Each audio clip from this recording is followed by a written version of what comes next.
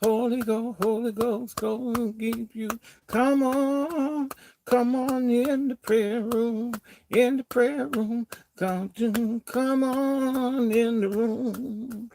Come on in the room. Hoax. Y'all out there. Hey, brother Julius. White woman, hoax to you. We don't care. We do not care.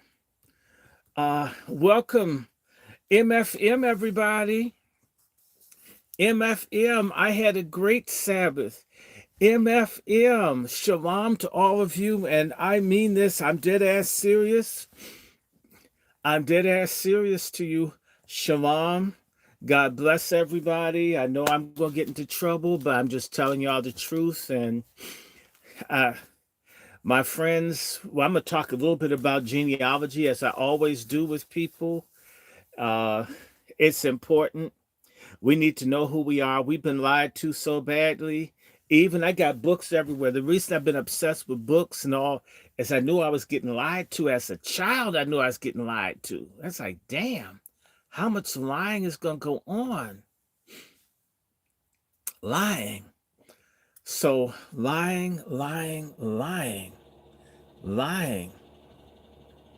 I'm just telling you, I've experienced so much lying. And I'm not trying to be funny. I'm not upset. Trust me, I ain't tripping off of me.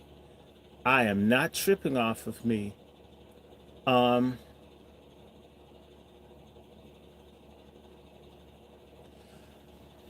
so I just want to say hi to all of you on this channel here. The Angry Black Men's Book Club and other things are forthcoming. Please support and join and share. Ain't going nowhere. I got 4 of you. Come on, y'all.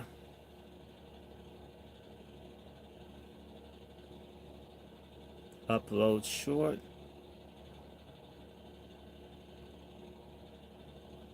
I want to do a live. Okay. How is everybody? It's slow. I know everybody's shy. Oh, there are 2 people over here. Well, white woman and God bless you. Okay. Who's in here? Right here. I'm pointing at you. You on my YouTube. Say hi. Oh my God. Maturation. Hello. Peace to you. Hey, y'all. We're going to work this out. Oh, now there are 4 people. Okay. Come on, y'all. Come on in. Let's talk. By the way, I was talking to Sister Devon. I was using, yep, I had to use some drugs. Yes, I use drugs. I do, but natural drugs, okay? I don't I don't abuse my body, but I will take some herbs. I had a bunch of ashwagandha. I feel great. And you know I don't care what anybody thinks. I got naturally high. I am high as hell. And I earned it.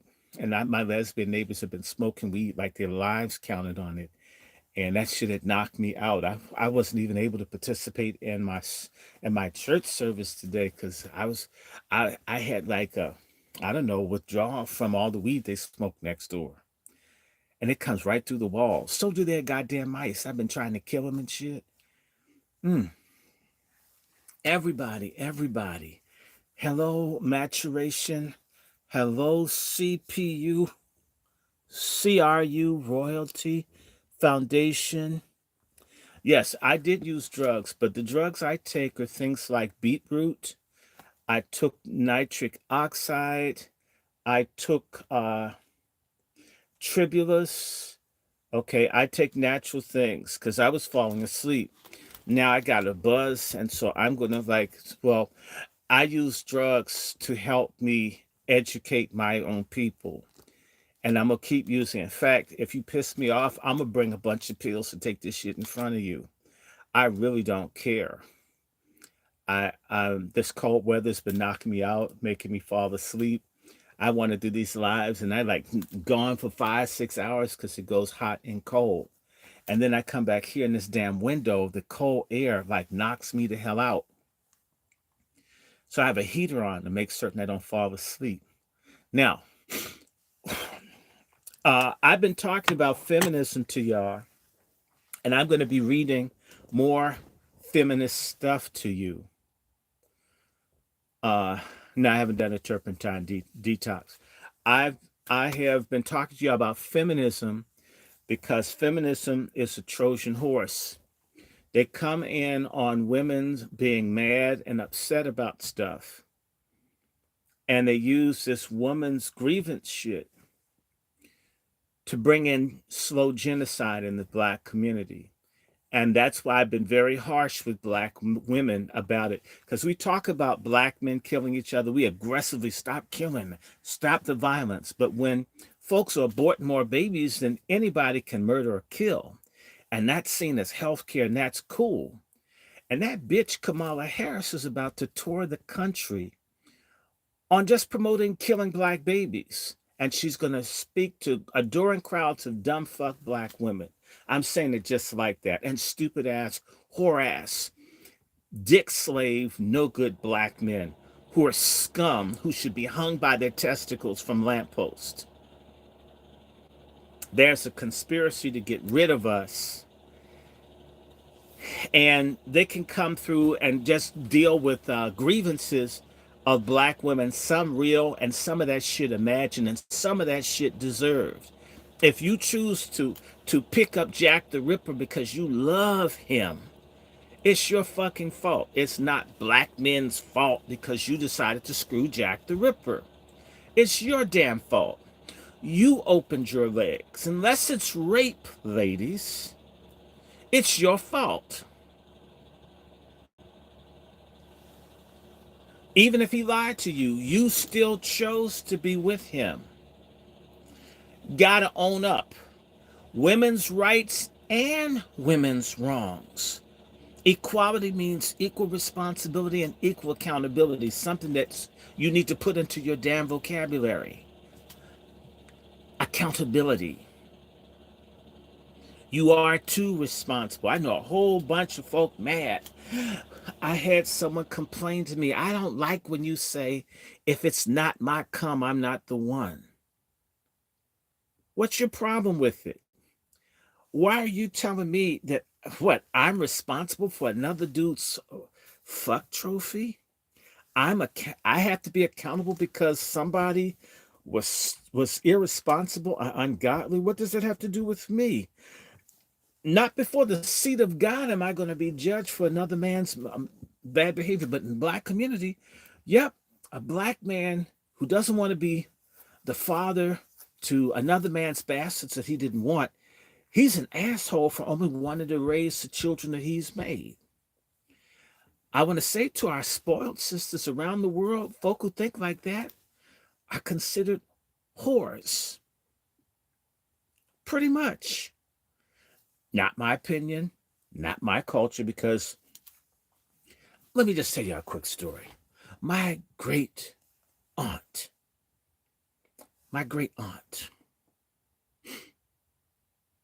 married to my great uncle, my grandmother's sister, waited for my great uncle who married her to go off to World War II to get pregnant at least one time while he's on the battlefield. She's on the battlefield of her own. When he comes back from the war, she's pregnant by another man. My uncle did not leave her, did not say, whore ass bitch, you cheated on me, I'm fucking out of here. He stayed and raised the children when she cheated on him, when he's on a battlefield. And that happened to a lot of people. And black men don't get any props. I want to give props. Uncle Llewellyn Warner, Uncle Llewellyn, you were a great man. I'll never forget the fact that you stayed with my aunt when she betrayed you. that you went ahead and stayed with her. You didn't say you screwed another dude. This is why this color purple shit pisses me off. Because my family's from Georgia, where this color purple shit supposedly happened. Fictionally. And my uncle manned up and raised a child, someone else's fuck toy, as his own. No, never complained, didn't miss a beat. And I know of other men in my family that raised other black men's children and didn't say a damn thing. Love those kids, and black fathers get a fucking bum rap for the black fathers that aren't shit. And this is something I hate about the black culture, and this is why I'm very aggressive and I'm harsh towards, because men don't get a break. When the man does the right thing, you don't even hear about it. Father's Day isn't shit in the black community, no matter how good the father is. Mother's Day, even if the bitch has killed all the babies, wants enough roses and shit to be a garden. And it's wrong. It ain't fair. And so I know of men that have raised other people's kids, have been cool about it. In other cultures, you hard-headed, dumb-ass, pork-chop feminists, men kill women for doing what a lot of sisters here do and see it as, well, you know, it's something that happened. I'm not saying put your hands on anybody, but at least I should be able to leave. If infidelity makes women want to leave, why can't men leave when women are unfaithful? We have the only women in the world that think a man is obligated to stay when they cheat. But if he cheats, she's got, you know, walking papers. Even if she's the kind of woman that gets with the dude and doesn't like having sex at all. Thank you, great Uncle Llewellyn Warner. You're a great man, a wonderful man, a cool man, a good black father. And I have other men in my family that raised other people's children and did a good job and were cool about it. And you'll never see a film on, well, other than Claudine, that's from the 70s, where a black man came in and janitored up a woman's busted pussy credit history. And they don't see that man as great. In other cultures, I'm not trying to be funny, and I'm glad we don't have it in our culture, but there has to be a system of accountability. Because in other cultures, I'm not trying to say this, they will kill a woman, take a woman out. I think that's wrong. I'm not advocating any kind of violence against women, but men have the right to know who the hell the children belong to for real. And if they take on another man's child, to be honored, I mean, shit, with home-baked cookies and submission and cooperation without any back talk or clap backing. It's only fair. If it's not his come, he shouldn't be the one. If he does the black man's version of Jesus where he lays down his life for another man's bastard, you should treasure that man, you ungrateful bitches out there.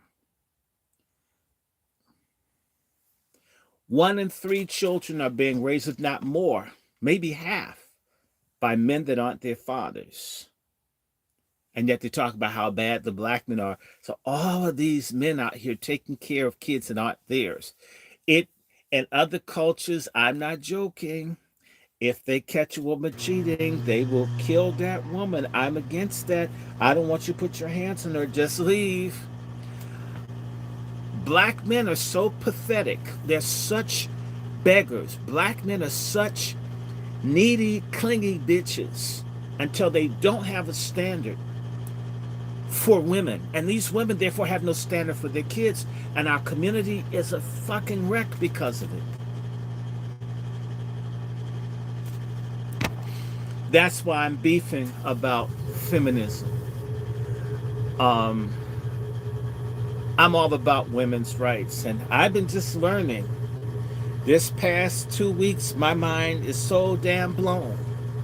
That's why I want some donations. I got to buy some books to learn about the damn women in my family, going back about 500 years. I had a grandmother that got married when she was 9, was divorced at the age of 10, married 4 times, ended up being the Queen Mother of England. The women in my family have power whether the hell I agree or not. Women are too powerful. Women are too intelligent. Women do too deserve respect, loyalty, protection, and earn enough money so their asses can stay at home. Then you don't have to worry about who they're fucking in the office, brothers. How does that happen, black men? If we would work together, I just went in on women. I got to cuss some black men out. We're a race of fuck nigger men. We're the biggest bitches I've ever seen. I have worked with all kinds of people. Every other group of men work together. Same way black women aren't loyal to black men, well, bitch-ass black men aren't loyal to each other.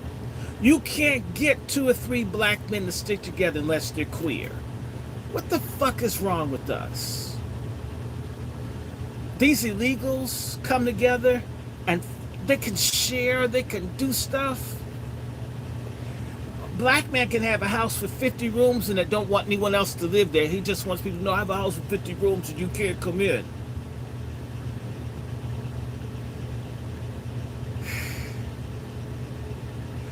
Do you know that the other people, if they had a house with 50 rooms, they would find a way to at least put 10 families in there and pool the money and buy more houses? You end up losing the one fucking house with the 50 rooms you have in it because you don't want to share with anyone. Because the bitches in our community, the reason that black men say bitch so much is because we know what a bitch is because it's us. We don't protect one another. We don't stick together. We don't respect one another. We won't do business with one another. We refuse. I've worked jobs and the black men was fighting each other. I first noticed this 50 years ago when I first started going to school in a predominantly black school. I thought, coming from a predominantly white school where I was a nigger, that being in a school with other black people, wow, I would be with my own black peers. We would have something in common, like black history. I got to the black school and found out, damn, we hate each other. I'd see people fighting for the sake of fighting. When there was a fight at the white school I went to, it was usually over something. I noticed black folk would fight. It was like taking a bowel movement or breathing. I'm just going to fight you. Well, start fighting. And I asked them, what were you fighting them for? I don't know. Like when they shoot someone. Why'd you shoot them? I wasn't thinking at the time. We're the only men that are catty like that. They're like their bitch-ass, whore-ass mothers. Except they're worse. They got the musculature and the ability to kill of a man and the emotions of a pimped out, tricked out woman. Black men are the real bitches in our community, and we have to stop being bitches. Stop being a bitch. It used to go to clubs, and if a woman likes you, there's a dude across the room mean mugging you. Why are you mean mugging me? The woman's with me. I didn't bother you. You know, if I was looking at you, you'd be concerned about whether I was gay or bi. I didn't bother you. I didn't. And you're sitting up glaring at me like I shouldn't be with the woman I'm with. You should be happy I'm not trying to fuck you in the ass or get my dick sucked by you. I'm not bothering you. You can't be happy I found a woman to be with. We're not hurting you. I'm not taking anything from you. I'm serious. I remember being the first, what are you mad at me? Try to like get the woman I'm with. Why are you competing with me? There are women all over the place. You want to take what? You want my attention? What kind of man wants another strange man's attention?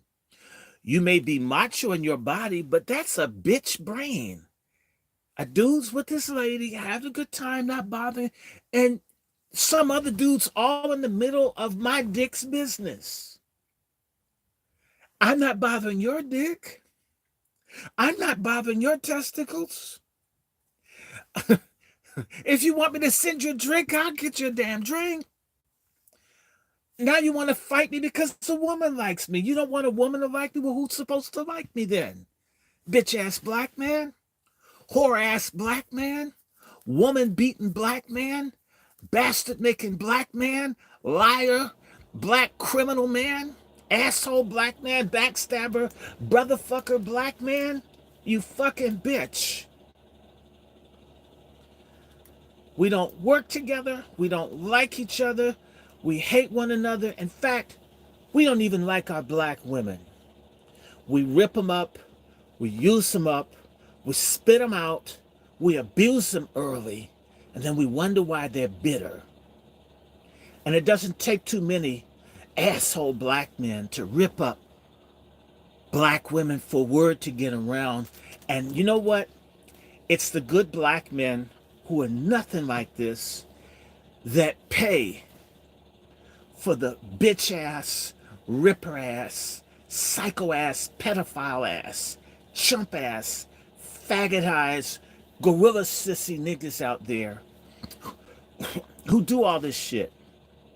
And I know guys who pick the most fucked up of women to try to love them, to show them that all black men aren't monsters because they understand how evil and how mean some of these bitch-ass black men are to women and everybody else. As I call them, brotherfuckers. I was talking to a friend, praying with the friend, because their son, they want them to get married, and their son is wounded because the father hurt the mother so bad.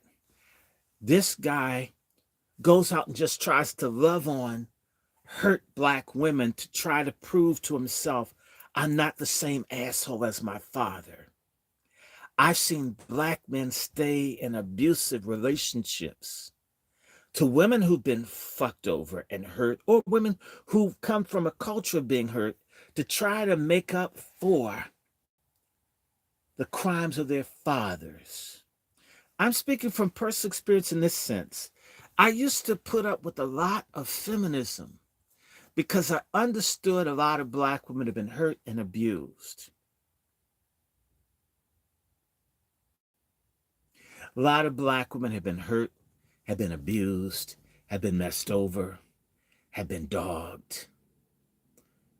And so you're very patient because, and I see other black men, that's why a lot of black men can't get with the Passport Brothers and can't get with Kevin Samuels, the Godfather, God bless him, peace be upon him. The reason that they're like this is because by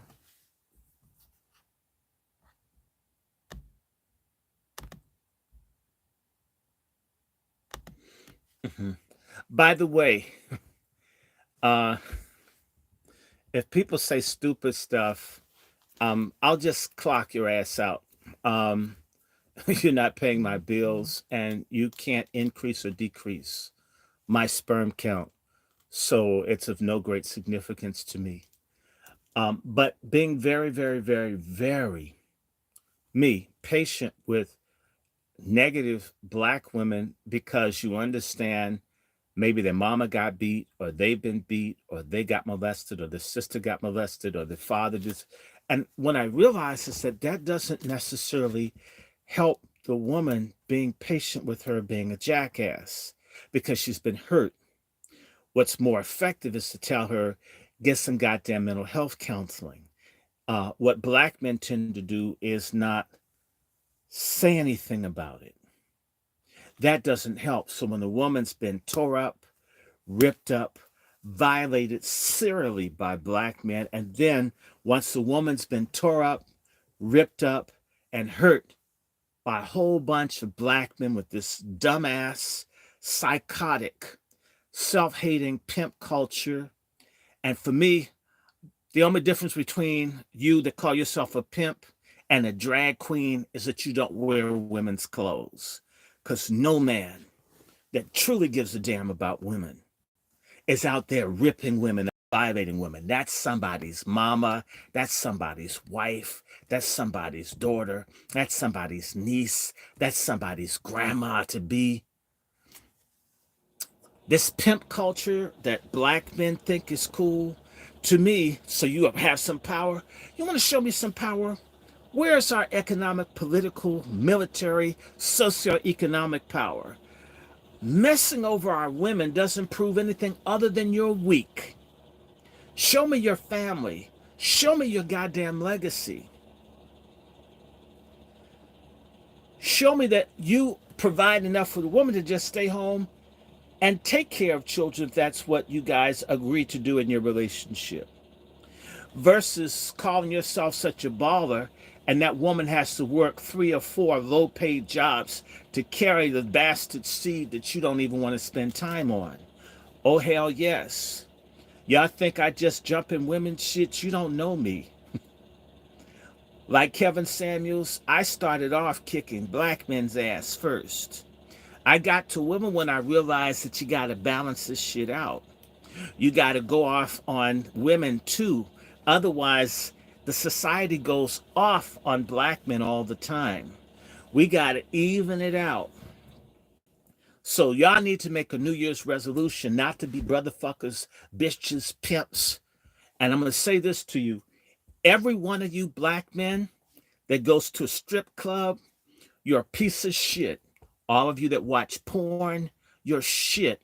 You contribute to human trafficking. You're destroying our people. You're modern day slave traders that are contributing to the destruction of our people. Stay your asses away from porn. Stay your asses away from sex shops. Stay your ass away from strip joints. And don't join associations or groups. Don't even affiliate with the black man that doesn't show respect to black women. Look, even if I see a hoe in the street, I don't disrespect her. Y'all want freedom? Y'all want reparations? It starts with how we treat each other. It ain't happening before we start learning how to respect one another. If you don't respect your mother, you don't respect no damn body. If you don't respect the women in your race, you don't respect anybody. You know what? When the women in your race are trotted out as whores and sluts, and you think it's cool that you offer up your women to another group of men who exploit and hate you and emasculate you, you're a contributor to your enslavement and your erasure. Real black manhood has integrity, has dignity, has honor, and it has morality.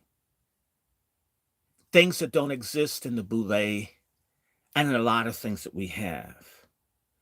It's time to wake the hell up. Cut the shit. Stop the damn lying. You want to meet nice, innocent women who act like women in other countries where men are treasured? Well, the men in those cultures protect their women. The men in those cultures stay with their children. When I meet a woman who's round, she's really kind, she has a protective father that would put a fucking cap in your head if you tried to get over on his child. These women who've been unprotected, preyed on by sometimes their mothers and absentee fathers or their sorry ass boyfriends of their moms. When you rip up a girl early, when you rip these girls up, when you tear generations of women up, they reproduce the bitterness and rage into the children. The boys either don't want to be men, that's explosionary gay and bisexual males who are ashamed of their fathers or their mother's boyfriends, or they're ashamed of manhood in general, or they model themselves as their fathers and they exploit and abuse women too.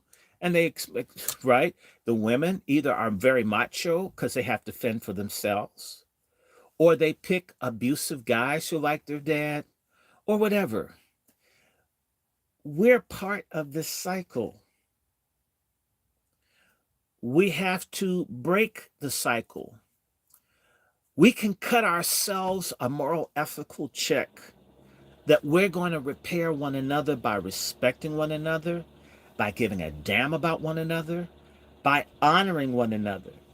If we did this, it would be a lot harder for folks to kill us, to replace us, to come into our neighborhoods, to push dope on us, you name it. It starts with us.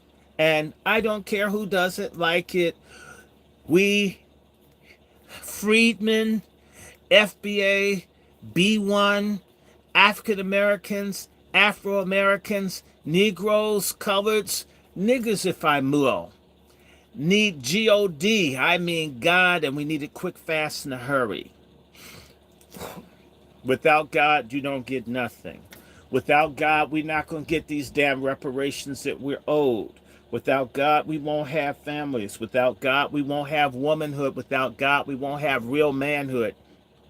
Without God, the music has gone to hell with these godless people. Best music we ever had were church niggas that quit.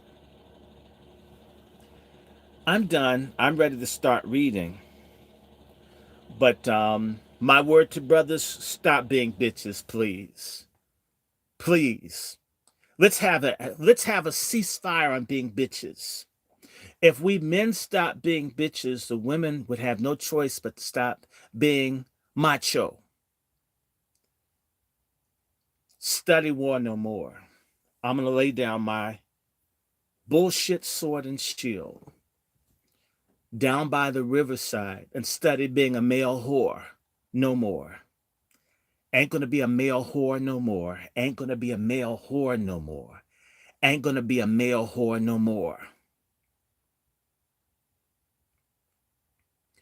Oprah Winfrey and all these other people like her, the fuel that drives them is a fuel that we black men invest in doing negative and stupid behavior, whether that's being in denial or covering up or pretending that morbid obesity is beautiful. We are the fuel in the jet of pork chop feminism.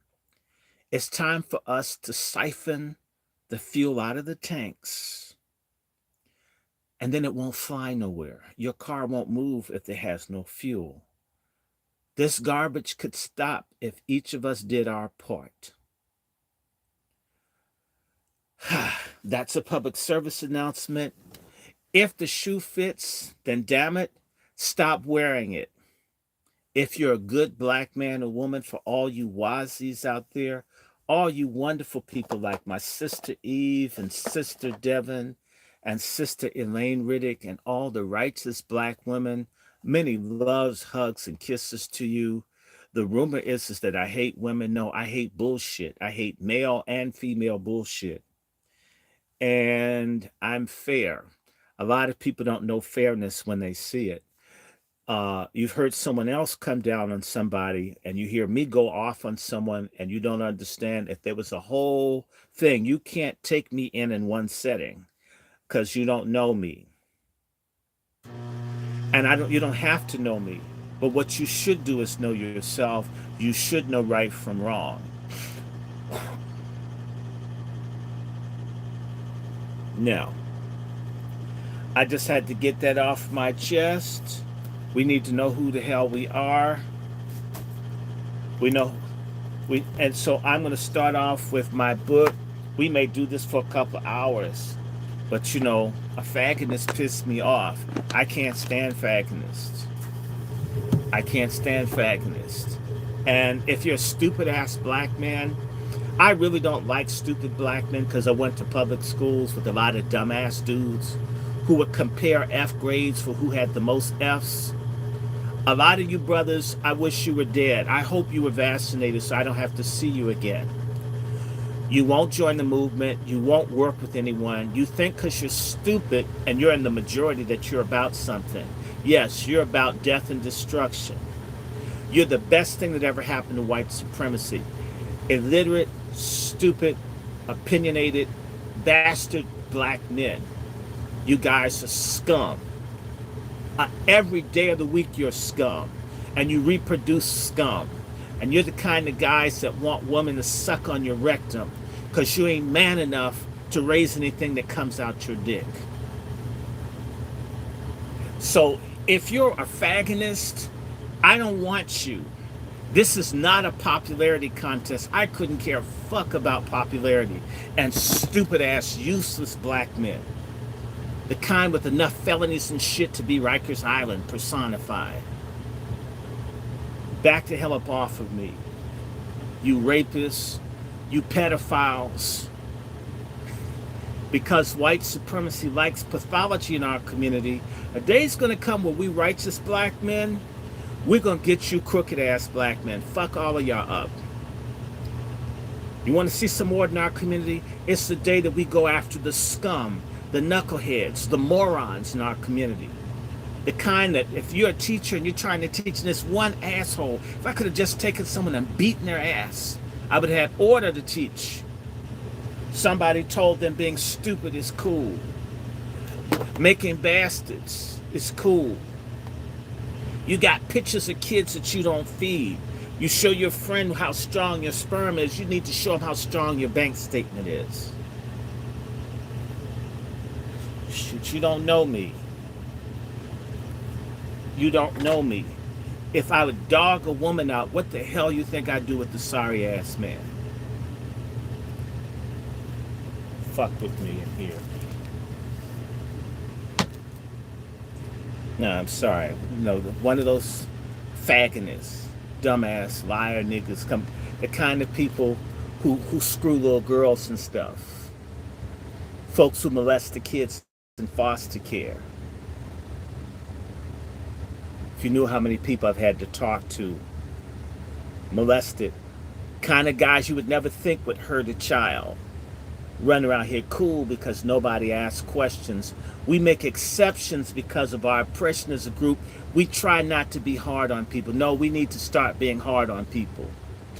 You need to be hard on child molesters. We need to be hard on bastard makers. We need to be hard on people that don't pay child support. We need to be hard on rapists. We need to be hard on senior abusers. We need to be hard on men that beat women. We need to be hard on men that prey on men. Useless niggas. Come up and think you're gonna turn me. Should I turn you? Bitch ass nigga, come on here. And the stupid ass question was, what did I have on? This, whether it's old or raggedy, whether you like it or not, belonged to the most influential preacher in West Africa, Reverend Dr. Benson Idahosa, one of the richest men in Nigeria. This is his. It was given to me because people feel like I have something to say. And I have other clothes that belong to Bishop Benson Idahosa. If you don't know who the hell it is, ask a Nigerian. And my DNA, according to some tests, is 41% Nigerian. And I wish I was as tricky as them, because then I could really play your asses. Let the church say amen. Now, you know what? I'm going to turn the main light off. I'm going to put my nice light on that's soft. Are y'all ready for American Dilemma? I'm going to hold the book up. I'm going to say a little bit about it. And we're going to get right into it. I'm sorry I had to go off on somebody, but fake ass people out here. The biggest problem, again, is if you want to see black women change yourselves, black men. Change yourself. Stop pretending if you're running 4 or 5 overweight women that you're a lover. In reality, you're a broke person running. Basically, you're a part-time gigolo to morbidly obese women who subsidize your bullshit. It's not pretty. It's ugly. A trick is a trick. A male trick. I mean, so what? It's going on your dick.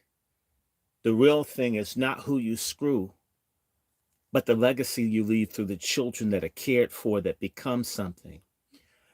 You black men that are like that, you should be ashamed. Your kids, when we hear about them with their fucked up names, they're in the news, they're dead. 14-year-old boy trying to kick in someone's door, scared mother with her daughter, shot to death, a 14-year-old stupid ass young black male, and we haven't begun to see your bastard children get shot down. And when they kill your child, when they kill your legacy, they've killed you. A lot of you black men are dead and don't know it. You're living dead. Your children are aborted. They're in jail. They're trannies. They're studs. You have a legacy of wickedness and death. There's nothing to respect. You run around wanting to be respected all the time. There's nothing respectable about your ass. I'm glad I'm a black man. I probably hate black men too. Damn, I would be a stud. I'd probably have a lesbian with the tongue the size of a king cobra. The way that I've seen black men act. Don't fuck with me up in here. Let me change the lighting in here.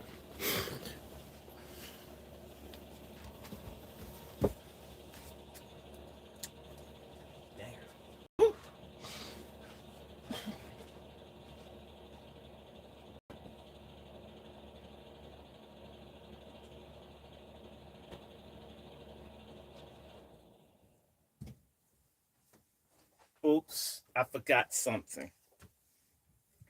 Okay, it'll do it this time.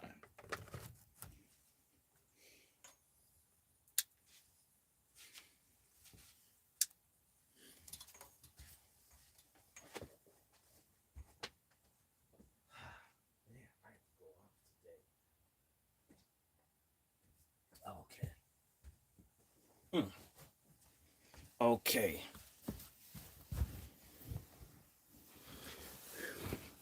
I'm sorry. Man, coons be making you feel violent and shit. Stupid ass black men. Damn. I'm gonna tell you one more story. When I went to school, the black guys in DC school they prided themselves on not doing their schoolwork. Everything's a fucking joke. Even when they make kids there, it's a joke. There was a guy I went to junior high school with. He had 26 children. I think his name is Harold. Harold had 26 children. And so he had so many children, some of the child support payments were as little as $5 a month because he couldn't afford to give $10 a month to each of his children.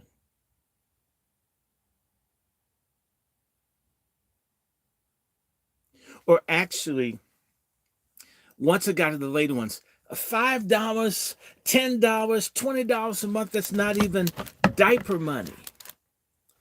But you know what? He got that pussy. Like that dude that was in Marvel. I don't remember his name. I don't care.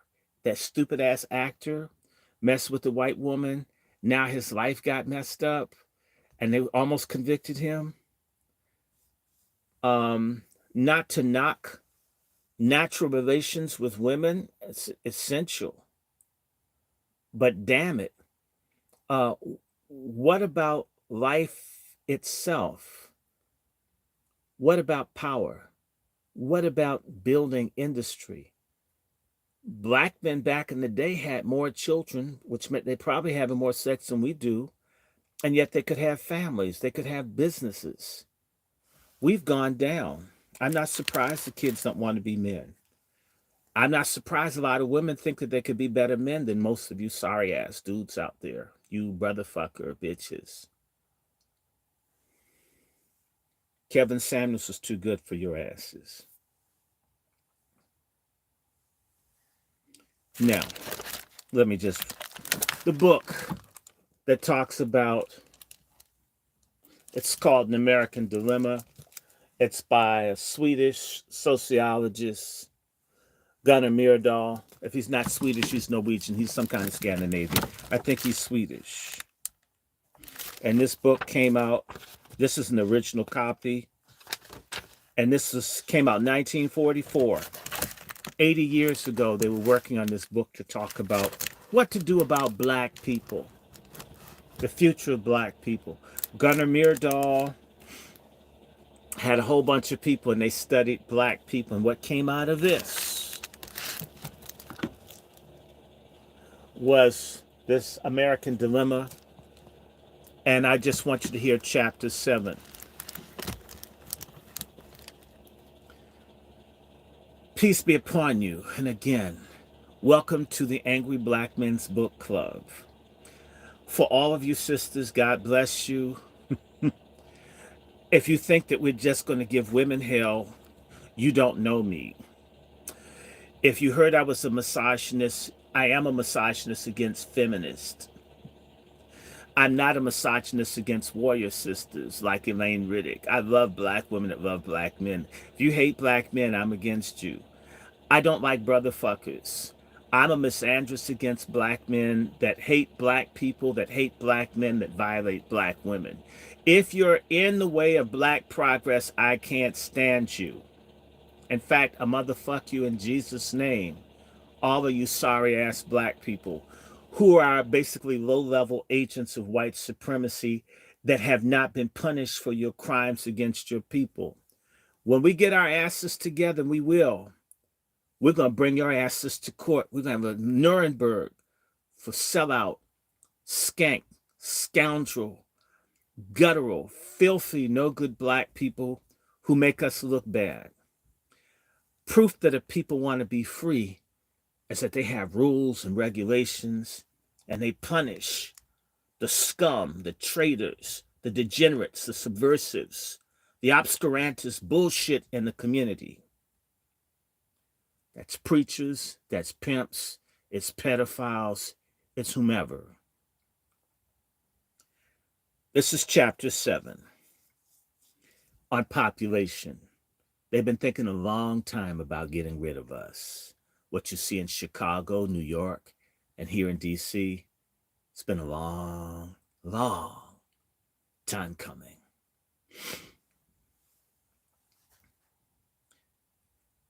Part 1, Chapter 7, Population, the growth of the Negro population. There were about 17 times as many Negroes in the United States in 1940 as there were in 1790, when the first census was taken, but in the same period, the white population increased by 37 times. Negroes were 19.3% of the American population in 1790, but only 9.8% in 1940. Except for the first decade of the 19th century and the 1930s, this proportion has been steadily declining. The trend in the proportion has been governed by the natural increase of the two population stocks, by the expansion of the territorial limits of the United States, and by immigration. Since all figures on these things are uncertain, it is not possible to make an accurate imputation of the changes and relative importance of these factors.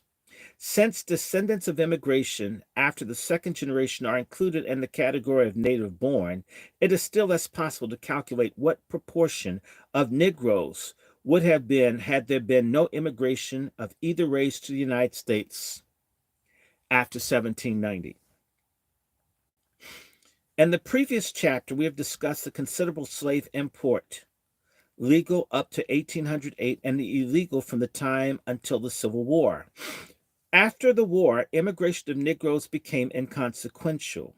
The immigration of whites from Europe was much heavier, even in relation to the larger white stock, during practically the whole period. There is no doubt that the factor accounts for the great decline in the proportion of Negroes until recently. Additions of territory to the continental United States have brought in a more than proportional share of whites. Immigration is a weapon against us, people. There's been a radical change in these factors, a change which promises to stop the downward trend of the population of Negroes and probably send it slightly upward. There have been no acquisitions of continental territory for a long time, and it is not likely that there will be any more. Immigration from Europe was largely halted by the First World War, and restrictive legislation of the 1920s, not likely to be repealed, has continued to hold that immigration low. Economic stagnation during the 1930s operated to reduce the immigration below the legal quota, even when the latter was temporarily further reduced by executive order. Only the refugees coming after 1933 made the immigration from Europe at all significant. It is not likely that immigration from Europe will rise after the present war.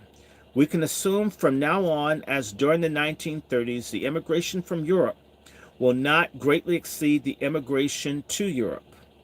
Both white and Negro groups are therefore now changing and will continue to change, if our assumption is correct, almost entirely in accord with their respective birth and death rates. One important exception to this is the continuing migration of Mexicans and Canadians. These groups will continue to provide a small but steady addition to the white population. Like immigration, passing may be ignored as relatively negligible in the estimation of probable changes in the relative number of Negroes and whites. While there are more statistics on population than in other fields, there are less adequate for many of the problems that we're interested in. There's a continuous registration of births and deaths compiled annually, but the failure to register large numbers of births and deaths make it extremely hazardous to use these statistics. Okay, let me repeat. But the failure to register large numbers of births and deaths makes it extremely hazardous to use these statistics. They are always lying about how many of us there are, people. And the folks who really know, they keep telling you there's just 40 million blacks in this country. It's a damn lie. They were saying 40 million like 30 years ago. Just think about that. Why do you think they're letting all these people in? They don't they don't like our numbers. Much more complete is the decennial census.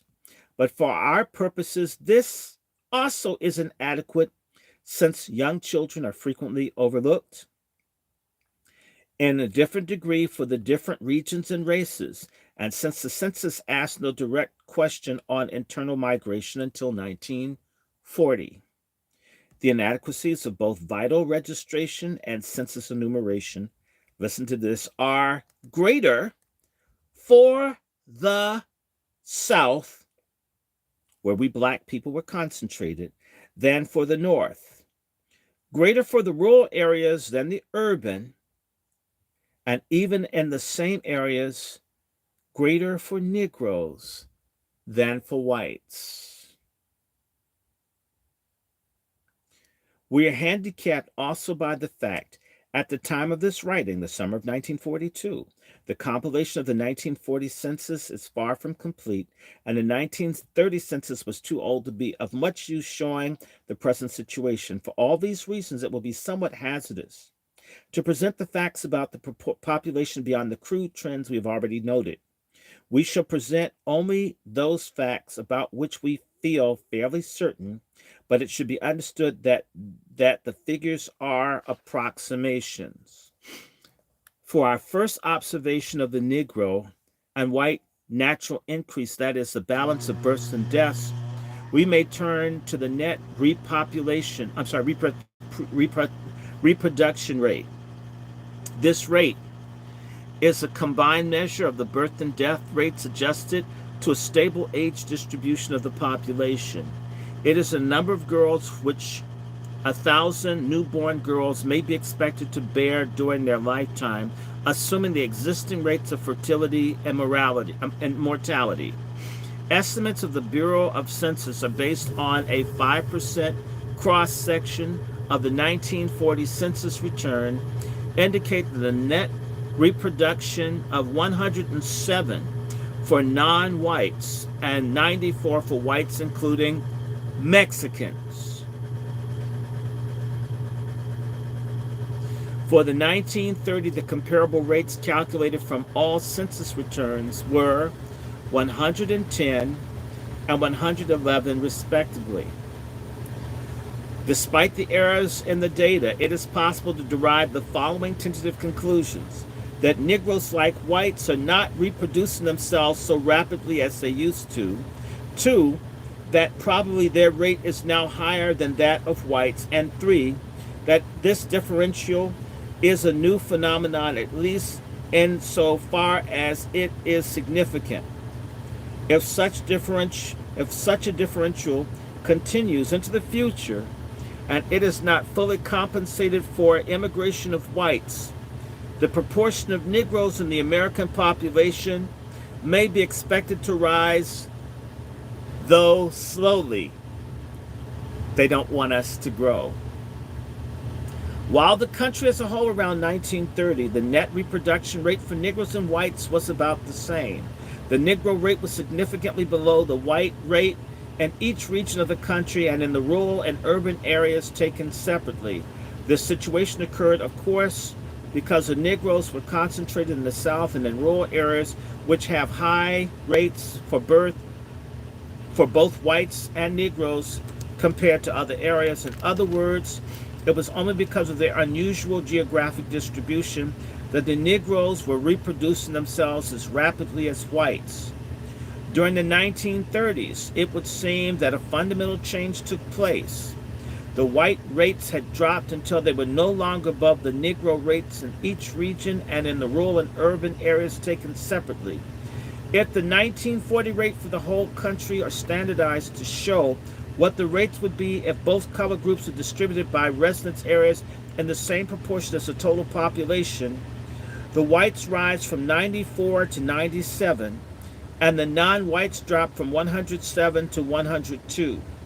That is, even if the differences in the regional and rural urban residences are held constant, the Negroes have a higher net reproduction than whites, since errors in the census are greater for Negroes than for whites, and therefore the discrepancy is greater, if anything, than shown by the figures we have presented. We feel justified in presenting the following as a fourth conclusion from the reproduction figures. 4. Within regions and rural urban areas taken separately, Negroes are no longer reproducing themselves at a lower rate than whites. In fact, the figures suggest that they are reproducing themselves more, thus reversing the position they held in 1930 and earlier. To determine the causes of these differentials and trends, we shall first have to go to the birth and death rates which compose the net reproduction rates. Unfortunately, these rates are more unreliable than the composite net reproduction rate. Certain general conclusions are justified, however, even if we cannot rely on the exact magnitudes. The Negro birth rate, like the white birth rate, has been falling for at least since 1880 and perhaps longer. And since 1850, it has been consistently higher than the white birth rate. These important generalizations about the birth rate have held true in recent years. In 1928-32, the corrected gross reproduction rate was 136 per thousand for Negroes as compared to 122 for whites. And for 1933 to 37, the Negro rate had fallen to 130. While there are proportionally more Negro than white infants born, significantly fewer, listen to this, significantly fewer of the Negro infants live. During 1940, 73 out of every 1,000 live Negro infants were recorded to have died before reaching their first birthday, as compared to 43 white babies out of every 1,000 born. If the official statistics were even more accurate, they would undoubtedly reveal a much greater differential in the infant mortality rates. While a good many more Negro infants died than white infants in proportion to their total numbers, the difference in death rates for children and mature adults is apparently even greater. Only at the ages above 50 does a Negro death rate begin to fall to the level of the white death rate. If a Negro child is born alive, it has, in 1930 on average, a life expectancy of roughly 48.5 years, while the average white newborn child responds to a death rate for Negroes of 20.6 per thousand population, and for whites 16.4. The actual death rates registered were in 1930 16.5 per thousand Negroes and 10.8 for whites. The actual rates are due not only to the under-registration but also the abnormal age structure. Both Negroes and whites have a disproportionate number of young adults. As we said, the birth rate has been falling for both Negroes and whites. The fall in fertility is the major factor behind the secular decline and the net reproduction for both population groups. The decrease in mortality has not been able to affect more rather than slight checking of this decline. It is probable since 1930 that the birth rate for whites has fallen more rapidly than the birth rate for Negroes. The existing data regards the trends in the death rates are so faulty and self-contradictory that it is hardly worthwhile to quote them.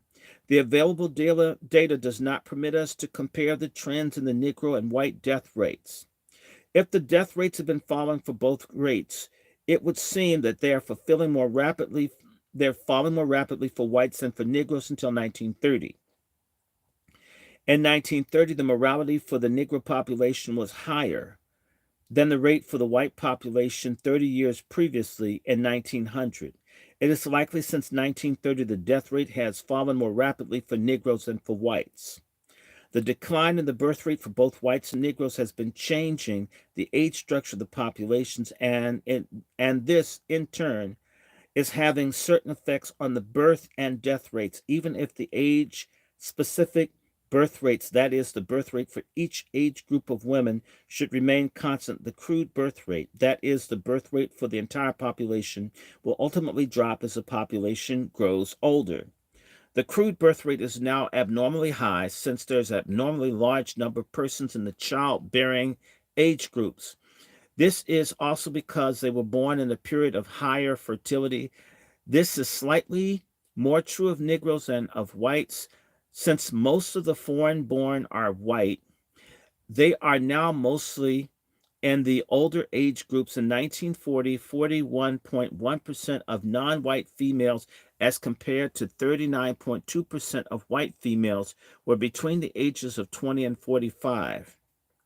The effect on the white birth rate will come sooner because Negroes had a somewhat higher birth rate and because they, as a result of higher mortality and fewer foreign-born, have and will probably continue to have a relatively smaller number of persons in ages above the fertile age groups. Likewise, even though the death rate declines somewhat for each group of both white and Negro populations, the crude death rate will tend to increase as the population of persons in the high age groups increases.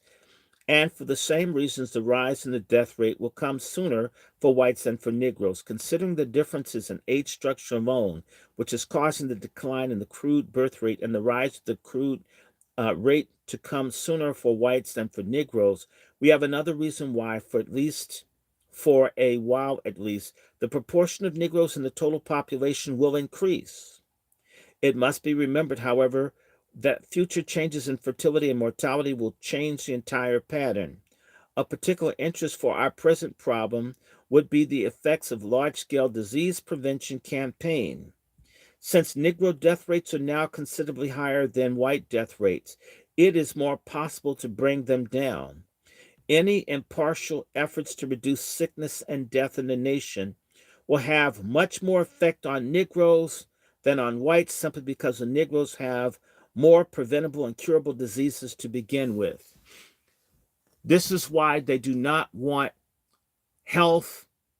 a national health program in America. The resistance to Social Security and all these things, whereas you may have in Canada or Europe, it is to make certain that Black people die. That's the opposition to Obamacare. That's the opposition to whatever, all the social programs. It's about making you and I die earlier so they can be ahead in numbers.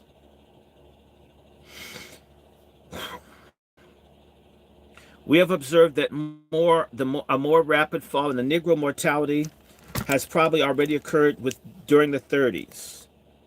What happened in the 1930s, as racist as he was? Roosevelt, social programs, peanuts, just anything given to the black population causes our numbers to rebound. So if you look at what's been happening since Reagan for over 40 years, is to eliminate all programs that would give people any kind of lifeline to exist. Our public policy is about us being made to die off without calling it that. It's called benign neglect. Letting in 10 million illegal migrants and cutting off programs to black folks' health. We've had 10 million children removed from Medicare, Medicaid. Who do you think lost out? And yet we've guaranteed medical care for illegals that came in the country. Yeah, I wonder where this stuff's coming from. This wasn't new. Migration will continue to be a great importance for the future trends in the Negro birth and death rates. Migration from the rural to urban areas universally reduces the birth rate. So they push you into the cities, living just enough for the city, right? It has been related to the main set of causal factors behind the reduction of both white and Negro fertility over the last 70 years. In recent decades, the effects have probably been more pronounced for Negroes than for whites. Since a large proportion of Negroes have left the farms for the cities, they were driven from the farms. It was called the Agricultural Adjustment Administration, and before that, it's called white capping, it's called white terror. Black folks were forced to leave for their lives and drive into cities, they're on welfare, tell them how many kids they can have, you can't get jobs, and we'll die off. We'll be in the shitstorm situation that we're in right now. They're sitting down, how do we get black people to slowly die off? Okay.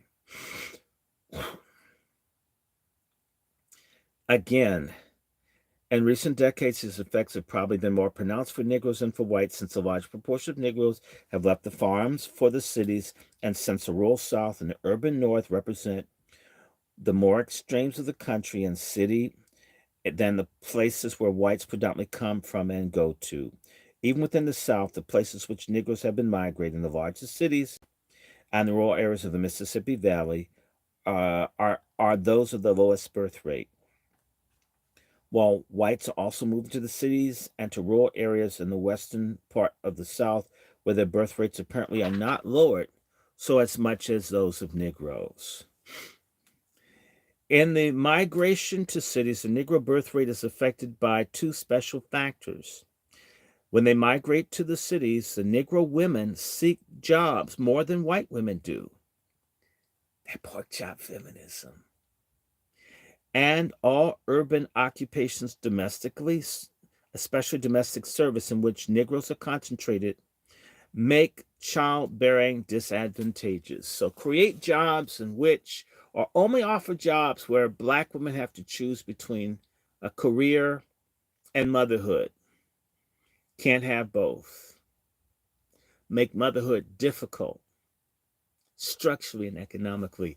Make it rough on women that want to be mothers. And then over time, it becomes a custom. I don't need no babies. And what happens? Within 2 generations, you get abortion. Hey, we'll help you out, right? All right. 2, when Negroes have migrated to the cities, the men have gone more to some cities and the women more to other cities than in the case of the whites. This is because Negro women seek jobs in cities more than do white women, and they have gone mainly to commercial cities where there's a greater demand for domestic servants. Negro men, on the other hand, find more opportunities in industrial cities than Negro women do. The result is that migration involves a greater unbalancing of the sex ratio for Negroes and whites, and consequently, the birth rate is reduced more. Also, migration has probably meant a somewhat reduced death rate for the Negroes, but the decline in the death rate has not balanced the decline in the birth rate. In 1940, non-white net reproduction rate for rural farm areas was 154 as compared to 76 for urban areas. For whites, and comparable figures were 132 and 76 respectively. The future of the Negro migration is of course uncertain. In the following chapters, we shall find that there are reasons to anticipate that Negroes, more than whites, will be pushed from the southern land, and also that they, more than whites, will attempt to come north. If we consider that migration alone therefore affects the urbanization on fertility, seem likely to continue to be somewhat greater for Negroes than for whites. This is uncertain, however, as the fertility of urban whites has now dropped sharply and may continue to fall more rapidly than Negro fertility. The sex ratio for Negroes has been trending to even out and will continue to do so. Negroes are becoming more accustomed to the strains of city life, and its effects on their health may not be so great as it has been the case in the last 2 decades. The death rate of Negroes in northern cities might also decrease considerably if better health facilities are made available to them and taken advantage of by them. All for these reasons, the net reproduction rate might reach a lower limit which would be higher than the white rate. Other differentials between the various classes and groups of Negroes are important in estimating the trends in the Negro population. First, there is an income differential. Among Negroes, as among whites, the larger the income, the lower the birth rate, the lower the death rate, the lower the net reproduction rate. These relations are characteristic only during the period before the practice of birth control is taken up by the lower socioeconomic groups. And that's why they had Margaret Sanger and Planned Parenthood with the Negro Project to eliminate black people. I mean, they've been engineering this.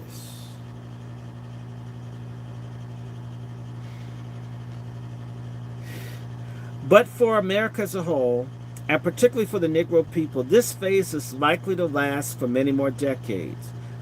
What significance these differentials will have for the future of the Negro population, it is difficult to say, as we do not foresee any great rise of economic status for the masses of Negroes in the immediate future, and not even a great increase in the small upper and middle strata. It is not likely the fact of a rising standard of living will per se be of great importance for either fertility or mortality. The future development of, listen to this, the future development of welfare policy might become much more important, but its effect would be different from the direct rise in income. If the Social Security system is extended, and if allowances are going to be given to children, they're talking about SNAP, AFDC,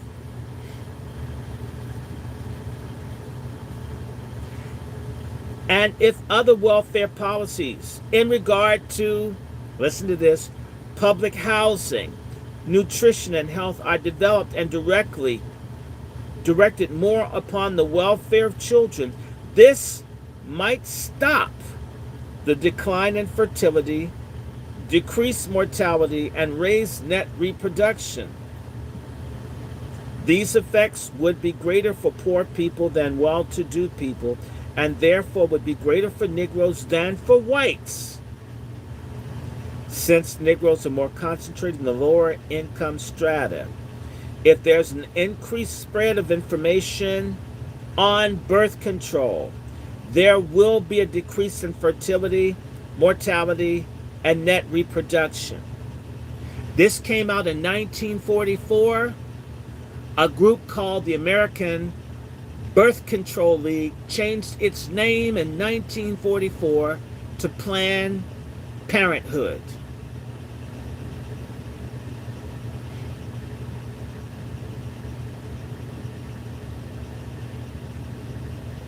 Another possible influence on the future of Negro population in America, in the United States, is immigration.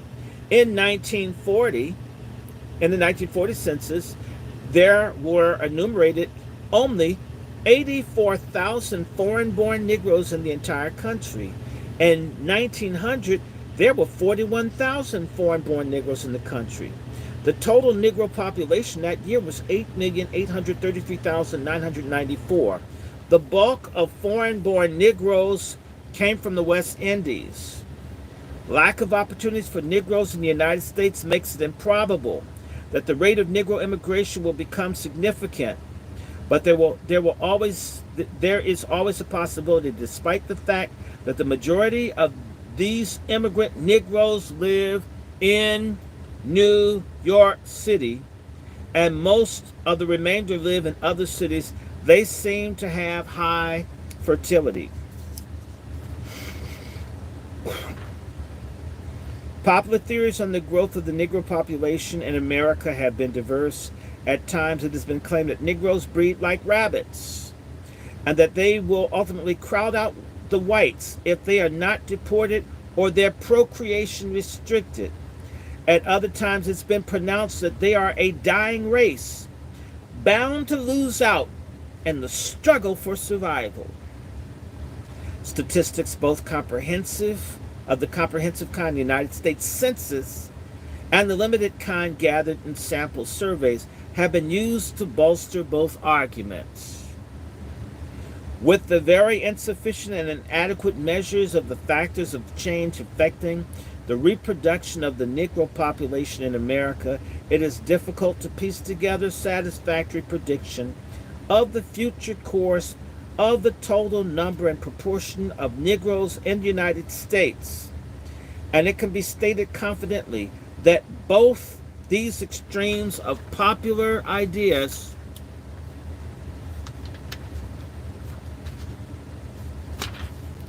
are wrong. And their reproduction, American Negroes are like American whites and show the same sort of differentials by region and groups. From 1790 to 1930, the proportion of Negroes in America decreased to about half of what it had been during the beginning of this period. But this was due not to any peculiarities in reproduction, but to the overweight of white immigration. The situation began to change during the First World War and the 20s. The immigration of whites from Europe fell until it was no longer significant. If there's no substantial change and foreign immigration again, and if conditions affecting births and deaths of both whites and Negroes remain about the same as they are now, or change so that the effect on whites is similar to the effect on Negroes, it is probable that the proportion of Negroes in the total population will rise slowly. There will be a rise of 0.1% of the proportion of the Negroes and the total population during the 30s. This increase may continue and become somewhat more marked, but not much. The main reason for this is Negroes are concentrated in the rural South, where the birth rate is generally very high. If Negroes continue to migrate to southern and northern cities, the rate of the Negro reproduction will be lowered in relation to the white rate, although possibly not so much as in the past. If there were an economic improvement among Negroes, which does not seem immediately likely, it would seem probable that this would also tend to decrease fertility more than mortality. The development of a social welfare policy, which seems more probable, would in all likelihood break the fall in fertility as well as decrease mortality. A migration of discrimination and the granting of medical and other health advantages to Negroes, particularly if concomitant with a general improvement of these advantages for all poor people, would have profound effects in reducing the large Negro death rate and raising Negro reproduction. The spread of birth control among Negroes would decrease the rate of reproduction. Immigration of foreign-born Negroes, which does not promise to become important, would increase the Negro population, not only because it adds directly to their numbers, but because these immigrants seem to have high fertility. Of course, the changes affecting the Negro population will not go into a vacuum. There will be similar changes in the white population, all of which will affect the future proportion of Negroes in the total population of the United States. A dominating factor will be the decline in fertility of both population groups. Comparisons with other countries, as well as between different groups in America, make it seem highly probable that this decline will continue.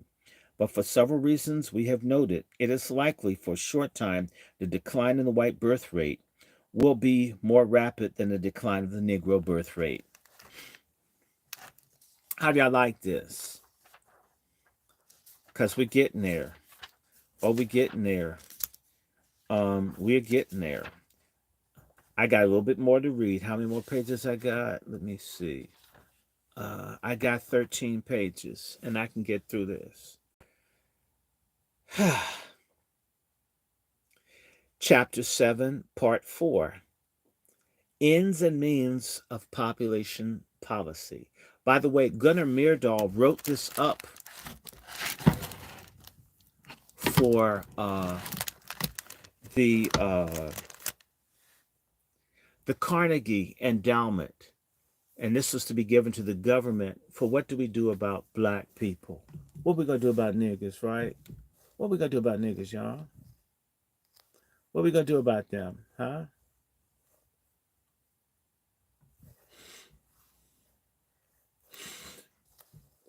Let me put this back on. What are we going to do about black people? So listen to this. As it is apparent from what we have said, several of the factors of change are dependent upon our policy. Policy meaning that a lot of things are the government is very concerned about our existence. The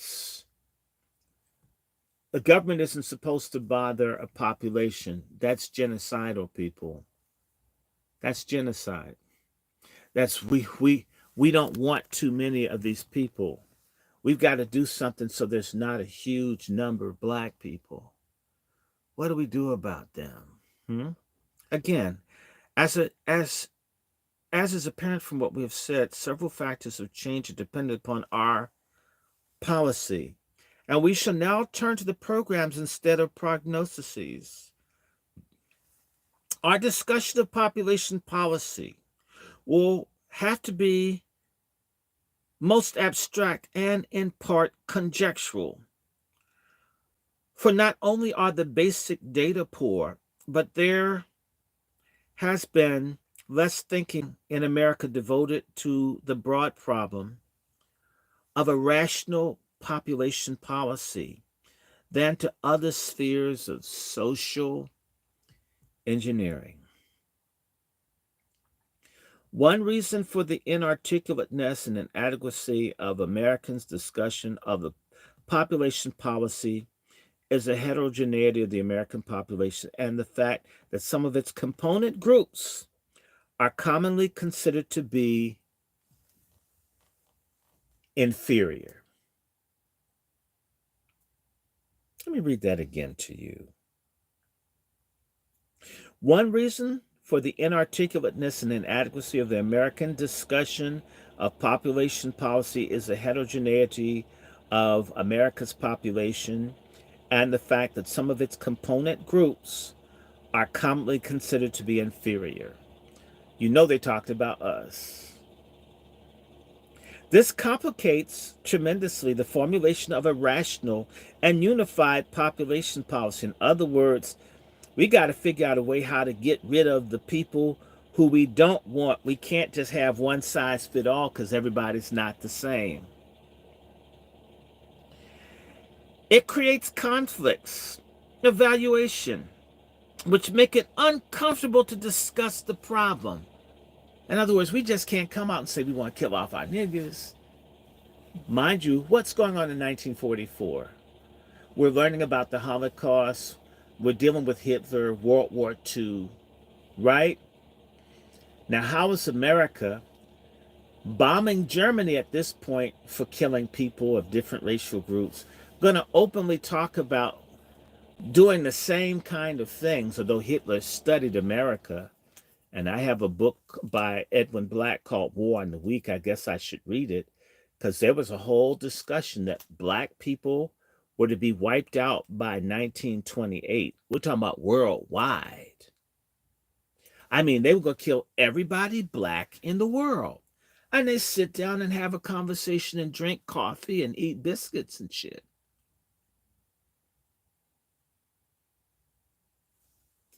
The strength of the church and religion in America presents another inhibition. Uh-oh. So for all of you that don't like religion, in this instance, religion is preventing people from a final solution, that at least some people practicing what they preach makes it harder for them to just come and wipe us out. This is what he said. Specifically, the fundamentalistic Protestant religion,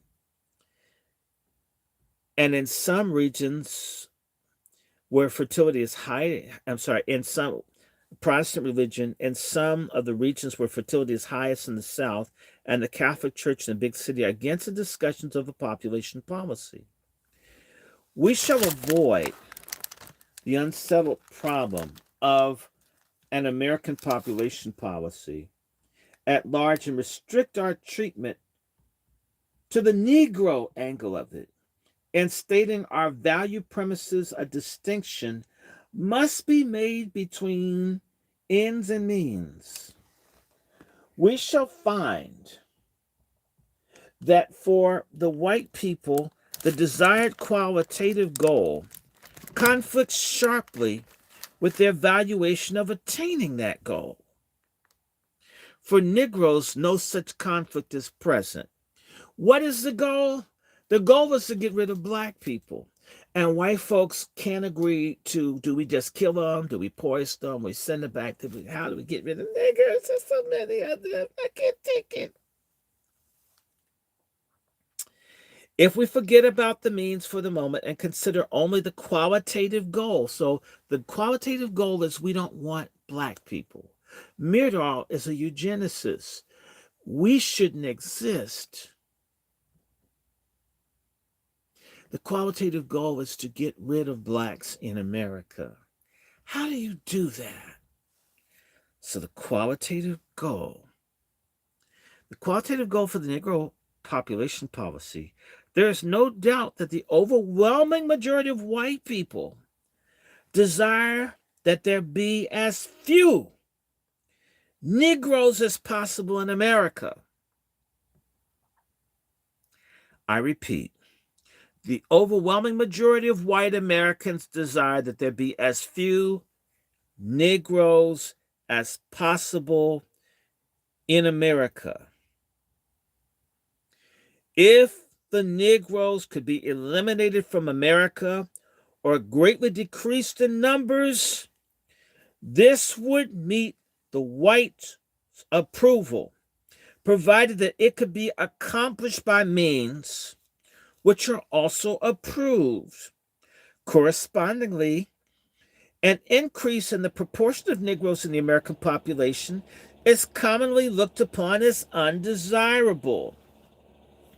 These opinions are seldom expressed publicly, as the opinions, for reasons which we shall develop, are not practicable either.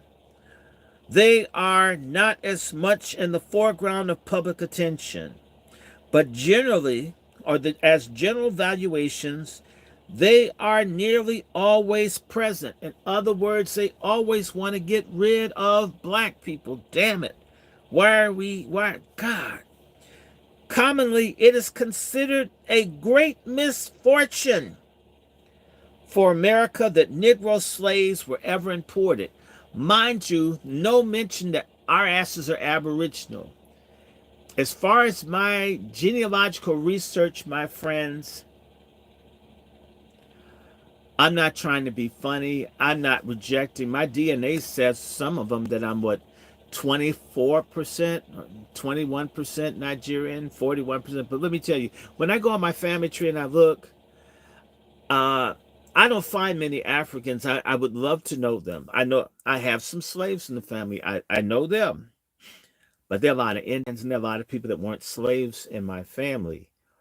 So this idea that everybody got imported here, that's a goddamn lie. Okay. I have lots of ancestors that were Indian. Lots. I'm not running. I love Africans. In fact, the blacker the African, the more I like them. So part of this thing is the lie that we were imported. Everybody wasn't imported. My great grandmother Betty Drake's father was an African. Okay. There's some, but not like what these people say. So they wish that we had never been brought here, y'all. Look, the presence of Negroes in America today is usually considered as a plight of the nation and particularly of the South. It should be noted that the general valuation of the desirability of a decrease in the Negro population, listen to this, is not necessarily hostile to the Negro people. So we don't want you to exist, but we're not hostile. What the fuck? You're very hostile when I think about the fact you shouldn't exist. This is some white liberal doublespeak here. Listen to this. It is shared even by enlightened white Americans who do not hold the common belief that Negroes are inferior as a race. You do see them as inferior if you think they shouldn't exist.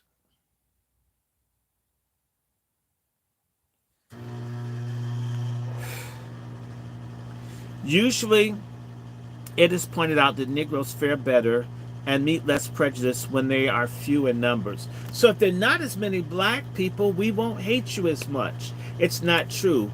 Go to New Hampshire, go to Vermont, go to places where there are very few black people in America, and they're disproportionately in prisons, even when the numbers are small. When you're hated that much, when people existentially hate you, when you have Israeli on Palestinian hate of us, we can't do anything. This man's lying. It is an important qualification to be made to these statements. As we have found at many points in our study, people are not always consistent with their evaluations. Many white Southerners live by exploiting Negroes, and many fortunes have been built up by cheating Negroes. Many white Southerners realize that their economic dependence on the Negro and would not like to lose him. Many white Southerners have opposed all back to Africa or 49th state movements, which would eliminate Negroes from their midst. When Negroes began to migrate northward in great numbers during the First World War, many white Southerners made strenuous efforts to stop them. Propaganda was distributed, threats were made, Negro leaders were bribed, favors were bestowed, Northern labor agents were prohibited, fined, or beaten up. The dominant upper middle classes of whites in the South realized, for the most part, that they would stand to lose economically if the Negro were to disappear. We subsidize our oppression, people. All of you doing this stupid ass fake Christmas shopping, we're investing in people who don't want us to exist. Our dumbasses.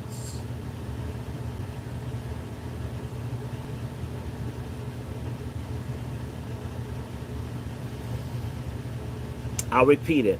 The dominant upper middle classes of whites in the South realized for the most part that they would stand to lose economically if the Negroes were to disappear.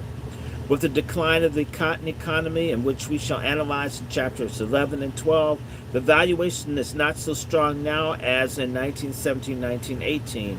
2, the valuation is not held by most Northerners or by Southern poor whites. So much for intersectionality, pork chop feminists. And this valuation in the economic sphere is not necessarily tied to the Negro. If poor whites could be exploited with the same facility, the dominant white Southerners would be glad to be rid of the Negro. The evaluation of the socio-political sphere, however, is tied to the Negro. The Negro is the problem, and practically all Southerners, as practically all Northerners, would like to get rid of him. More important from the practical and political standpoint is that the valuation in the economic sphere is only a short-time attitude. Southerners who gain economically from the presence of the Negro are concerned only that the Negro should not disappear during their lifetime or at most their children's lifetime. In other words, they wouldn't mind them dying off when they can finish using them. When they think in terms of a long span of future generations, the valuation that the Negro should be eliminated is almost completely dominated. Completely dominant. And as we shall presently see, all white Americans agree that if the Negro is to be eliminated, he must be eliminated slowly. Abortion, all you dumbass feminists. LGBTQ. Illegals. Dope. Mass incarceration for you assholes that voted for Biden. Must be eliminated slowly, so as not to hurt any living individual Negroes. That's why you kill them in the womb. Kamala Harris is on her abortion tour to get people to kill black babies.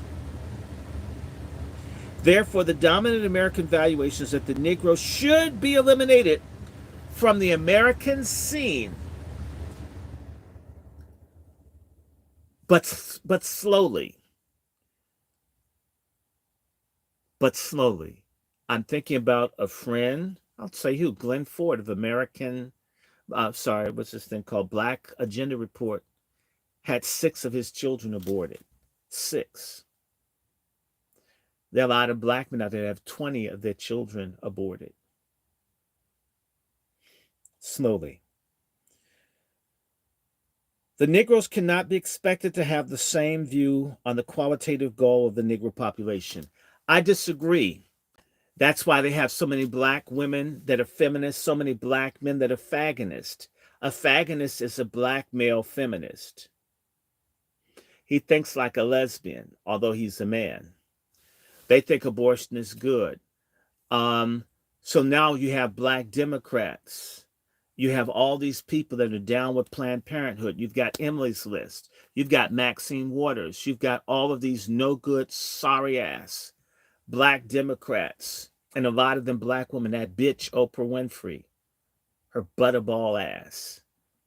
Now they, in this time, have gotten us to buy into their too many. Kill off the black people. Call it health care. Call it family planning. Call it quality. We don't need quantity. Do you think those people coming across the border are dealing with quality, or are they coming over in numbers? Our ancestors had lots of children, so some of them would survive.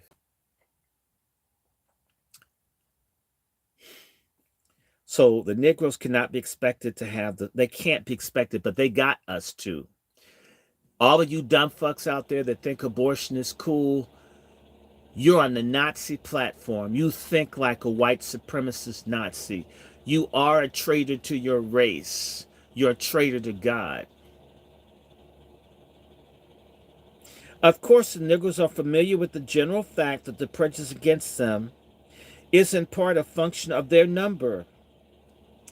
But I have never met a Negro who drew the conclusion from this that a decrease in the American Negro population would be advantageous. Rather, it is sometimes contended that the Negro's power would increase with his numbers, and the most virile people is the ones that survive in the universal struggle. This man's talking Darwin. Darwin was a racist. Darwin's family used to own slaves. Francis Galton, cousin to um, Charles Darwin, who came up with eugenics, is that black people shouldn't exist. Every single solitary black Democrat in Congress and in your Democratic or your black caucuses in the country support black genocide, as does the goddamn African Methodist Episcopal Church. So does the goddamn Congress of Black Churches. All of your black organizations, the NAACP, they all want us dead.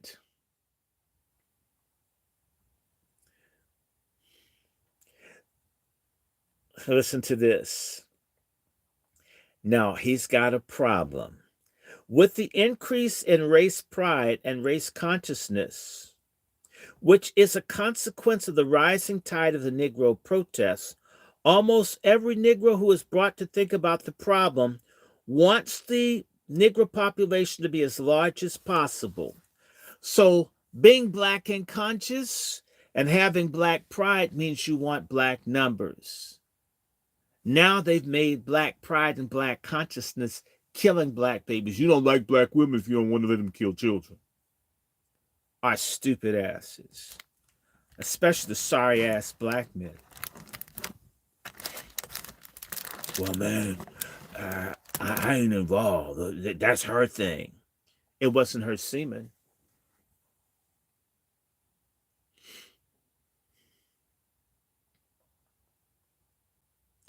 They're sometimes even expressed in writing. Someone that was at Howard University, Dr. W. Montague Cobb, for instance, opens his summary prescription for the Negro with the following precepts. He should maintain his high birth rate, observing the conditions of life necessary to this end.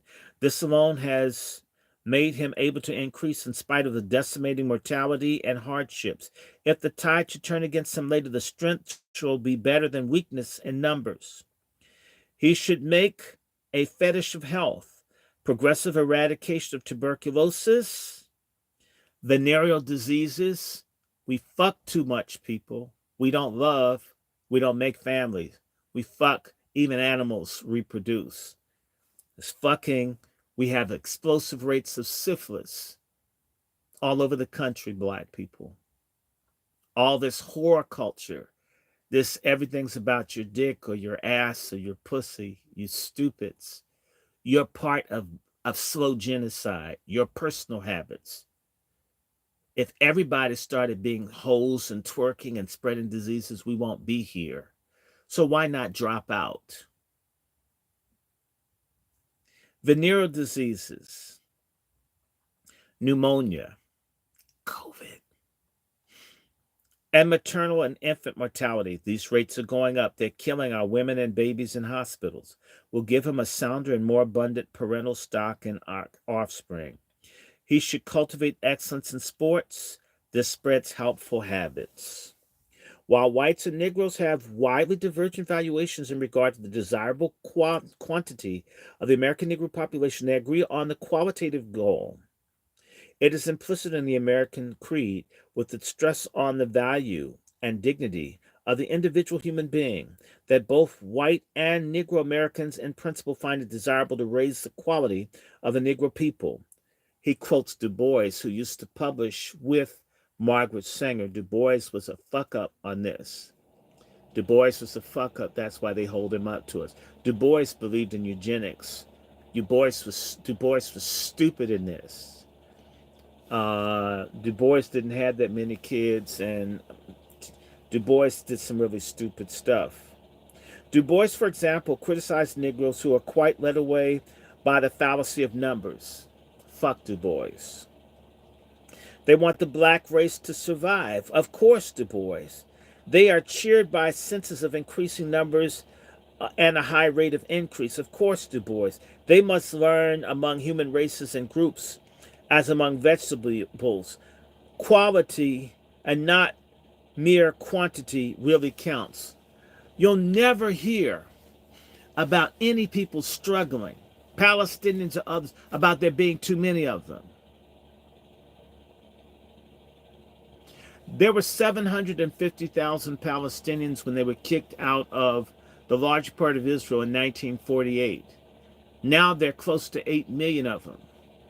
That's the reason that no matter what they do, bombing, locking them up, if you're still a viable population, they're going to have to deal with you. We've killed 20 million or more black children.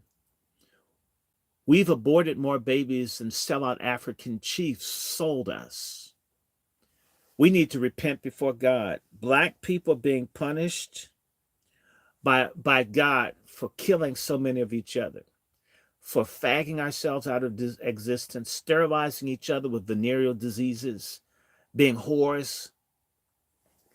By the way, they like that. If they're saying, look at what Myrdal's saying. Myrdal is saying, oh my God, they're dealing with health. They don't want venereal disease.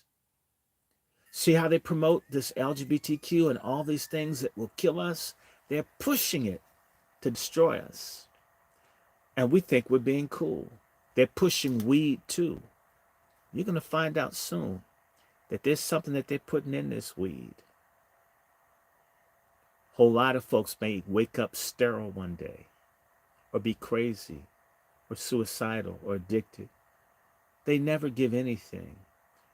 The thing we need is our goddamn motherfucking money checks. Not giving that, but they'll give you weed. They gave you shots in Tuskegee. We got shots not too long ago. What's happening to people? Open your goddamn eyes. Open your damn eyes.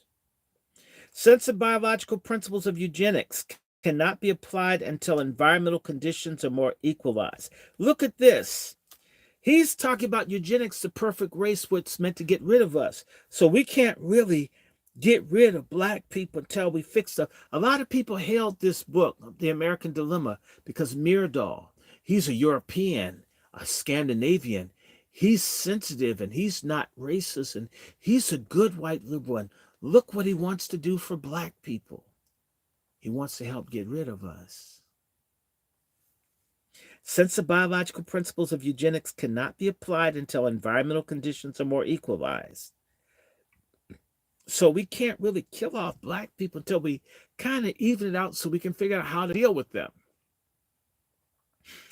And since the American Creed places inhibition in the way of applying eugenics to improve the quality of the Negro people, means primarily to improve their environmental conditions. It is true that the average white does not want to sacrifice much himself in order to improve the living conditions of Negroes. This is the explanation of discrimination in public service generally. But on this point, the American Creed is quite clear and explicit. And we can proceed safely on the value premise that the medical and health facilities, and indeed all public measures in the field of education, sanitation, housing, nutrition, hospitalization, and so forth, to improve the quality of the population and to advance individuals and groups physically, mentally, or morally, should be made as just as available for Negroes as for whites, and similar circumstances with similar needs. The value premise has, in fact, sanctioned in the Constitution of the United States.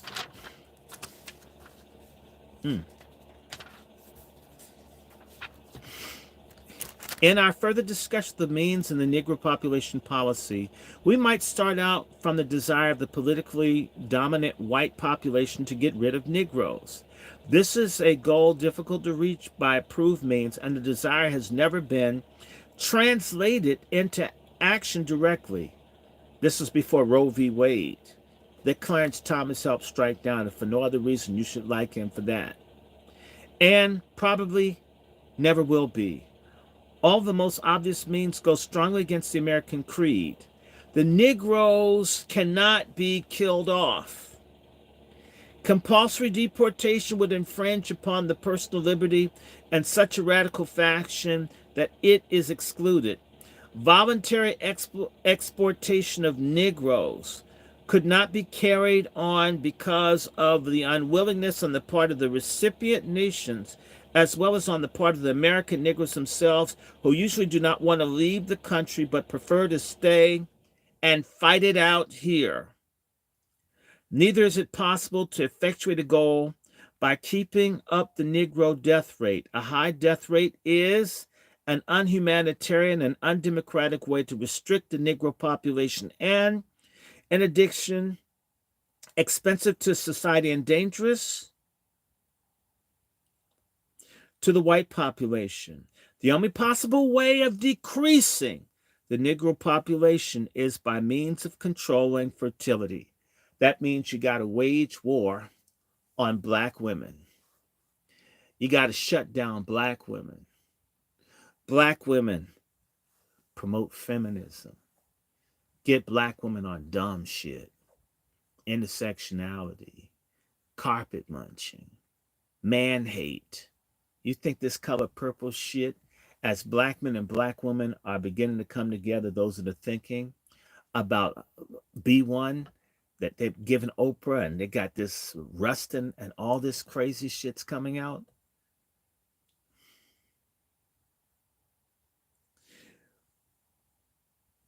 But as we shall find, even birth control for Negroes as well as whites will, in practice, will have to be considered primarily as a means to other ends, that of decreasing the Negro population.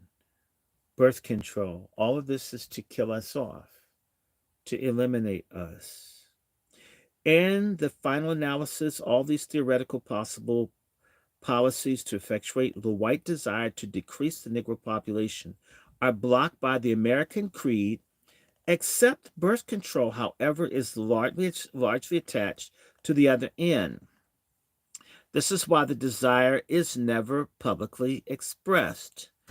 The influence of the American creed goes even further. Should America in the future, when net reproduction of the nation has decreased still further, embark on a policy to stimulate the bearing and rearing of children, the democratic creed of this country will come to prescribe that aids to families be equally available to Negroes and other unpopular groups independent of creed, color, or race. In sum, if America does not turn fascist, the numerically and politically dominant white population will be driven by its national ethos to abstain from taking any practical measures to realize its desire to decrease the Negro population. Instead, it will be compelled to extend to the Negro population measures taken primarily to build up the white population. This is, of course, exactly what the Negroes want, and a unity of purpose becomes established on the basis of the American creed. Meanwhile, the basic conflict of valuations on the part of the dominant whites, as we have pointed out, one of the explanations why there's so little discussion of broad population policy in America, it helps further to explain much of the discrimination and indifference about Negro welfare and the great difficulty of stamping it out. On the other hand, it should at least give extra impetus to make effective birth control available to Negroes, as we see signs of this already in several southern states. Since there's no evidence at the present of certain diseases are genetically more characteristic or less characteristic of Negroes than of whites, although it is possible that slight differences of one direction or another may someday be revealed, it is not necessary to single out the Negroes for special attention and any efforts to cure or prevent disease. The application of the equalitarian principles of need and the cure of diseases and ill health and the equality of opportunity and their prevention, which are our value premises in this section, will suffice to eliminate any special Negro disabilities.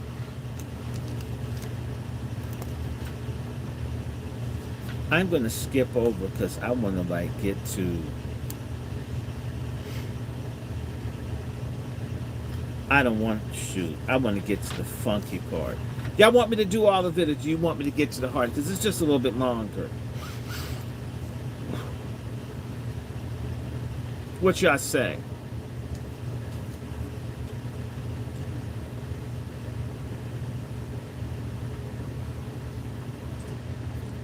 No, no, no, no, no. I should. Y'all want me to do this? Huh? Y'all want me to do the whole thing? Come on, y'all, talk to me. Do you want me to read through all of this, or do you want me to get to the hard part, where they really talk about what they want? Because this person's trying to make it seem. Let me see. Can I do this? Wait a minute. Wait a minute. Wait a minute. Wait a minute. Okay, wait a minute. How much more do I got?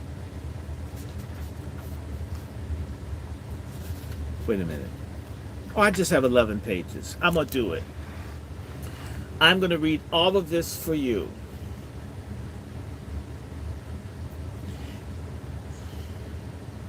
If disease prevention work is to be effective, it must be planned on a national basis without regard to the color of the inhabitants.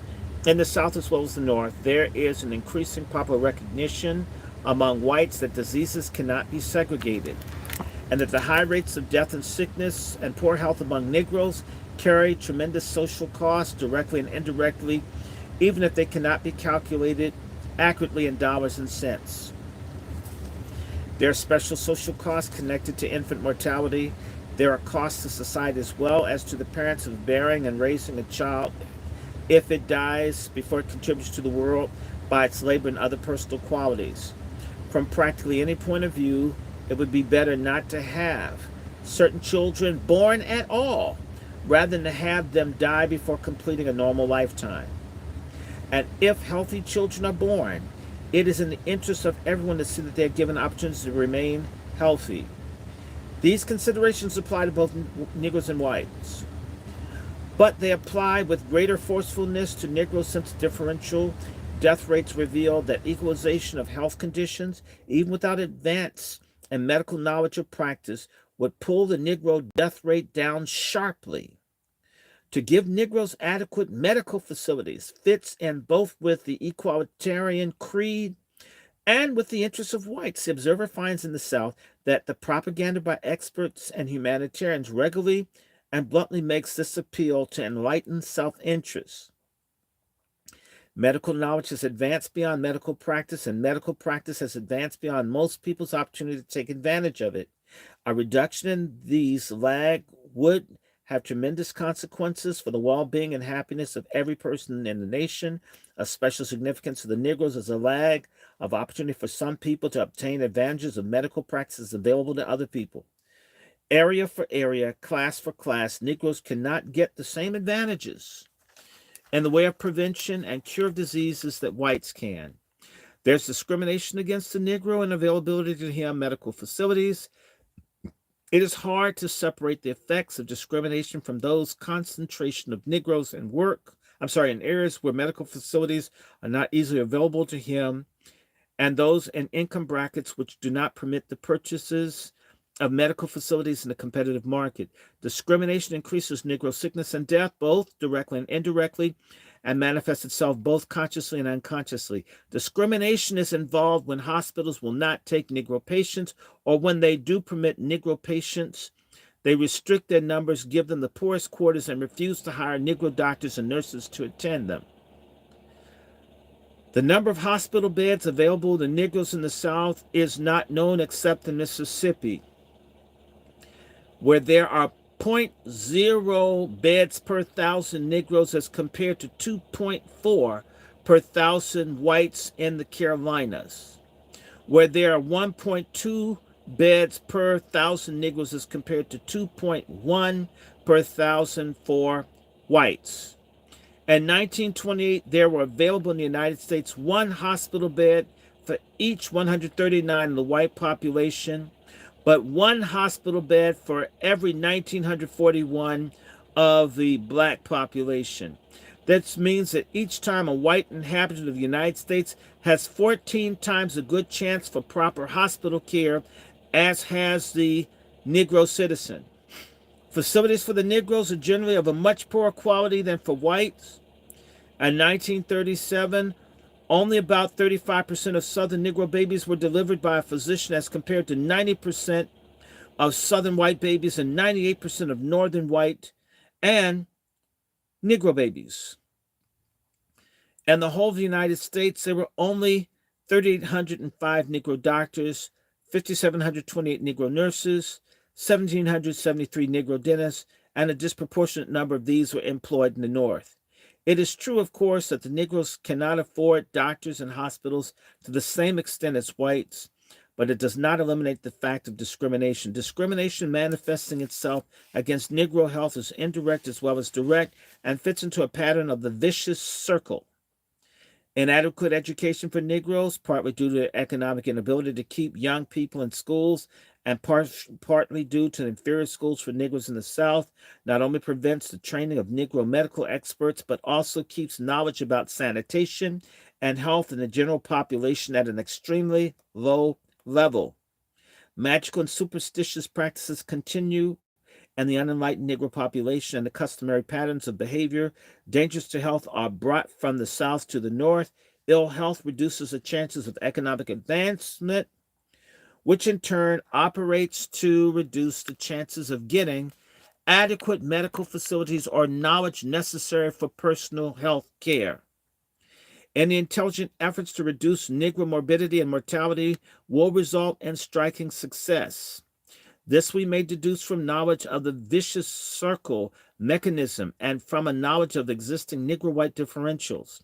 Perhaps the greatest need of Negroes in way of reducing sickness and death is for a dissemination of knowledge on how to take care of the body in both normal and in its pathological state. Other needs are indicated by the diseases for which the Negro rate is strikingly higher than the white rate. These include pellagra, a result of dietary deficiency; syphilis, a function of inadequate information on one hand and social disorganization on the other; homicide, partially due to cultural isolation and subordinated people and lack of police protection in Negro communities; pneumonia and influenza, a function of inadequate care; tuberculosis, a result largely of inadequate sanitation and poor diet. These diseases not only kill but also reduce the efficiency of Negroes to a much greater extent than that of whites. Pellagra, syphilis, and tuberculosis at least can be recognized as public problems, the eradication of which is necessary to the health and efficiency of the entire nation. The infant mortality rate is registered as 69% higher among Negroes than among whites in 1940. The actual difference is probably even greater.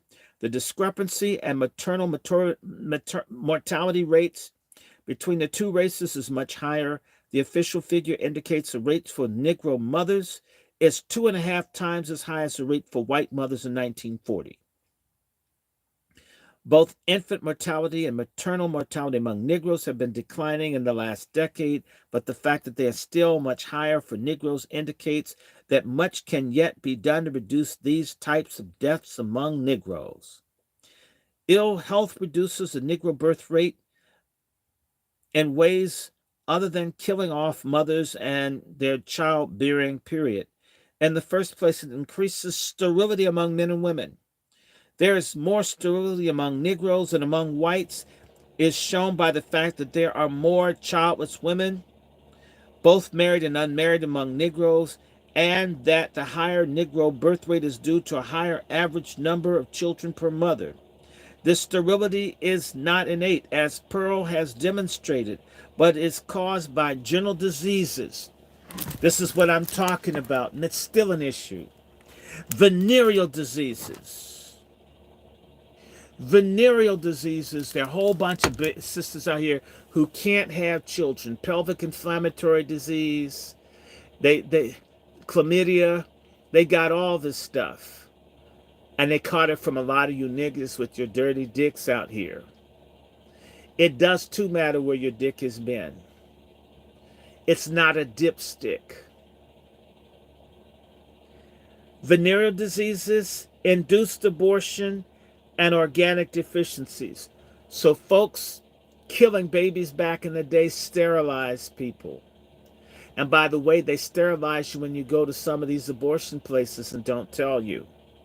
All these things may be reduced by means available to modern science or by more general diffusion of a few simple items of information. The same causes keep the Negro stillbirth rate high and so lower the birth rate.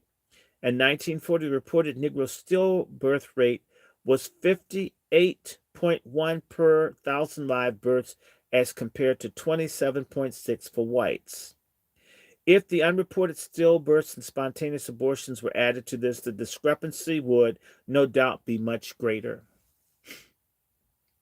All these types of death rates have apparently been falling recently for the Negroes as well as for whites.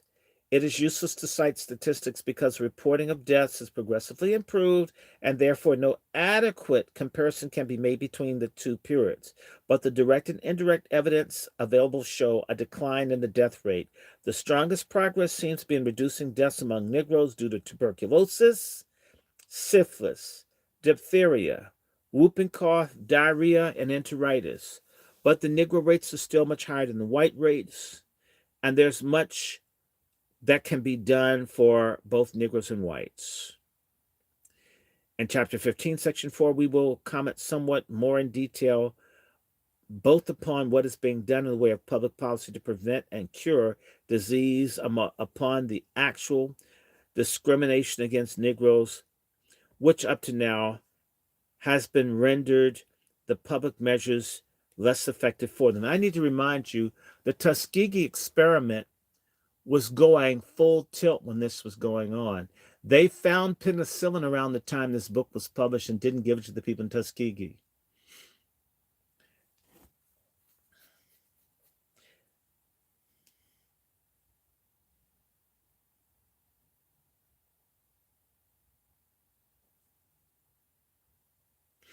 We can conclude from the known facts and stated value premises that what is needed in the way of special attention to Negroes is constant vigilance against popular and official prejudice in the application of general medical and health program. In view of the racial attitudes prevalent in the South, and in the view generally greater needs of the smaller resources of the South, it is almost necessary that national organizations, and specifically the federal government, take a firm lead in this work. In national policy, working towards an improvement of health and decline in disease will increase the happiness and efficiency, not only of those directly served, but also the general population. It will also be carried out with intelligence and fairness and be a major example of the democratic process. Aside from any desire on the part of the white people to check the growth of the Negro population, let me give you this. This is point 6. The case for controlling the Negro birth rate. Every black woman should be angry because what they're saying is shut down the pussies of black women.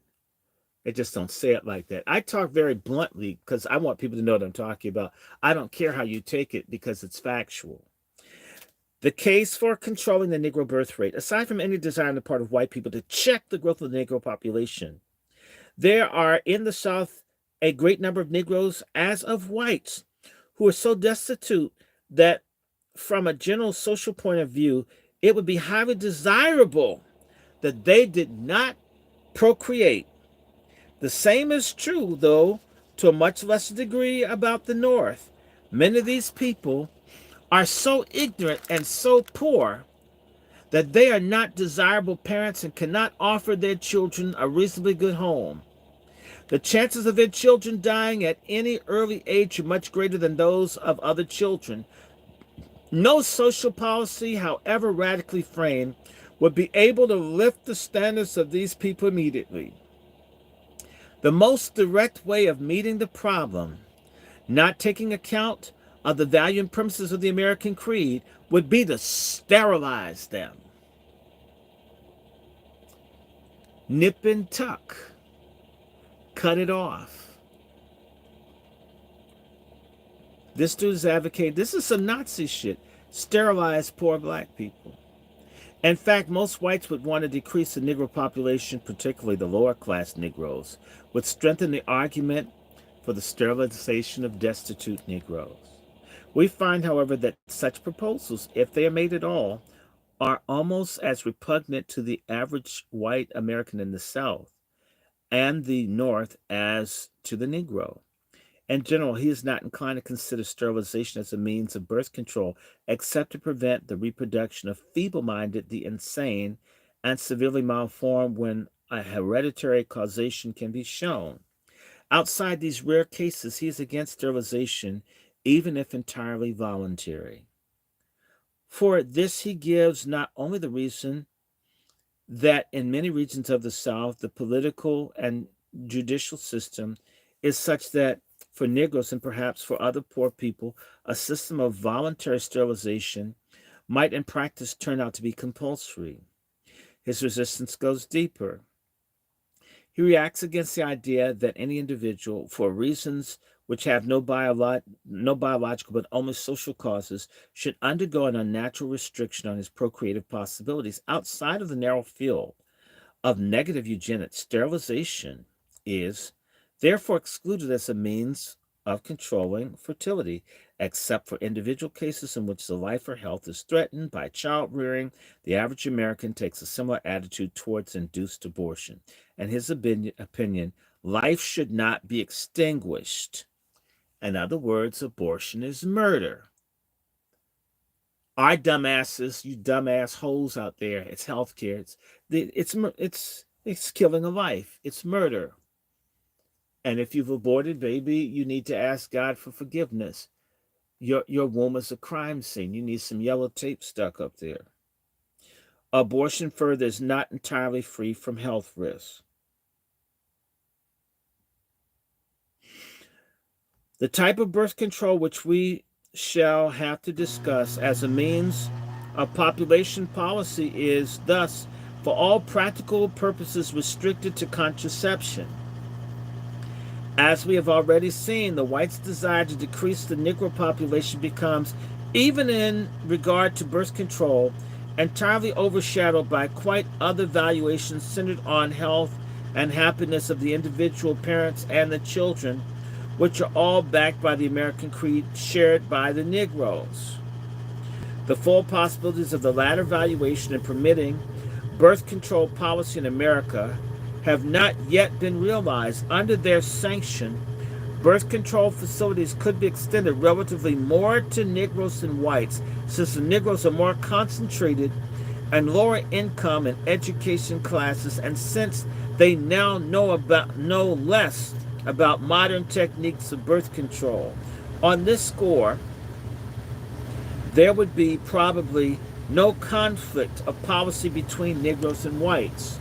Without going into general reasons for spreading birth control in any population, a few remarks on the special reasons Negroes are in point. One of the most obvious misfortunes which a reduced birth rate could relieve: poverty of the Negro masses. Because if there are no people, there's no poverty. Sit and look at what they're saying. If you kill off their babies, there'll be nobody black poor. No, the answer is reparations, not abortions. Motherfucking money, not baby killing. We've settled for 50 years murdering babies instead of getting our goddamn money that we're owed. We're sorry on this. And by the way, black women, all of y'all that support baby killing, y'all have taken us in the wrong direction. I'm blaming you personally because y'all have the babies. Y'all need to be demanding reparations instead of killing babies. Surgical abortion bullshit. Abortion's murder. It's murder. It's murder. It's bad for you. You shouldn't do it. It's wrong.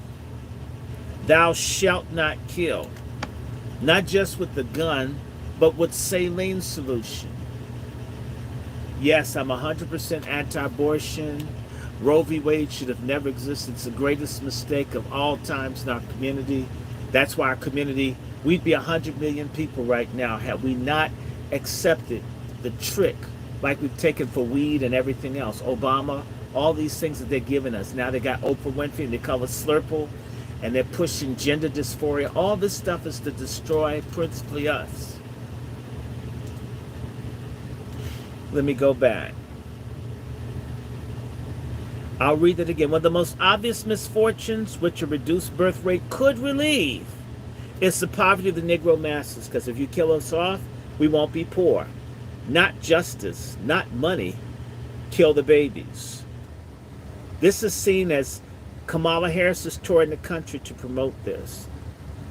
Our Greek-letter organizations, the Boule, the Congressional Black Caucus, the NAACP, our whole black leadership is on this bullshit right now. This is especially true as new legislation, urbanization, and technological advance operate to diminish child labor. It is particularly strong as long as the states share only slightly in paying for the investment in a new generation and leaves the rising cost of bearing and rearing of children almost entirely to the individual family. Since the Negro women are employed to a greater extent than white women, the periods of pregnancy, delivery, and dependency are relatively greater economic burden to Negro families. Don't blame black families for it. Blame the fact that you brought in immigrants and other people to deny black folks a way to make it. So you're going to make it seem as if for abortion, hey, look, we have a solution. If pregnancies occur too frequently, the mother's health is endangered, like they care. To poor Negro mothers and communities that do not provide proper natal care, prenatal care for Negroes, any pregnancy is a health risk. So in other words, don't have babies so you live, black woman. Besides poverty, there are other conditions among Negroes which motivate birth control. One is a high disease rate, and insofar as diseases parents transmitting to their children, killing or permanently maiming them, such parents ought to be encouraged not to have children. The special reference here is, of course, is to venereal diseases which afflict Negroes at a much greater extent than whites. Poindexter estimates that of the conceptions of untreated syphilitic women, about 30% die in utero, 40% die within the first 2 years of life, and the remaining 30%, while they live past the age of 2, usually have some permanent defect. There can be no excuse for having children under such circumstances, and the provision for contraceptive information and devices would be to everyone's advantage. There are in the United States over 2,500 clinics, the function of which is to cure cases of venereal disease. Since such a good proportion of the cost of these clinics is borne by the federal government, they are roughly distributed in accordance with need. Thus, in the South, with only 13% of the total population, but 79% of the Negro population, which had 61% of these clinics in 1940. In connection with the work of these clinics, there's been much publicity on the prevention and the cure of venereal disease. It would be a simple matter, and one much in accord with the purposes of this work, for the clinics to provide and give information about contraceptives to those that have the diseases which they are combating. The funds for these activities need to be increased and clinics set up where none are now available. A case could also be made for extending the scope of circumstances under which physicians may legally perform therapeutic abortions. A third special problem in the connection with the formulation of a policy towards Negro fertility suggested by the extremely high illegitimacy rate among Negroes. Reported illegitimate births constituted 16.2% of all reported births among non-whites in 1936 and 2% among whites. Damn it, today it's 70%. Why do we have to be so damn evil and immoral? The illegitimate child is under many handicaps and seldom has the opportunity to develop into a desirable citizen. Even if he has a good mother, she cannot give him the proper care, since she must usually earn on her own living and cannot afford to place him under proper supervision. The absence of a father is detrimental to the development of a child's personality, as the mockery from the outside world, which is the illegitimate child sometimes forced to experience. 2, the unwed mother tends, although there are many exceptions, to have looser morals, pork chop morals, and lower standards. He's basically saying single mothers are hoes, many. and in this respect does not provide the proper milieu for her child. It would be better for both society in general and for the mother if she had no child. In all these respects, the extra strength of the reasons for birth control among Negroes is due only to the fact that as a group, they are more touched by poverty, disease, and family disorganization than is common among whites in America. Well, poverty is a social construction. They made us poor. Not paying people for hundreds of years could make anyone poor.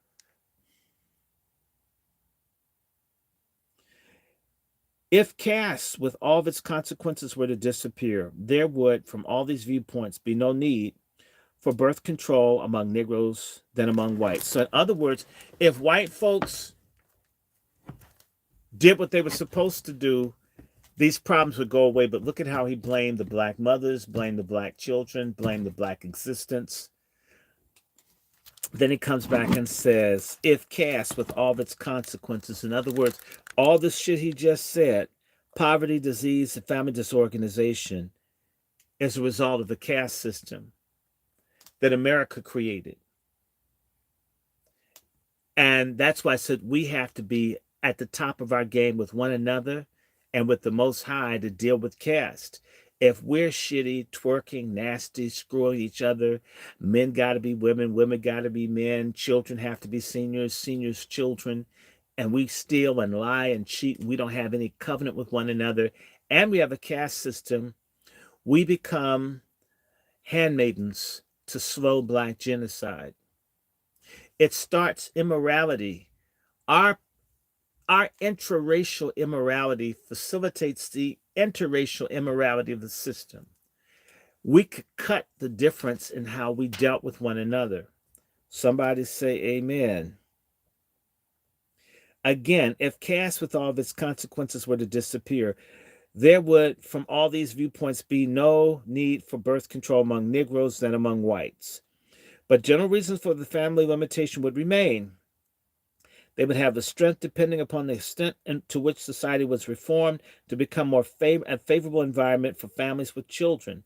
Until these reforms are carried out, and as long as the burden of caste is laid upon American Negroes, even an extreme birth control program is warranted by reasons of individual and social welfare. The birth control facilities for Negroes, part 7. I'm almost done, y'all. I got 3 pages left. The birth control movement in America was one which had the support of liberals but met the fiercest opposition of the Catholic Church and other organized groups with conservative leanings. It also had to deal with the inertia and puritanical morality of the masses. Only in the last 15 years has it become possible to discuss the subject publicly without being criticized or condemned as immoral. Only in the last 5 years has the legal prohibition against the dissemination of information about birth control led up significantly, and there are still all sorts of legal obstacles to the movement. In the last decade, some significant changes have occurred. Public opinion, as measured by the polls, is increasingly in favor of birth control. National magazines have frank articles on it. The number of contraceptive clinics have rose from 34 in 1930 to 803 in 1942. And 3 states, North Carolina, South Carolina, and Alabama, heavily black areas, people. Public health authorities have taken to the lead to bringing birth control clinics to rural areas where they are the most needed. Several other areas of other southern states are on the verge of following the example of these 3. In 1937, the Conservative American Medical Association, the AMA, racist, accepted birth control as an integral part of medical practice and education. These rapid changes are partly the result of a general trend towards social humiliation and secularization. They are also the result of excellent propaganda and organizational work under the movement now known as the Planned Parenthood Federation of America, the Negro Project, the Genocide Project.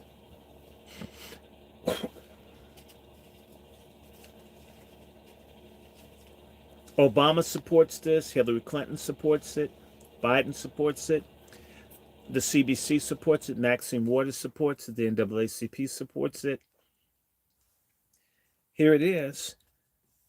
now known as the Planned Parenthood Federation of America, the leading spirit in the movement since 1916 has been Mrs. Margaret Sanger.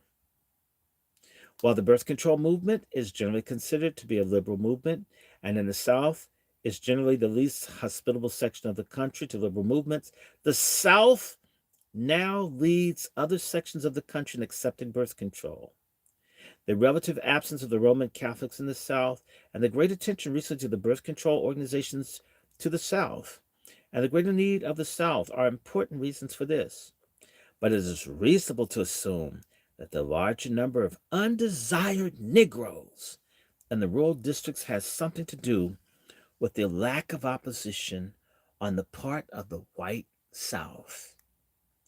There's some variation in the technical organization of the programs in the three southern states, which now have public birth control clinics, but there's enough in common to describe a general pattern. These clinics were started by the action of a chief health officer in each state. He sent letters to each local health officers to ask them if they would accept birth control clinics as part of their regular health clinics. Those who accepted, and this is now includes most health officers in North Carolina, a significant proportion in South Carolina and Alabama, receive advice and instruction and special supplies.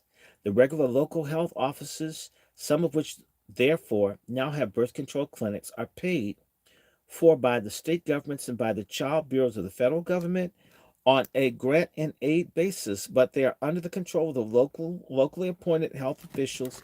The cost of birth control supplies is often borne by the private birth control organization of the state. When the clinics began in North Carolina, and there was a woman named Divibulus, and in North Carolina where Elaine Riddick was unfairly sterilized, and that same research triangle, that's where that professor, if you look up the origin of one of those diseases that all of us were dealing with, it was down in North Carolina where it was developed. Y'all go look it up. I'm not going to have them take this thing down. In North Carolina, look at this.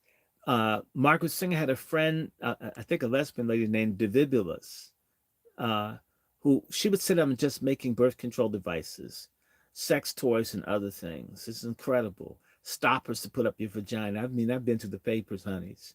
I'm just telling you. Public clinics began in North Carolina. A nurse whose salary expenses were paid by Planned Parenthood Federation of America gave instructions and supplies to local doctors and nurses. The clinics in other states had a similar start. Thus, at the beginning of the expenses of the program were borne by private groups. So look at how the white feminists were there to shut down their stupid intersectional black pork chop feminist stud allies.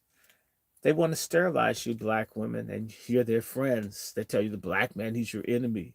Black men are all monsters. That's why they love Oprah and all this strong black woman bullshit as they sterilize you, get you to kill your babies, bust up your families, teach you don't need to have a child and the children are bad. But they don't tell you a lot of women develop breast cancer from abortions and not having children at all. I'm not going to straw on it. Y'all learn. Okay, born by private groups, but there's a strong tendency towards state support with federal aid. Sometimes the patients pay a nominal fee. Most of the 452 privately supported birth control clinics in the United States in 1942 were under the sponsorship of the Planned Parenthood Federation of America or its local affiliates. Most of these are in cities. The Harlem section of New York got a clinic in 1930. It was in Abyssinia Baptist Church. Sorry, Adam Clayton Powell, I have to tell the truth. The Federation, if it wasn't the church, let me make it clear, the church supported it. They got the black preachers, sellout preachers to support them. The Federation, with funds made available by white philanthropists, these are white people who hate our guts, is conducting 2 demonstration projects important to Negroes, one in urban Nashville, Tennessee, and the other in rural Berkeley County, South Carolina. Both projects are for Negroes only. The Federation has a division of Negro Services whose primary function is educational, aided by the National Negro Advisory Council of 34 eminent Negro leaders, and it works through the urban leagues, Negro doctors and nurses, the National Hospital Association, the Negro Press, and Negro Club women. Let me tell you who: Delta Sigma Theta, Mary McLeod Bethune, okay? The National Medical Association, which are largely Greek letter people, the Boule. Some of the 200 Negro genes teachers have requested information from the Federation's Division of Negro Service, as have hundreds of Southern white health officials and doctors. The activity of the birth control movement's workers, the Southern whites, and the Negro leaders, all with the same aim of spreading birth control among Negroes, promises a great development of the movement in the future. Since few Negroes are Catholics, and since they do not live in areas where Catholics predominate, the chief remaining weakness as far as Negroes are concerned is the lack of funds for educational work. It would seem that more and more Southern states are on their way to making public funds available for birth control work. 2, it is likely that philanthropy will be more willing to come into this field. It has become legal and popularly acceptable in the last 5 years. A more serious difficulty is that educating Southern Negroes to the advantages of birth control, Negroes on the whole have all the prejudice against it that other poor, ignorant, superstitious people have. More serious is the fact that even when they do accept it, they are not very efficient. They're saying black women. That's why they push Depo-Provera, which messes a lot of you women up. Birth control shot, because they're saying y'all can't do it. They tell you how strong and how wise and how democratic and how you... Then when it comes to birth control, y'all know what to do with y'all pussies. Let us help you. They're not coachable with their vaginas. We need to do an intervention on the black vaginas. I mean, I'd like to intervene myself, but not the way they're thinking. Anyway, let me stop.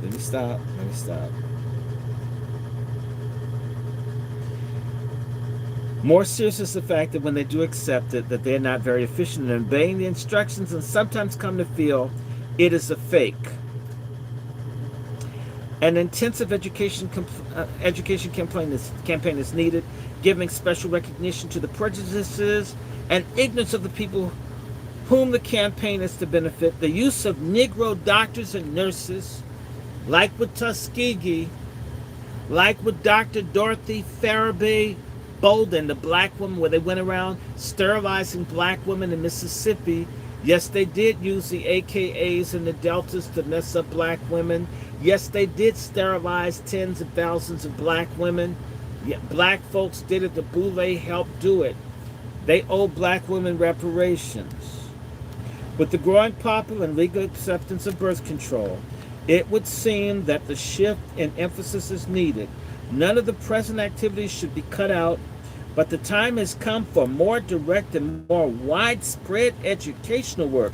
The birth control organizations, having been stung so many times, are chary of direct propaganda that might antagonize doctors and others to feel among the best people. It is true that they seek to reach the masses of Negroes through urban leagues, Negro newspapers, genes teachers, and Negro club women, but they only tell people to see a doctor and so do not get over the fact that they are more easily accessible to devices in birth control and venereal prophylaxis than the ones usually prescribed by physicians. Of course, special cases do require medical attention, and all persons should be told to see a doctor if possible.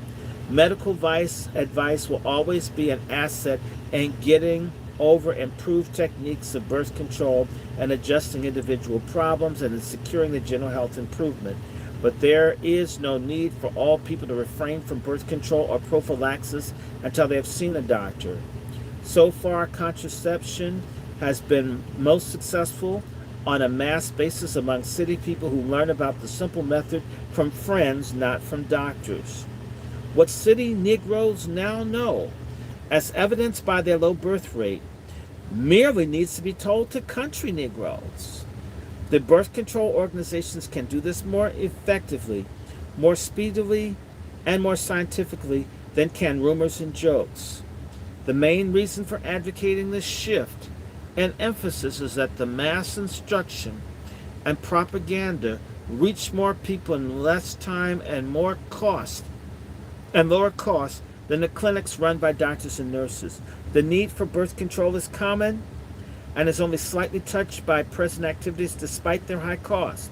If birth control is to achieve mass utilization, there must be a shift in the emphasis from time-consuming and expensive instruction of individuals to a speedy and inexpensive education of groups. And there should not be only groups of women, but also groups of men, fagonists and simps. Birth control is fundamentally a simple matter. It calls for adult education before clinical consultation. That is chapter 7 of Gunnar Myrdal's An American Dilemma. How are y'all feeling? How is everybody doing now? I did it. That's chapter 7. I'm sorry I was late, y'all. This is a big, thick-ass book. I'm not trying to read all of this. Look at how thick this is.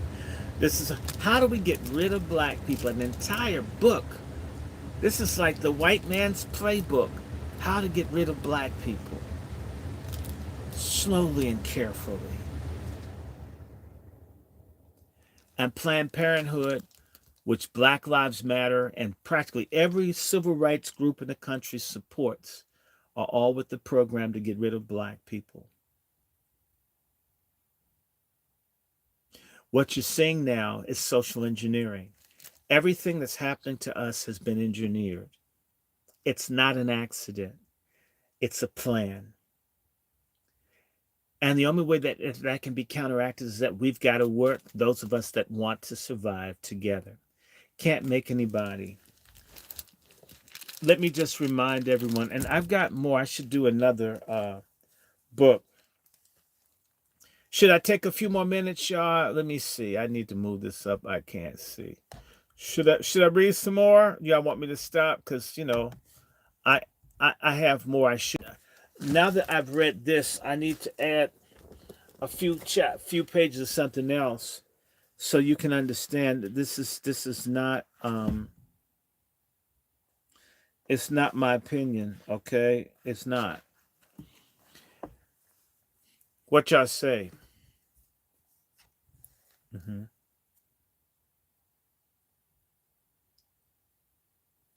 Y'all want me to do more? Because I have this book. I absolutely hate Margaret Sanger. I hate Margaret Sanger. God judge me. I hate the bitch, okay? And I'm going to keep hating her. You can't make me like these people, okay? Mahalia Jackson, my favorite gospel singer, was sterilized. Fannie Lou Hamer was sterilized. A lot of black folk have been sterilized. This woman is our Hitler. This woman, Margaret Sanger, all of you, you shouldn't, and anybody that's down with her is your enemy. Y'all want me to do some more? I got 4 people up here. Hi. I got 38 here. I got 10 here. I got how many I got 6. So altogether, there's 6, 16, 39, and 4. So if I add y'all together, that's 43, 53. So I got about 60 people. And then this thing over here, it won't give me a signal. I don't know what's up with that. I'm trying to get a signal on just one of these things that keeps dropping off. Maybe there's too much broadband being used, but that's all right.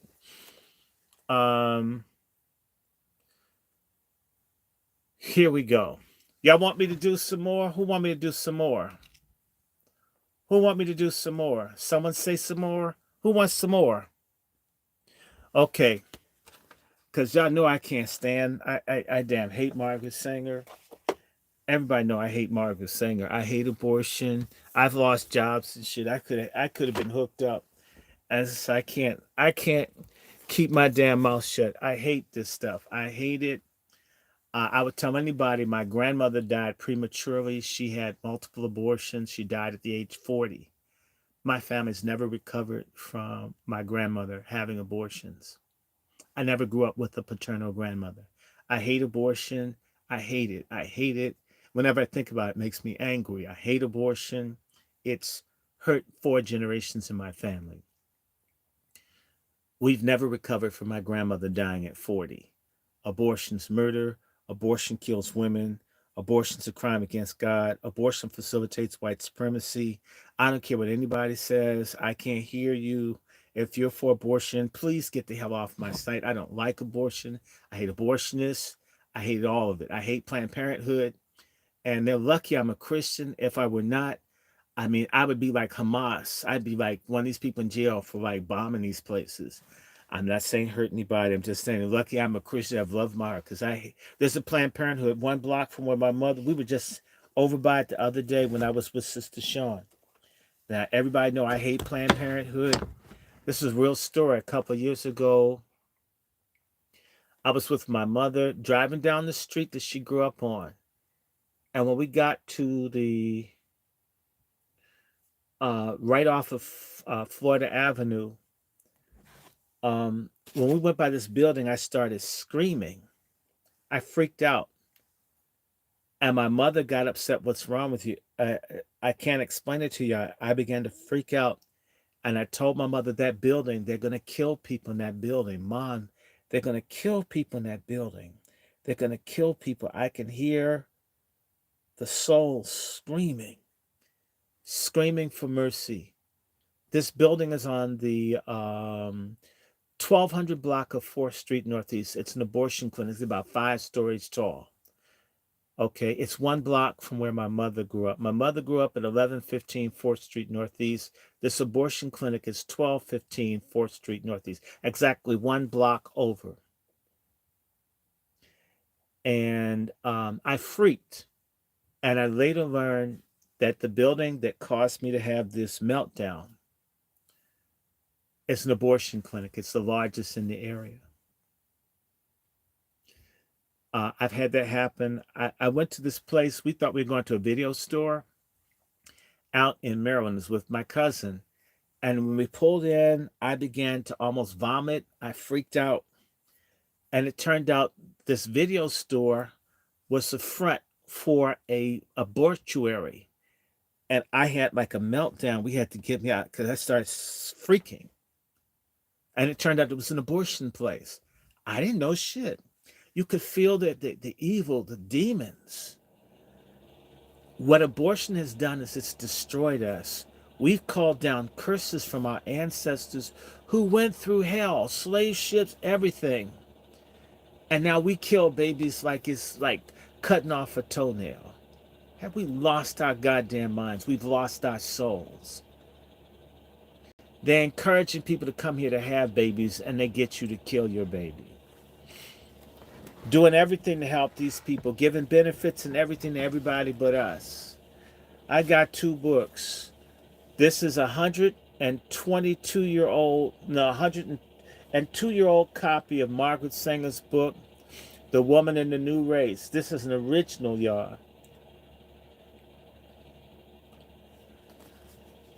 Let me see what I should do. I'm going to do a piece of this because this won't be too long. I just want y'all to hear.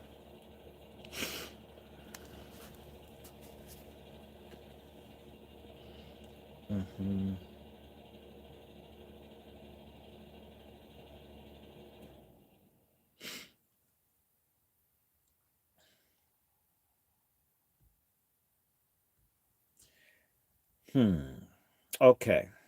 Progress we've made, 210. Let me see. And this book is really short. It's wonderful.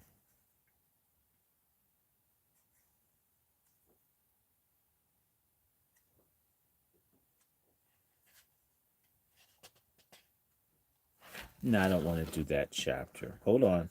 Give me one. I got my chapters for the other singer book. I just want you to hear what she says. Mm-hmm. Let me see if she says, because this is really hmm.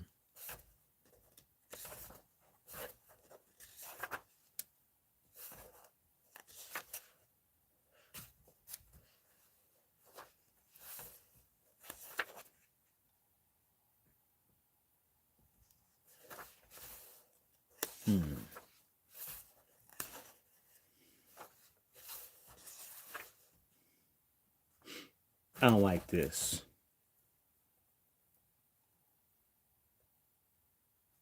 I don't like that. Mm, hmm. Let me see. Let me see just a piece of this. I'm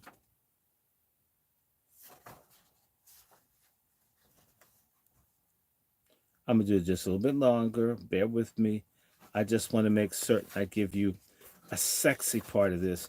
A lot of stuff is, some of this stuff doesn't get to the heart of it. I want to for you to hear how crazy this broad is. Okay, here we go. Mm.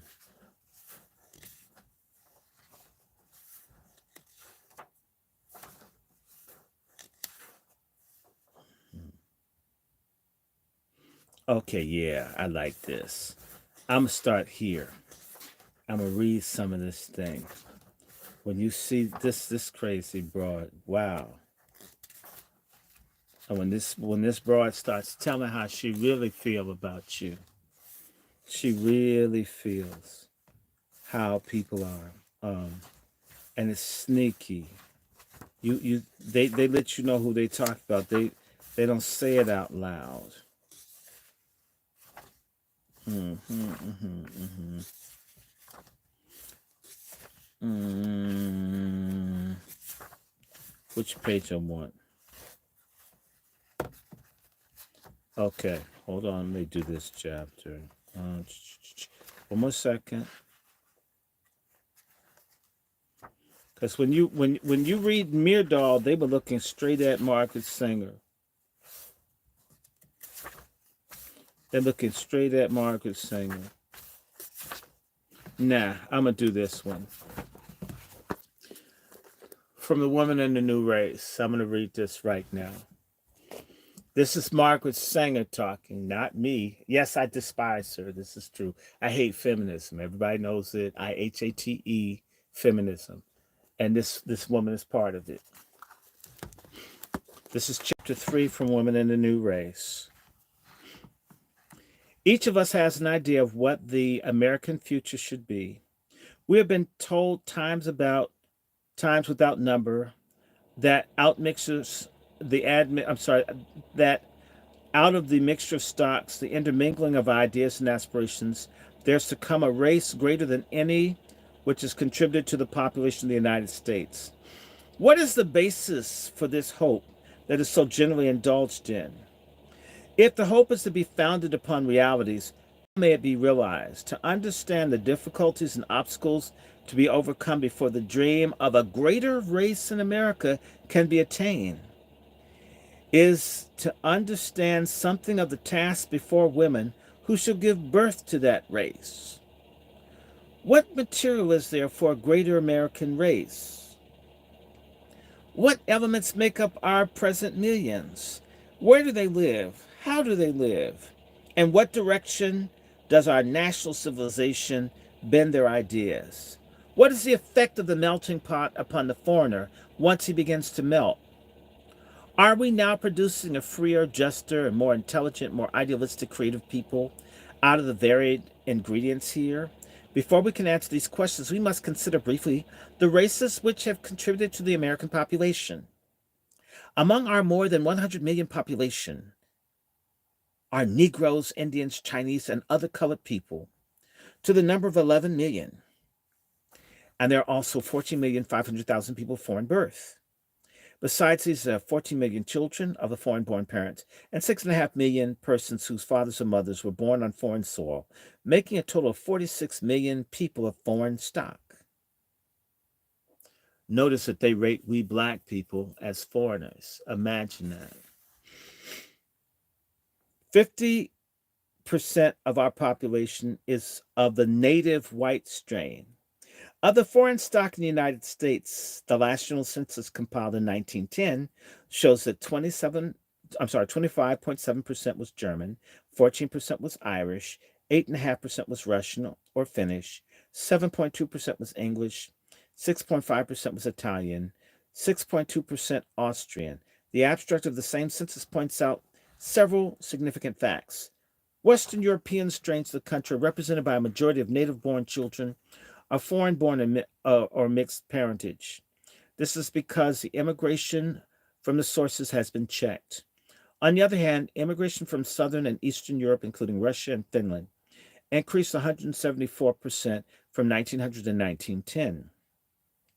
During that period, the slums of Europe dumped their submerged inhabitants into America at a rate almost double that of the preceding decade, and the flow was still increasing at the time the census was taken. So it is much more likely that when the next census is taken, it will be found that the following 1910, there's even greater flow from Spain, Italy, Hungary, Austria, Russia, Finland, and other countries where the iron hand of economic and political tyrannies had crushed great populations into ignorance and want. These people have not been in the United States long enough to produce great families. The census of 1920 will, in all probability, tell a story of a greater and more serious problem than did the last. Over 1/4 of all immigrants over 14 years of age admitted during the 2 decades preceding 1910 were illiterate. Of the 8,398,000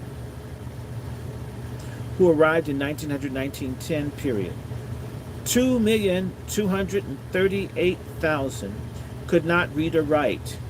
There were 1.6 million illiterate foreigners in the United States when the 1910 census was taken.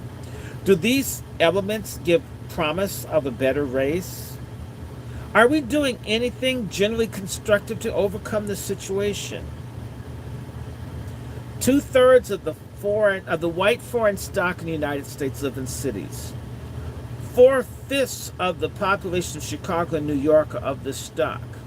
More than 2/3 of the populations of Boston, Cleveland, Detroit, Buffalo, Pittsburgh, Milwaukee, Newark, Jersey City, Providence, Worcester, Scranton, Paterson, Fall River, Lowell, Cambridge, Bridgeport, St. Paul, Minneapolis, and San Francisco are of other than native white ancestry. Of the 50 principal cities of the United States, there were only 14 in which 50% of the population was unmixed native white parentage. Only one state in the Union, North Carolina, has less than 1% white foreign stock. New York, New Jersey, Delaware, Massachusetts, Connecticut, Rhode Island, Michigan, Illinois, Wisconsin, Minnesota, the Dakotas, Montana, and Utah have more than 50% foreign stock. 11 states, including those on the Pacific coast, have from 35 to 50%. Maine, Ohio, and Kansas have from 25 to 35%. Maryland, Indiana, Missouri, and Texas have from 15 to 25%. These proportions are increasing rather than decreasing owing to extremely high birth rate of the foreign strains. A special analysis of the 1915 vital statistics for certain states in the World Almanac for 1918 shows that foreign-born mothers gave birth to nearly 62% of the children born in Connecticut, nearly 58% in Massachusetts, 38% in Michigan, nearly 58% in Rhode Island, and more than 43% in New Hampshire, and more than 54% in New York, and 38% in Pennsylvania. All these figures, be it remembered, fail to include foreign stocks of the second generation after landing. If the statistics for children who have native parents but foreign-born grandparents or have one foreign-born parent were given, they would doubtless leave but a small percentage of births from stocks native to the soil for several generations. Immigrants or their children constitute the majority of workers employed in many of our industries. 7 out of 10 of those who work in our iron and steel industries are drawn from this class, says a National Geographic magazine in February 1917. 7 out of 10 of our bituminous coal miners belong to it. 3 out of 4 who work in packing towns were born abroad or are children of those who were born abroad. 4 of 5 of those who make our silk goods, 7 of 8 of those employed in woolen mills, 9 of 10 of those who refine our petroleum, and 19 out of 20 of those who manufacture our sugar are immigrants or the children of immigrants.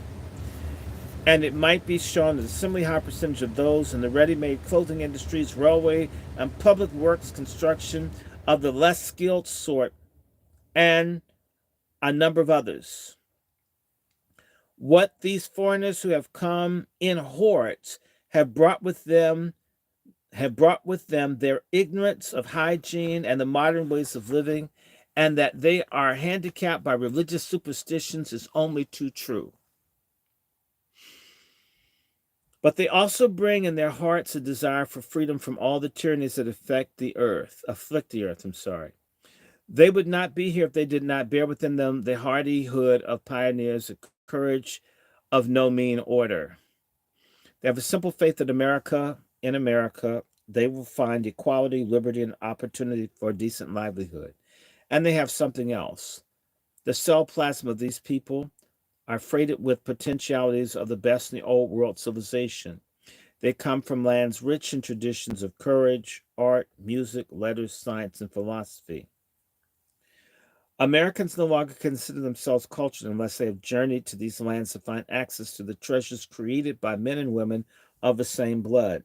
The immigrant brings the possibilities of all these things to our shores. But where's the opportunity to reproduce in the new world the cultures of the old? What opportunities have we given to these people to enrich our civilization?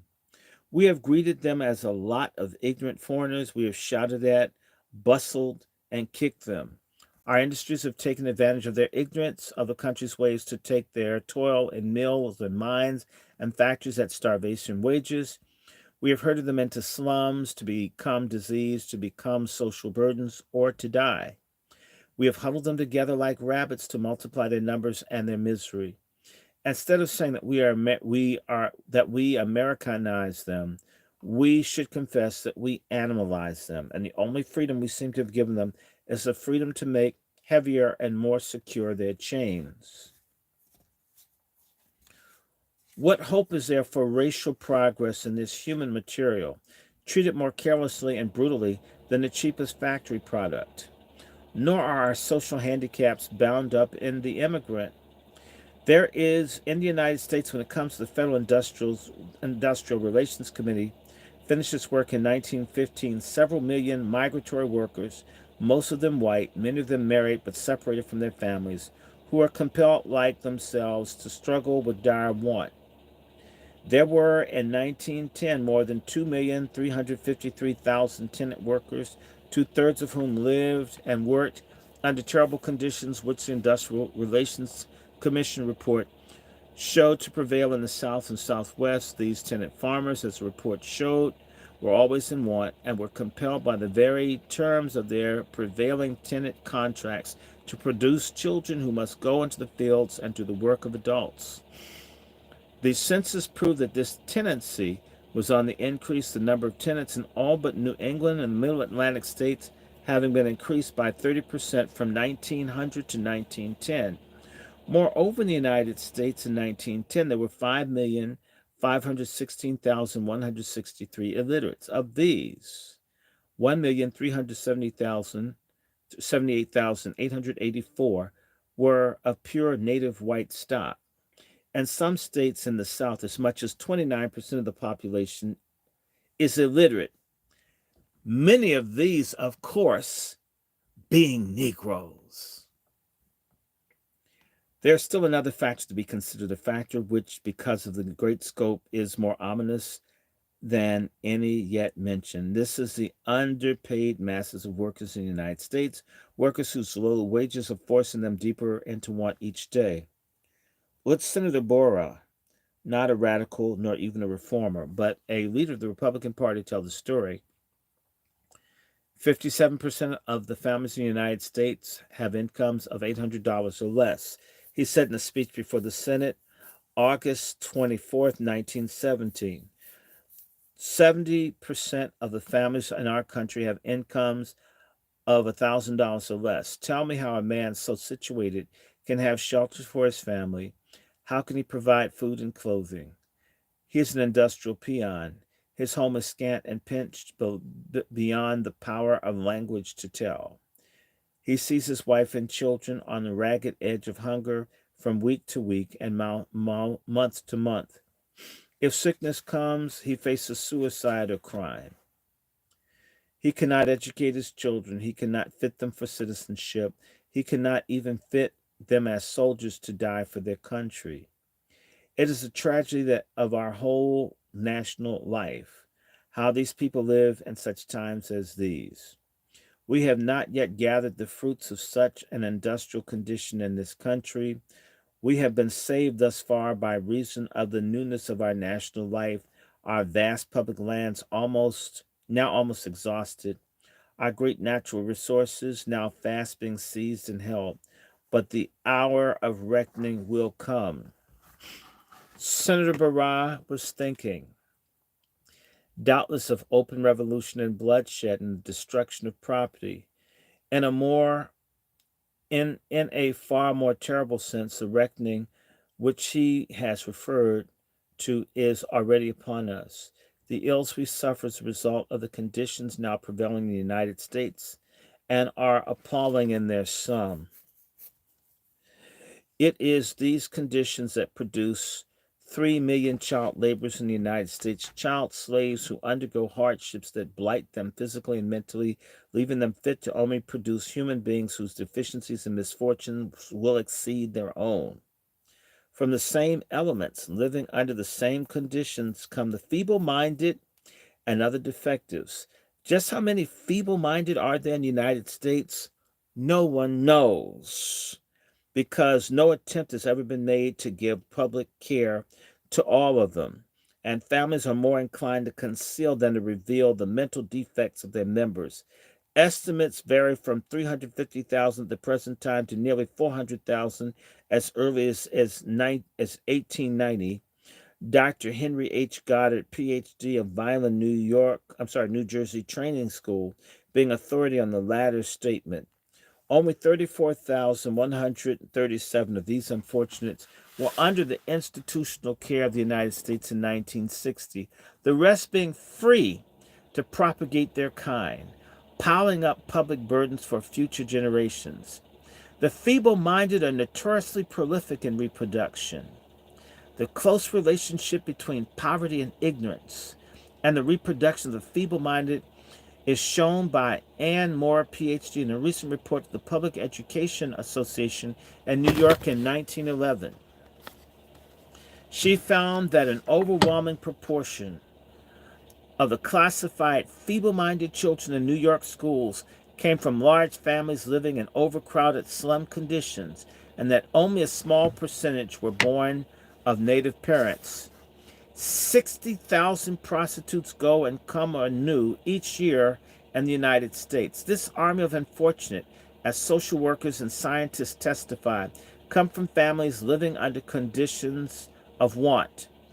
In New York City schools alone, December 1916, 61% of the children were suffering from undernourishment and 21% in immediate danger of it. These facts also result from the conditions outlined were discovered by the city's Bureau of Child Hygiene. Another item in the sordid list is that of venereal disease. In its pamphlet entitled Venereal Diseases, issued in 1918, Dr. Herman M. Biggs, the head of New York State Department for Health, quoted authorities who gave estimates the amount of syphilis and gonorrhea in the United States.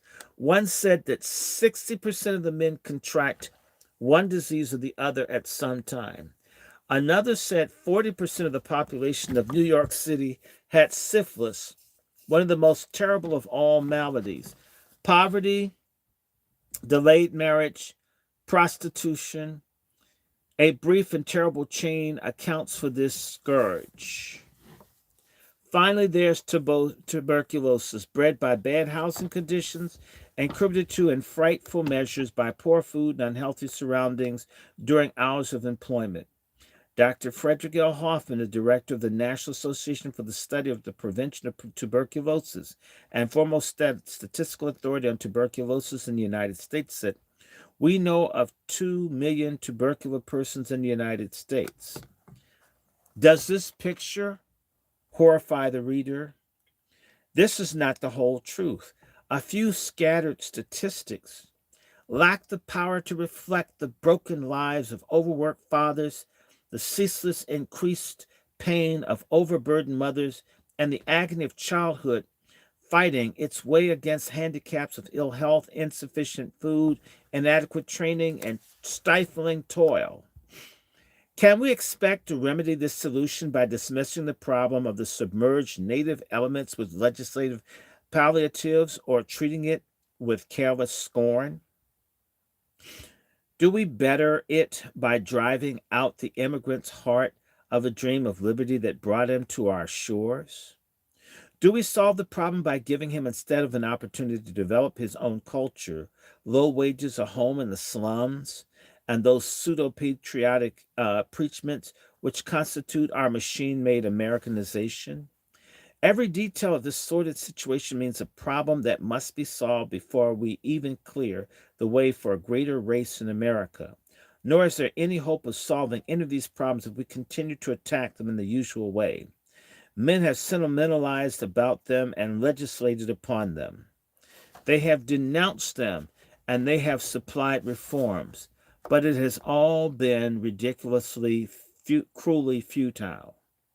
This is a condition of things for which those who stand, who demand more and more children, each child born under such conditions, but makes them worse. Each child is on his own person, suffers the consequences of the intensified evils. If we're to develop in America a new race with a racial soul, we must keep the birth rate within the scope of our ability to understand as well as to educate. We must not encourage reproduction beyond our capacity to assimilate our numbers so as to make the coming generation into such physically fit, mentally capable, socially alert individuals as are the ideals of democracy. The intelligence of a people is of a slow evolutionary development. It lags far behind the reproductive ability. It is far too slow to cope with conditions created by an increasing population unless the increase is carefully regulated. We must therefore not permit an increase in population that we are not prepared to care for to the best advantage, that we are not prepared to do justice to, educationally and economically. We must prioritize birth control thinking. We must not leave it haphazardly to the privilege of the already privileged. We must put this means of freedom and growth in the hands of the masses. We must set motherhood free. We must give the foreign submerged mother's knowledge that will enable her to prevent bringing to birth children she does not want. We know that in each of these submerged and semi-submerged elements of the population, there are rich factors of racial culture. Motherhood is the channel through which these cultures flow. Motherhood, when free to choose the father, free to choose the time and the number of children who shall result from the union, automatically works in wondrous ways. It refuses to bring forth weaklings. It refuses to bring forth slaves, refuses to bear children who must live under conditions described. It withholds the unfit. It brings forth the fit. It brings children into homes where there is not sufficient to provide for them. Let me repeat. It brings few children into homes where there is not sufficient to provide for them. Instinctively, it avoids all those things which multiply racial handicaps. Under such circumstances, we can hope that the melting pot will refine. We shall see it that it saves the precious metals of racial culture, fused into an amalgam of physical perfection, mental strength, and spiritual progress. Such an American race, containing the best of all racial elements, could give the world a vision and a leadership beyond our present imagination. This book was written, and trust me, it was available in German. She's talking about the master race, and one of the people who was deeply influenced by Margaret Sanger is none other than Adolf Hitler. 100 years ago, Adolf Hitler was trying to take over the German government for the Aryan, for the perfect race that she's talking about, the perfect race.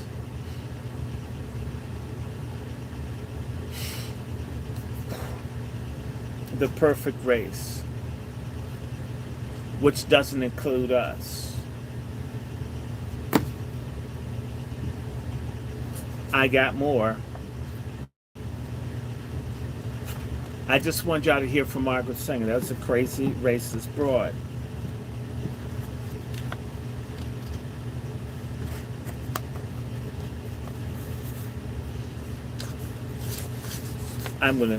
When I do this, I'm gonna stop. So let me see if I can go until about 2:30. Take an hour of reading.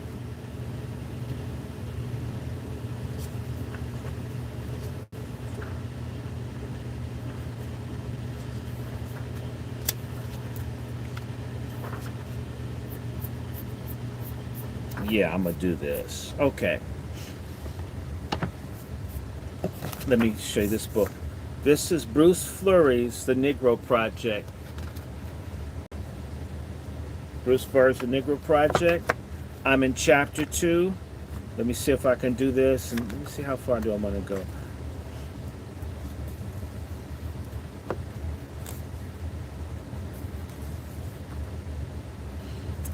I'm going to go up to chapter 4 if I can.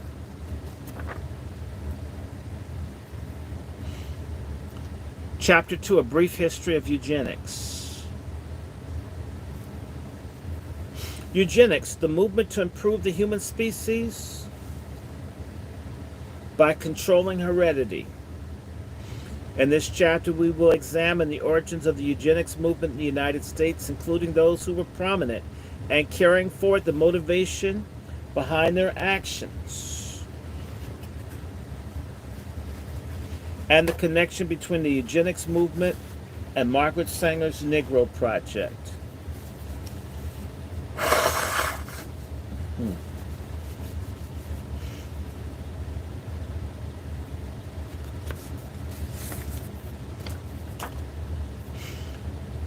Varying means of strengthening the race have been used by many civilizations in different forms throughout human history. One being the practice engaged by the ancient Greeks, which involved abandoning sickly infants on mountainsides to be left to the tender mercies of Mother Nature. This typically involved the exposure to the elements and attacks by wild animals, among other things. Eskimo tribes in the far north at one time would practice a similar form of eugenics, leaving the sick and elderly on ice floes to meet their fate. While these are not examples of eugenics as we've come to know it, the goal was the same: to preserve the race or tribe by assuring that its strongest elements were preserved by sacrificing the weakest, and such forms of mercy killings can be said to come clearly within its scope. But it wasn't until the advances in genetics that began in the latter half of the 19th century that the notion was possible to engineer undesirable traits out of an entire race of people seemed within reach. The work of early geneticists Gregor Mendel and Luther Burbank involved in hybrid types of plants in an effort to develop strains that were resistant to disease and pests, thereby increasing crop yields and allowing farmers to make better use of their land.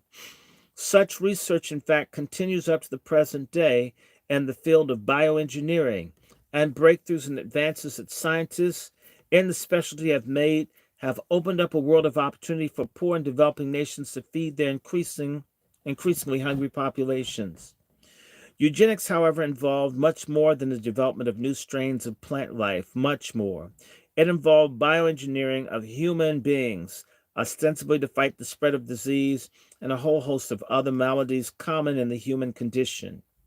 If it is argued that these undesirable traits could be somehow eliminated through the use of scientific means, the human race would be happier, healthier, and more productive, and would be possessed of a longer lifespan in the process.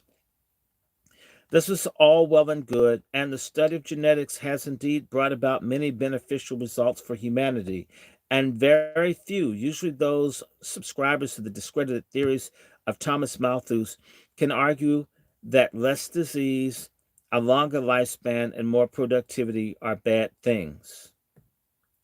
And if these undesirable traits were confined to only such things as disease, early deaths, birth defects, there were many proponents of eugenics were not prepared to stop there. They expanded their definition of undesirable to include the weak, the mentally disabled, those who belong to other races, etc., and argued that these individuals were imposing an undue burden on the fitter, healthier elements of society.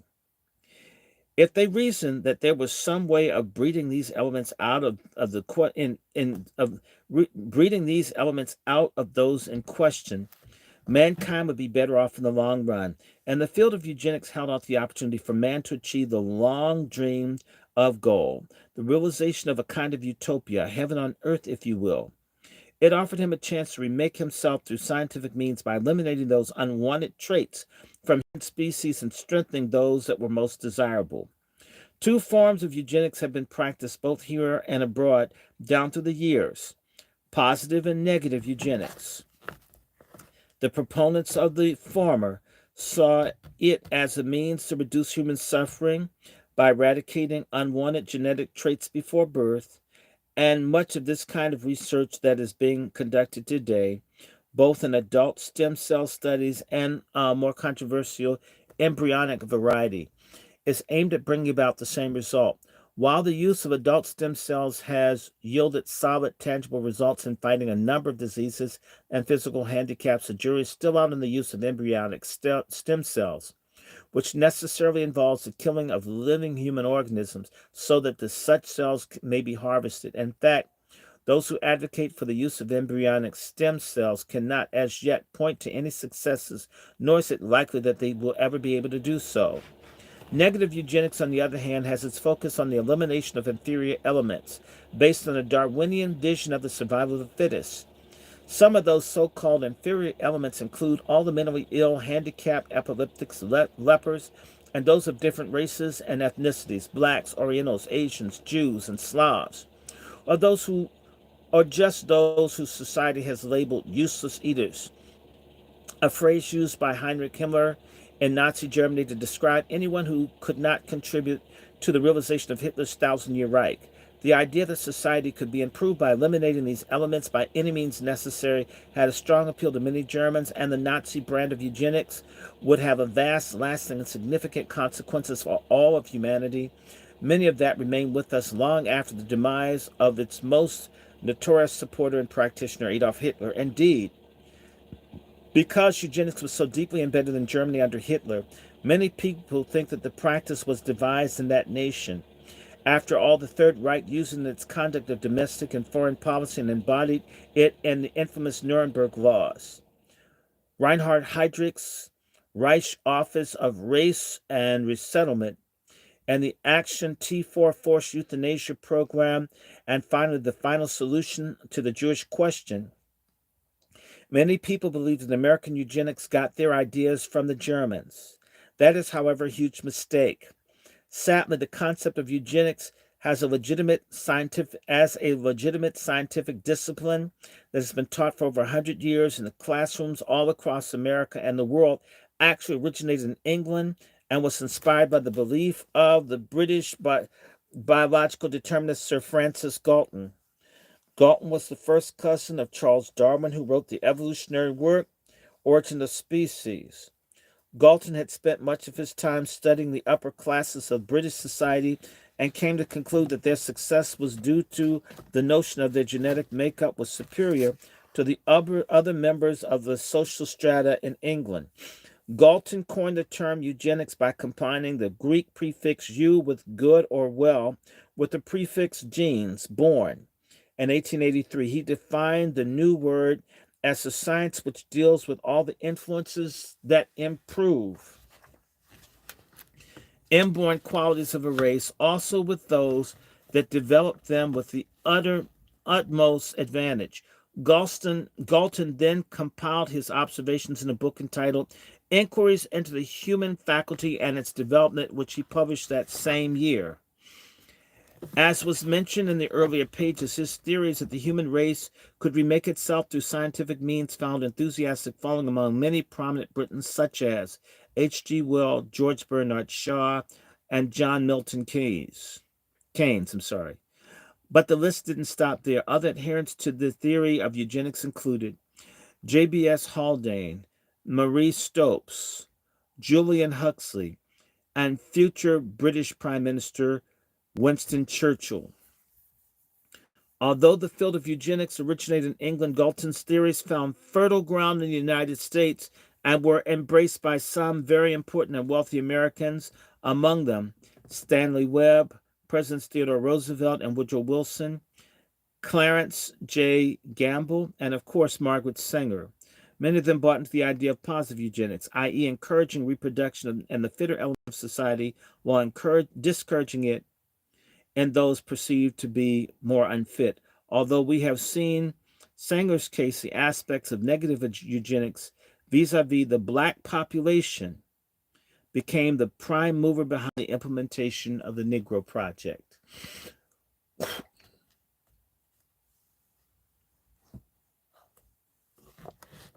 In the last decade of the 19th century, the United States was experiencing an influx of new immigrants from Europe, many of whom were poor, uneducated, and had large families.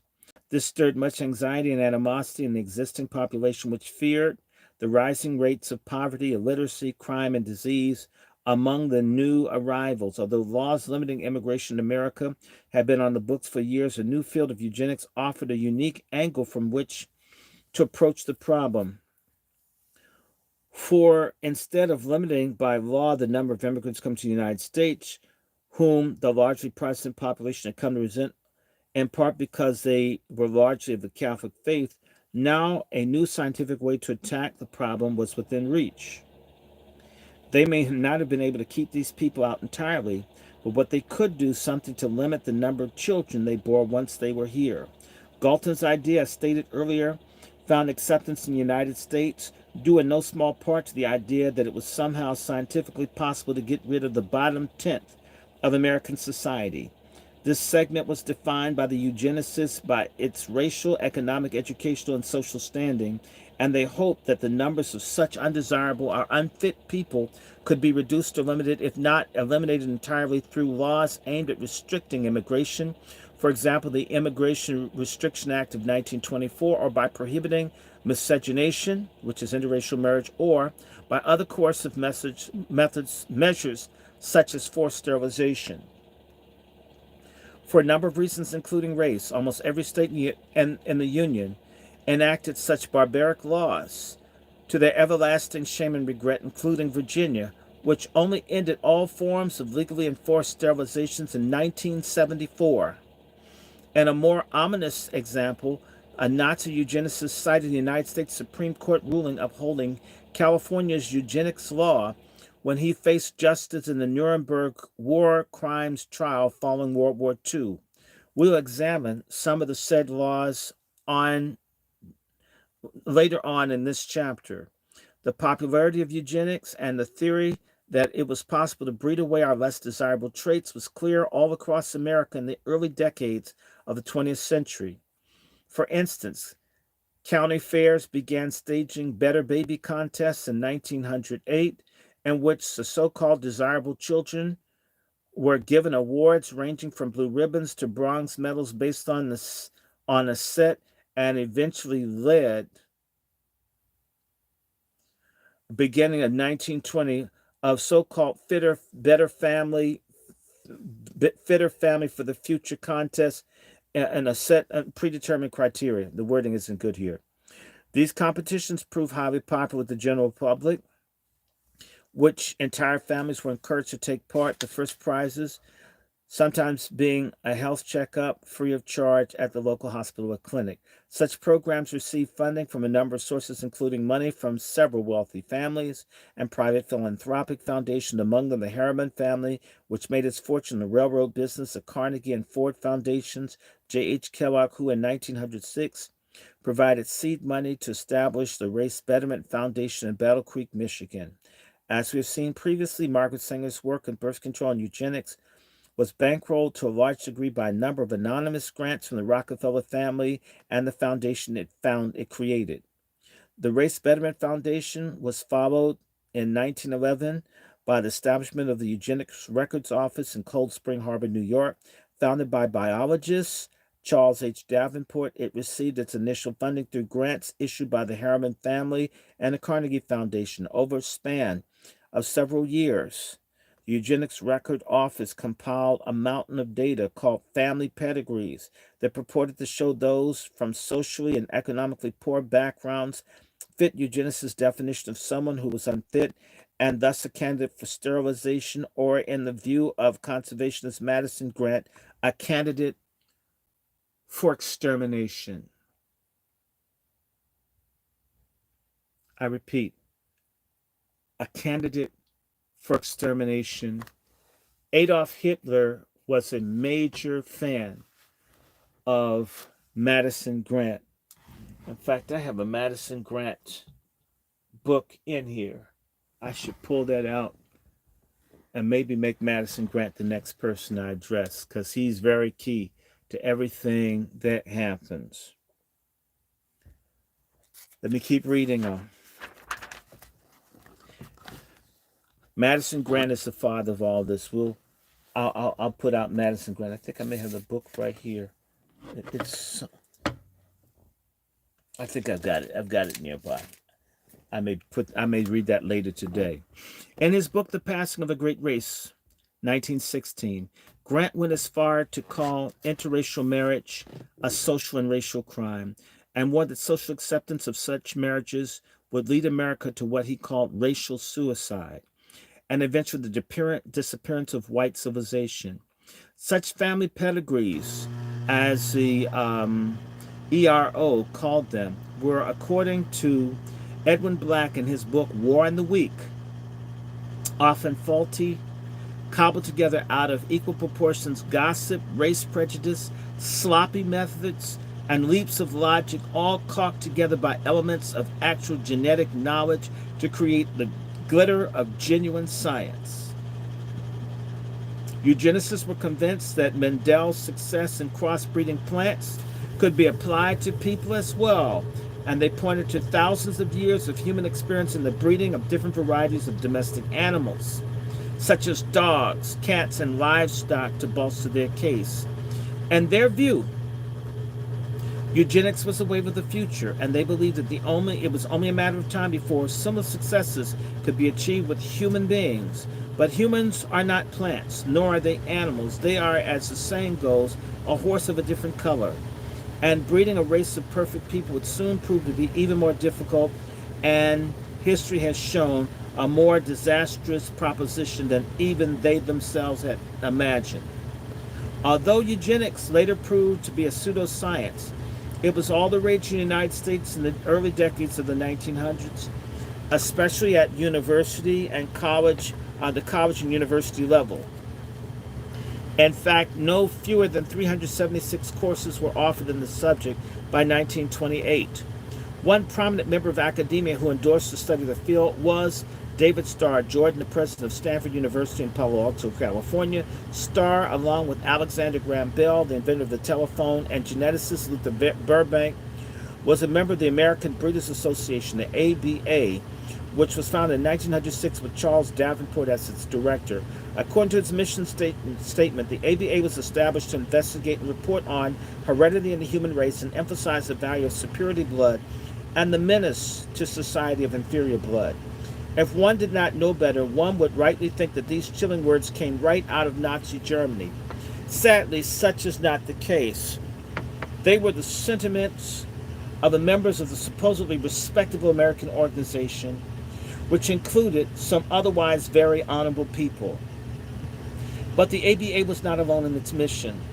Soon, similar groups sprang up around the country, including the American Association for the Study and Prevention of Infant Mortality, the first group to begin studying infant mortality rates and utilizing principles of eugenics.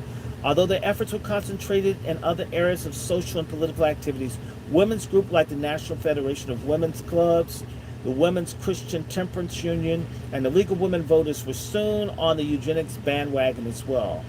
These other groups were instrumental in getting state governments across the nation to enact forced sterilization laws based entirely on eugenic principles, often with long-term and catastrophic consequences. Indiana was the first state to adopt such legislation and was followed over by a number of years by Connecticut, California, North Carolina, and Virginia, among others. As noted earlier, California's eugenic sterilization law, under which more than 20,000 people were forcibly sterilized, served as the basis for much of Nazi Germany's infamous racial purification statutes and was upheld by the United States Supreme Court. Virginia's law, euphemistically called the Racial Integrity Act. This is a law that basically was a paper genocide. I have family from North Carolina and Virginia, Indians, and basically what the Racial Integrity Act, first of all, outlawed intermarriage and also eliminated Indians as a category. All of a sudden, everybody was, you couldn't be, you were just black and you're white.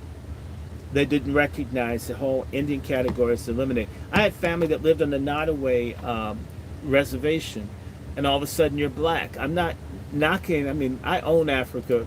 I love Africa. But anyway, let me move on. It's crap. Crap. Racial Integrity Act was passed in 1924 and was a direct result of efforts of eugenic supporters like Dr. Larry Laughlin, Ernest Cox, John Powell, and Walter Plecker, the infamous Walter Plecker. Laughlin's role in promulgating the law was especially odious. In 1914, he issued a model eugenical sterilization law that was his first major act in the Eugenics Records Office. That's the ERO, you'll hear me mention. Aimed at passing legislation that authorized sterilization of the socially inadequate, the law could cover a laundry list of institutionalized individuals who were housed in facilities that were maintained wholly or in part at public taxpayer expense. Those people who came under the definition as feeble-minded, insane, criminalistic, epileptic, inebriate, which means drunk or alcoholic, diseased, blind, deaf, deformed, and dependent. Further, Laughlin proposed that orphans, tramps, ne'er-do-wells, the homeless, and paupers all be candidates for coercive sterilization procedures. How different would things be today if the parents of Helen Keller, or Stephen Hawking, two shining examples of unique human ability to overcome unspeakable handicaps, had been sterilized and rendered unable to bring them into the world? For they would have clearly found themselves in the crosshairs of the compassionate Dr. Harry Laughlin, who himself was an epileptic and therefore would have been a prime candidate for sterilization under his own proposed law. The state passed its law on the grounds that heredity plays an important part in the transmission of insanity, idiocy, imbecility, epilepsy, and crime, and targeted those defective persons whose reproduction supposedly presented a menace to society. The first victim of this law was a 17-year-old girl named Carrie Buck, who had had a child out of wedlock. She was forcibly sterilized on the dubious grounds that her mother, Emma, who was confined at the Virginia colony for the epileptic and feeble-minded, had passed on the undesirable genetic traits of feeble-mindedness and sexual promiscuity onto her daughter. A trial soon followed that sought to challenge the constitutionality of the state law under which Carrie was to be coercively sterilized. The state brought forth several witnesses who testified against Carrie, including Albert Priddy. the superintendent of the asylum where Emma was confined, he testified that Emma had a record of immorality, prostitution, untruthfulness, and syphilis, and that the Buck family were members of the shiftless, ignorant, and worthless class of antisocial whites of the South. Other members at Carrie's trial included Arthur Easterbrook, a sociologist from the ERO, and a nurse who examined Vivian, the child whom had been born, and found her to be below average and not quite normal. Even Laughlin himself got into the act, although he had never met Carrie, let alone examined her, wrote a disposition endorsing Pretty's contention regarding her alleged feeble-mindedness and moral delinquency.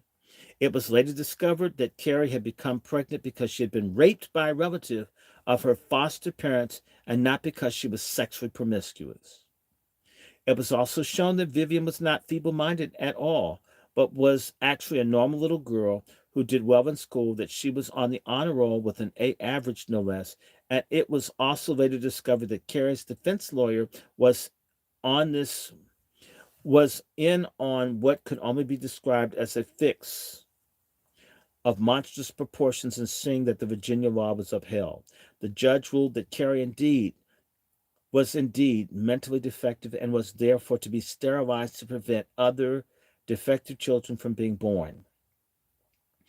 The verdict was appealed to the United States Supreme Court, and that body rendered its final decision in 1927 in Buck v. Bell, in which Justice Oliver Wendell Holmes presiding.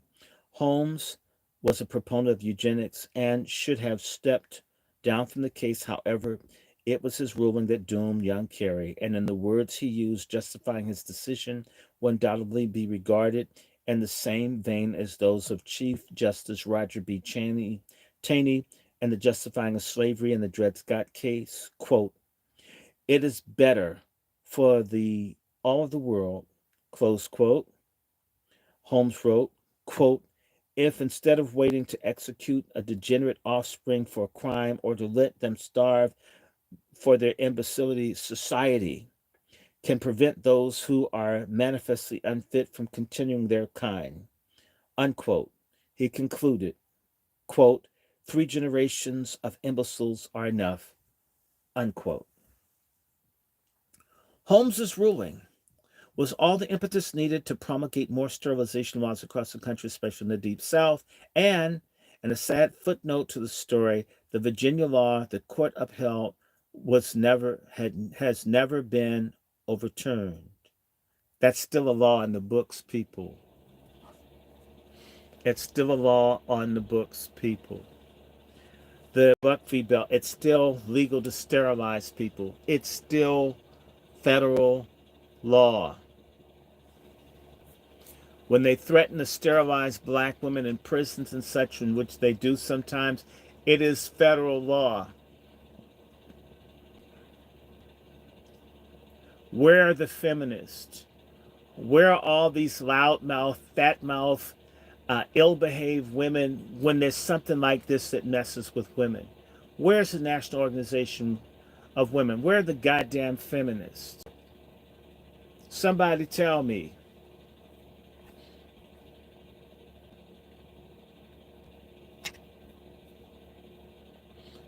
Okay, this is messing with my transmission. I don't know. Wait a minute. My thing went off. Hold on 1 second. Out of nowhere, my signal went off. Yeah, I think that they don't want people sharing information. Let me see if I can get on Wi-Fi, because it knocked I was hardwired and it went off.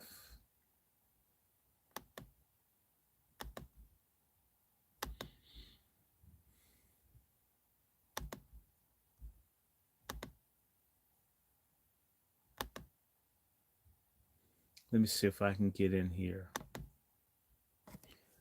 And that's hardwired and it took me out. Just 1 second, folks. I apologize.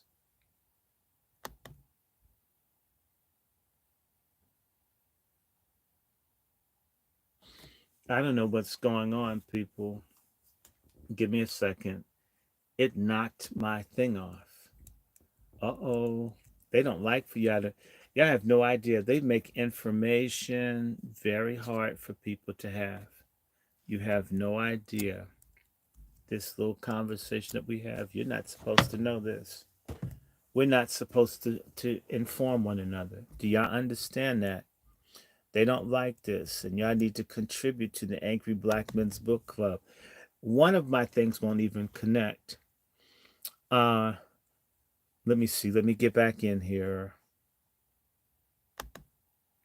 I apologize. They took me off, folks. This is some powerful information. They don't want you to know. I know other people have bigger followings and they got more folks. I'm not competing with anyone. I'm going to do what I do.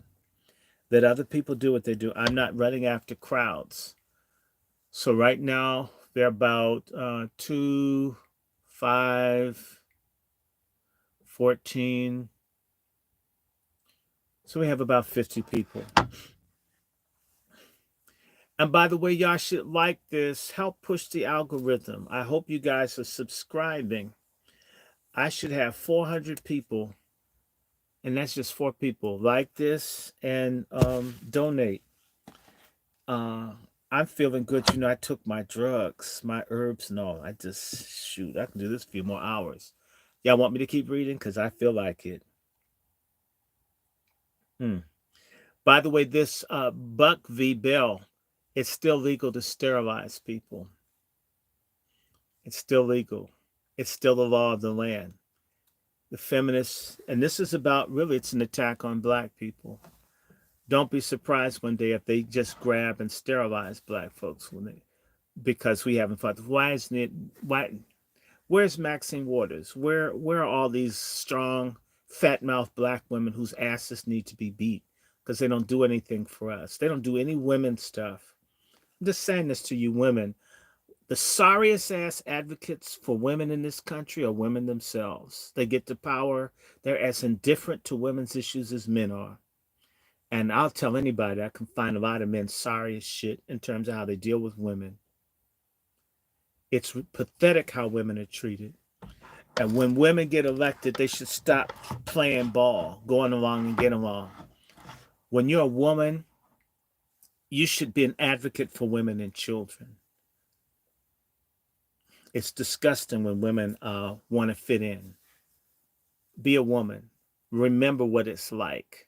If in fact women are persecuted, shouldn't you be an advocate for women? Okay. Let me go back. I'm going to read.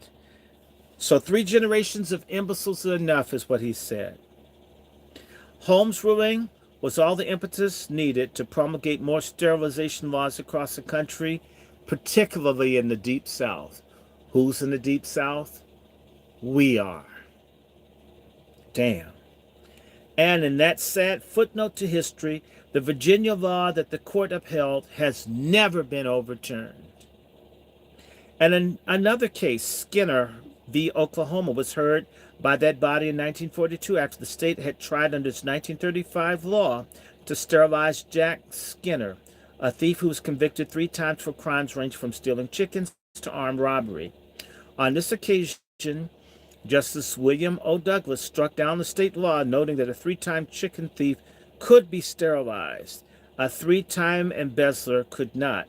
He ruled that Skinner could not be sterilized for his crimes, writing, quote, "We have not the slightest basis for inferring that the inheritability of criminal traits follows the neat legal distinctions which the law had been marked between these 2 offenses," close quote. Despite the ruling in the Skinner case, the forced sterilization laws continued on the books, and at one time or another, 33 states had statutes permitting coercive measures of one kind or another to rein in the number of those deemed unfit or defective by the respective states. We have already seen how the eugenicist Harry Laughlin defined such people, often through the use of highly subjective, erroneous, and biased criteria. And while Carrie Buck and her daughter were white, as was Jack Skinner, there were those eugenicists who, as shown, believed that sterilizing members of other races, simply because they were members of other races, was not only desirable and acceptable, it was a necessary remedy and a solemn obligation. A solemn obligation. Damn. Remember the words of Margaret Sanger in calling members of minority groups human weeds and justifying her Negro Project, or the sentiments of Madison Grant, who believed that minorities should be exterminated should they dare to forget their place and marry others outside their race. And it is absolutely stunning how many prominent Black Americans were taken in by the notion of race-based eugenics, in particular where the Negro Project was concerned. Here comes the boule, y'all. For example, Charles S. Johnson, president of Fisk University, supported the idea of what he called eugenic discrimination. Writing in the June 1932 issue of the Birth Control Review, this is Margaret Sanger, racist Nazi Margaret Sanger, had boule Negroes writing in favor of eliminating us. Why do you think they're not saying anything about Chicago or New York or what's happening in D.C.? These democratic cities. What's happening to Black people all over what's happening in Miami? Where's the goddamn CBC? Why do you dumb fucks vote Democratic blindly? Why vote at all if they're moving to exterminate you? Writing in the June 1932 issue of the Birth Control Review that such a program was necessary because the high maternal and infant mortality rates and to lower the incidence of diseases like malaria, tuberculosis, typhoid, and venereal infection. He contended that, quote, the status of Negroes as marginal workers, their confinement to the lowest branches of industry, the necessity for the labors of mothers as well as children to balance their meager budgets are factors that emphasize the need for lessening the burdens, not only for themselves, but society, which must provide the supplementary support in the form of relief, close quote. Johnson later served on the National Negro Advisory Board of Sanger's Birth Control Federation of America, which later became the Planned Parenthood Federation of America. And how many of you think, I can assure you, I bet you, Charles S. Johnson is Greek.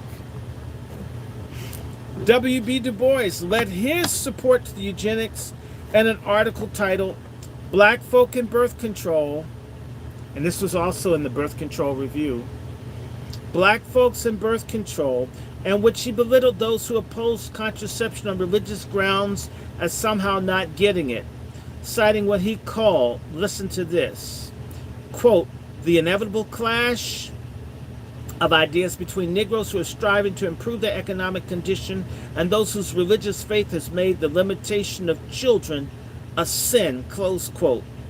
He took those people to task for their stubborn intransigence, calling them, quote, the mass of ignorant Negroes who breed carelessly and disastrously, so that the increase among them is from the part of the population least intelligent and fit, and the least able to rear their children properly, close quote.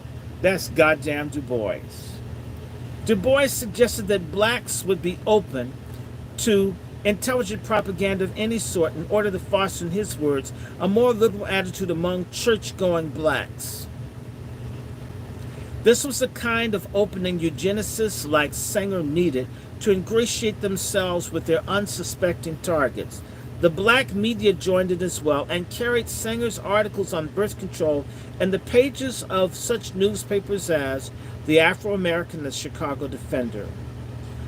Author Walter Thurpening was even more blunt in his criticisms than either Johnson or Du Bois. In an article that appeared in the June 1932 issue of the Birth Control Review that was titled God's Children, he excoriated poor blacks for siring more children calling it a pathetic situation. Quote, the birth of a colored child, even to parents who can give adequate support, is pathetic in view of the unchristian and undemocratic treatment likely to be accorded at the hands of a predominantly white community, and the denial of choice and the propagation to this unfortunate class is nothing less than barbarous. So in other words, it's not racism that needs to get rid of. Black people shouldn't exist, therefore there won't be discrimination.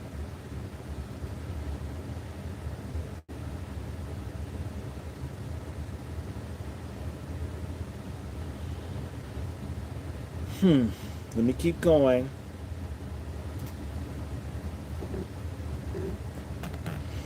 Note, if you will, the corruption of the word children that Turpinning used in the title of this article.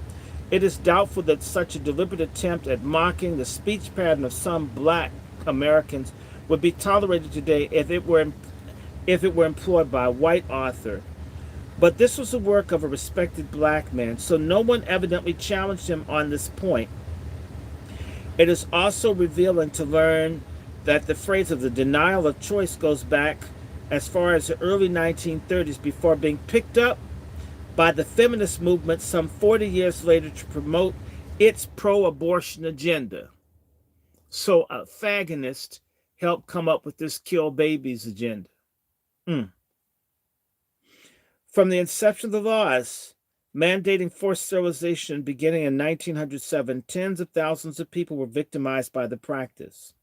While the actual number of these operations may never be known, it has been estimated by the time Oregon had performed its last legally enforced sterilization in the United States in 1981, at least 64,000 people had their lives irreparably damaged by the effects of forced sterilizations in the United States, and often for the most frivolous or specious of reasons. California led the way with a dubious category with an estimated 20,108 such procedures. 2 states performed more than 5,000. Virginia was 7,162, and North Carolina was 6,297. Michigan with 3,786. Georgia with 3,284. Kansas with 3,032.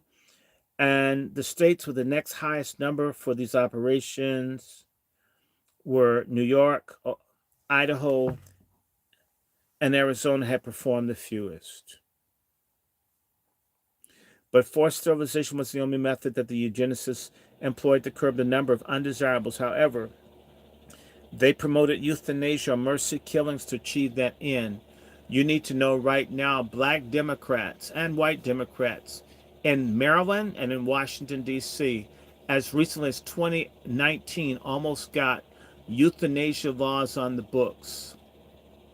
Black preachers are now being paid to promote through this group called Compassion to Care to get black families to kill their sick members. Compassion to Care, it's a real group. So it's compassion to kill your family when they're sick. You don't see any movement among these nigger preachers to do anything to help people when they're sick, but you can get them to take pay to get folk to kill them. Again, they promoted euthanasia, mercy killings to achieve their end. Euthanasia comes from the Greek word euthanos, which means good death.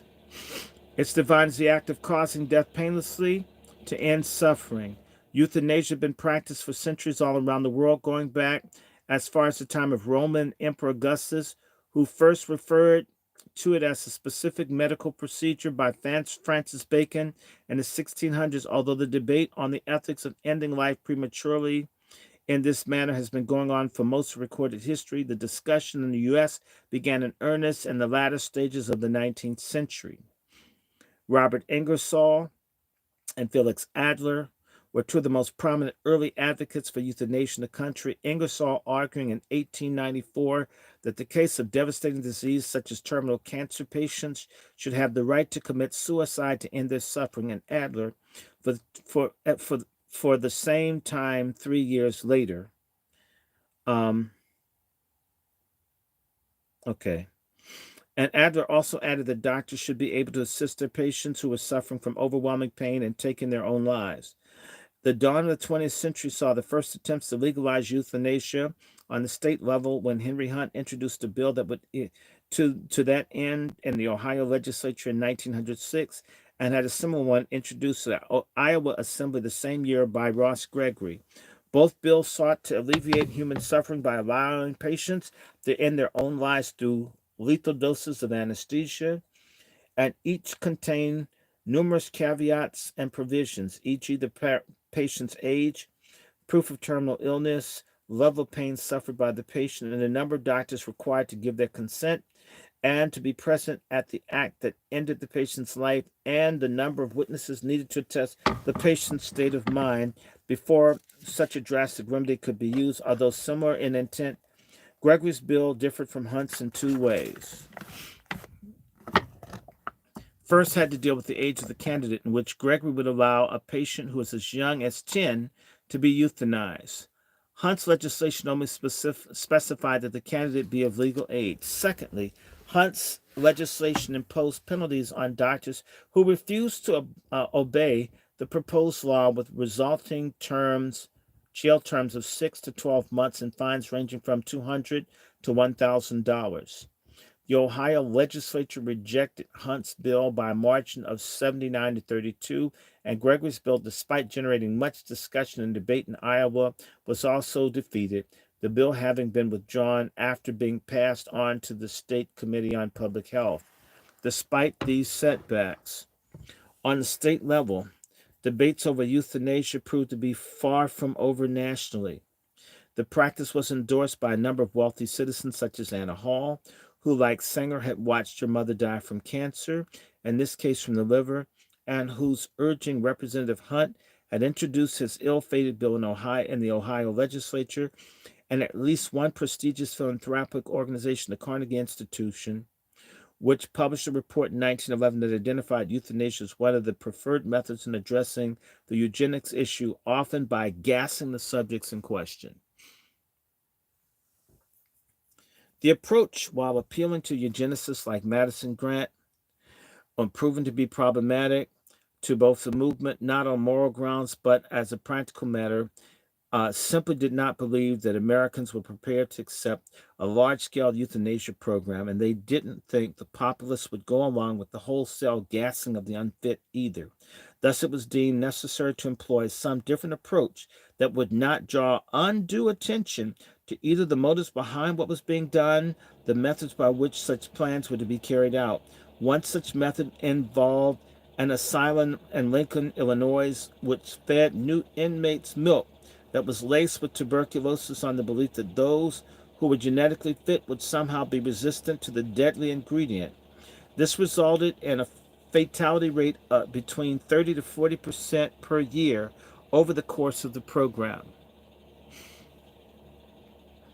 Though many of the people today associate mercy killings with the modern right to die movement pioneered by Dr. Jack Kevorkian, or the present Oregon, Washington State, and Montana laws approving doctor-assisted suicide, the idea of ending the lives of the unfit on an organized basis, either by gassing them, poisoning them, isn't, as in the example above, or by various forms of legal neglect, actually predated each by several decades. In fact, the movement tried to create an air of medical and scientific legitimacy as far back as the early 1930s.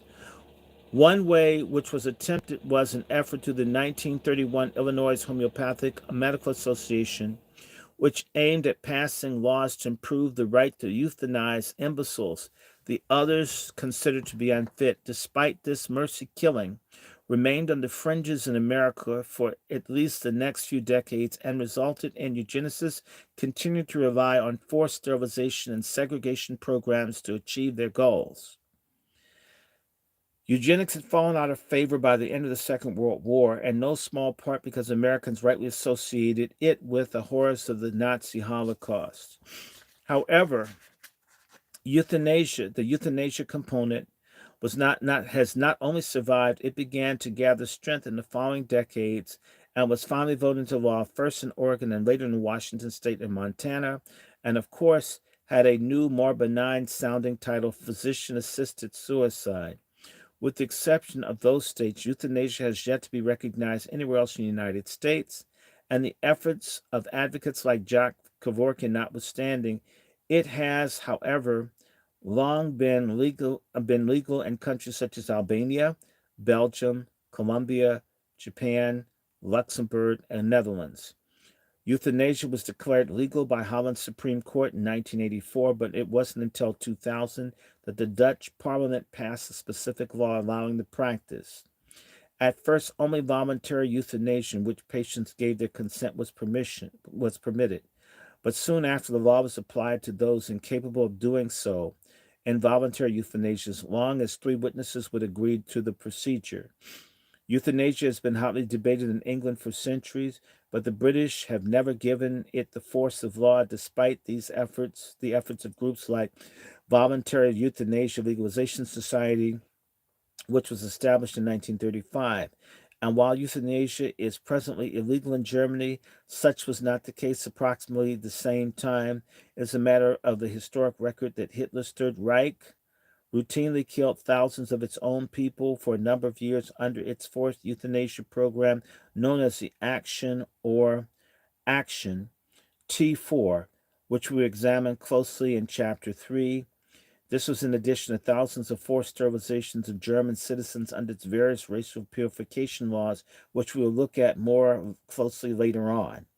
Although it is difficult to know exactly how many people have been euthanized, either voluntarily or against their will, we can point to some fairly reliable numbers that have come out over the years from places like Germany and Holland. What we do know is that both types of euthanasia were widely practiced during Hitler's Third Reich and were a major factor in the implementing of his final solution to the Jewish question. We also know the death toll of this scheme, which was conducted in almost complete secrecy and was absolutely staggering, with more than 200,000 either physically or mentally disabled people done in by lethal injection, starvation, and gassing between 1933 and the end of World War II. This, in addition to 6 million Jews who were exterminated during his reign of terror in Germany and in the occupied lands to the east. We know that this figure was not confined to just Jews alone. Non-Jews were murdered by the bushel by the Nazis, as were Catholics, gypsies, and homosexuals, Hitler's political enemies, and just about anyone else whom the right determined was unfit. Holland's program has been in place for the last couple of decades with a death toll of more than 130,000 as of 2010, resulting from voluntary, involuntary, and non-voluntary forms of euthanasia. Non-voluntary euthanasia being administered in situations where the patient's consent is unavailable. This is an alarming development, to say the least. The Dutch law, originally intended to give help to incurably ill to end their suffering by terminating their lives with specific restrictions. But evidence is now emerging that shows that the program is being extended to those who do not just have terminal illnesses, but to those who suffer from depression or who are just plain tired of living at all.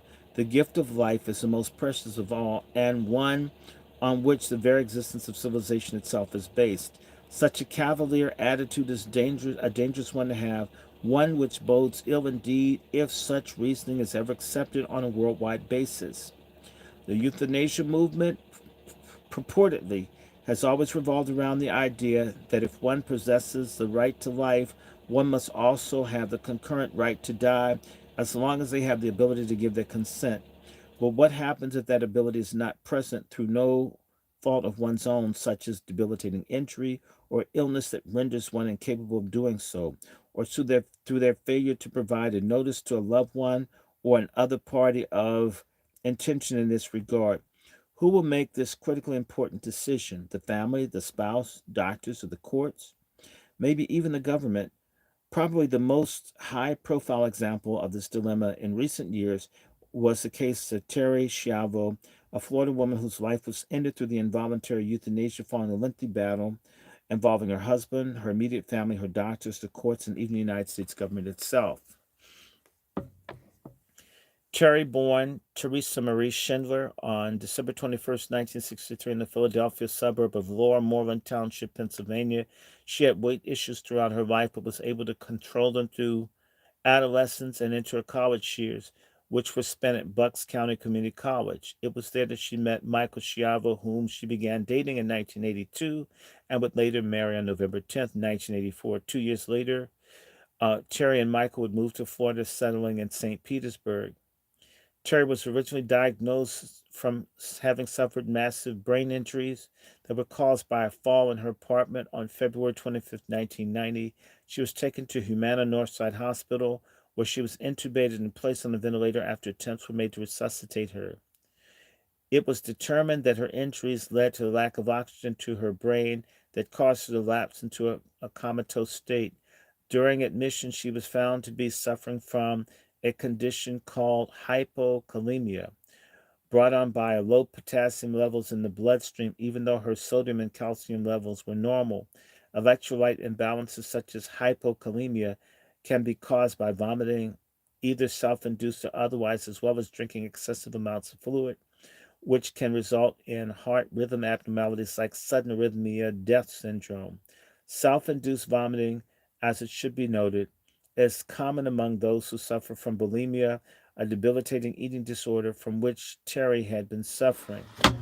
At the hospital, her medical chart read that Terry apparently had been trying to keep her weight down with dieting by herself, drinking liquids most of the time during the day, and drinking about 10 to 15 glasses of iced tea.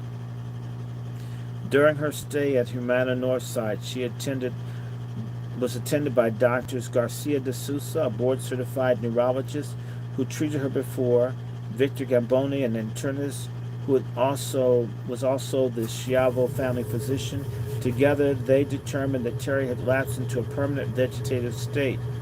This diagnosis, which de Sousa and Gamboni had reached about a year before after she had suffered her sudden cardiac arrest, was soon followed by a long, protracted battle between the Schindler family and Michael Schiavo that ultimately involved no less than 14 separate appeals to Florida courts, not to mention several mentions, hearings, and petitions on the state level, 5 suits in federal district courts, state laws which were struck down by the Florida Supreme Court, and 4 denials by the United States Supreme Court. Terry's feeding tube was removed and reinserted on several occasions over the next few years until it was ordered to be removed for the last time. The case even reached the United States House and Senate, which passed special legislation ordering that the feeding tube be reinserted to provide nourishment to the stricken woman after Judge George Greer ordered it removed yet again. President George W. Bush made a special trip to Washington from his vacation in Crawford, Texas, to sign the legislation ordering the feeding tube be reinserted. At issue was whether or not Terry would have wanted her feeding tube removed so that she could die in peace. But due to her condition, she could not make her wishes known about what to do. Her husband, Michael, maintained that Terry would not have wanted to remain on the tube and that she had made this clear to him. But her parents disputed this contention, saying that their daughter was a devout Catholic who would never have made such a request due to her religious upbringing. The Schindlers were so confident that she could still function that they offered to care for Terry on their own, but were denied the opportunity to do so. They also maintained that her cognitive abilities were still intact to the point she was able to respond to certain external stimuli, which they attempted to prove using videotape evidence. Again, they were rebuffed. The matter was further complicated by the fact that she had not prepared a living will, laying out her wishes in case of such a catastrophic event as that which actually befell her. And that fact, no one, neither her husband nor her parents, knew exactly what she wanted. The whole thing was a mess, to put it mildly, and Michael certainly did himself no favors when it was revealed that he had begun an affair with another woman and had fathered a child with her while he was still married to Terry and was still her legal guardian. He had also reportedly asked on occasion, "When is this bitch going to die?" Schiavo's relation with the Schindlers, which was once so amicable that he was allowed to live rent-free in one of their condominiums for a number of months from 1990 to 1993 were now beyond repair. An autopsy was conducted on Terry following the removal of her feeding tube on March 21st, 2005 was inconclusive as to the cause of the manner of her death. It was conducted by John R. Thugmartin, MD, the chief medical examiner for the Pinellas and Pasco counties, who worked in consultation with neuropathologist Stephen J. Nelson. While they found extensive damage to Terry's brain and nervous system, there was no sign of any trauma in the neck area, which seemed to rule out the possibility that Terry was strangled before the fall. The autopsy also revealed that her heart and blood vessels were healthy, which ruled out her initial collapse as a result of a myocardial infarction. Interestingly, Dr. Thugmartin found no evidence of bulimia contrary to the initial diagnosis made by the Humana Northside Hospital on February 25, 1990. The autopsy results were released to the public on June 15, 2005, and they seemed to raise more questions than they answered. In it, Thugmartin wrote, Ms. Schiavo suffered severe anoxic brain injury, the cause of which cannot be determined with a reasonable medical certainty. The manner of death will therefore be listed as undetermined. While the results of Terry's autopsy may have laid the matter to rest for many, including Michael, the Schindlers were far from satisfied.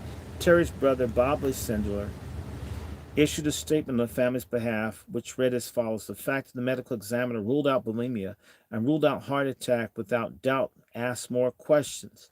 Then, since Thugmartin issued his findings in the Schiavo case, relations between the Schindlers and Michael have remained, to put it charitably, icy at best. Each side has kept its right to die issue alive in its own way.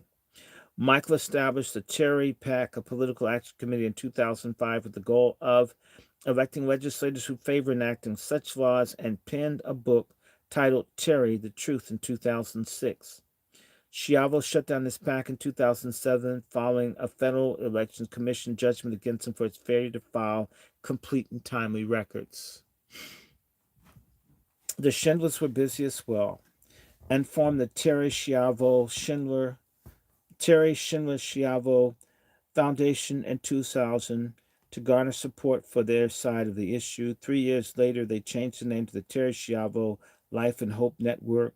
They also published a book of their own, A Life That Matters, The Life of Terry Schiavo, A Lesson for Us All, 2006, the same year that Michael's book was released. Charges of financial improprieties have flown back and forth between the two sides. For example, Michael has alleged that Terry's family has benefited improperly from using her name in the foundational fundraising activities, a name he contends they have no right to use since he owns it, while the Schindlers argue that they have the right to use her name since attention resulting from the case had made her a public figure. Such developments have made it fairly safe to say the effects of the Terry Schiavo case will be with us for some time to come. They've also made it clear that the euthanasia discussion, regardless of what name is attached to the right to die, physician-assisted suicide, etc., isn't going away anytime soon either. So what? At the end of the day, do we take away from this? What do we learn? And how ultimately are we going to move on? Whatever anyone thinks the final outcome, one particularly disturbing aspect of the Schiavo case was Judge Greer's ruling that the simple act of providing Terry with food and water through her feeding tube somehow constituted an unusual or heroic measure to keep her alive through her long, drawn-out ordeal. After all, would not one normally describe such an act as one of compassion? This was not some kind of radical experiment that was being conducted on a human guinea pig. To the contrary, this was a decent, logical, and yes, Christian thing to do. How y'all doing? Am I almost done with this chapter? Yep. I'm almost done with this chapter. I get to go to the good stuff. Let me finish this. I'm going to finish this chapter. And you know what? I'm going to stop. Oh, it's almost 2:30. I'm going to stop at 2:30 and we're going to pick back up. How do y'all like this? I'm going to do some more eugenic stuff. Are you guys good over here? I hope you guys are good. Let me see. I'm not interested in this. This guy's it's not going into detail. I want to read some of this in chapter 3. I'm wondering, should I do that? Or should I do...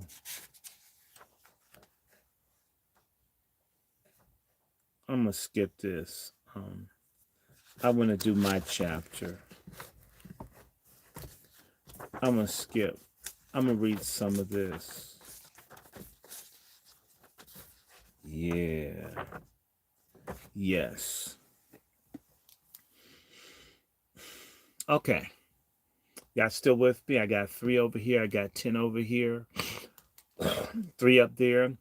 So 3 plus 3 is 6. 16 plus 34. I'm in chapter 4.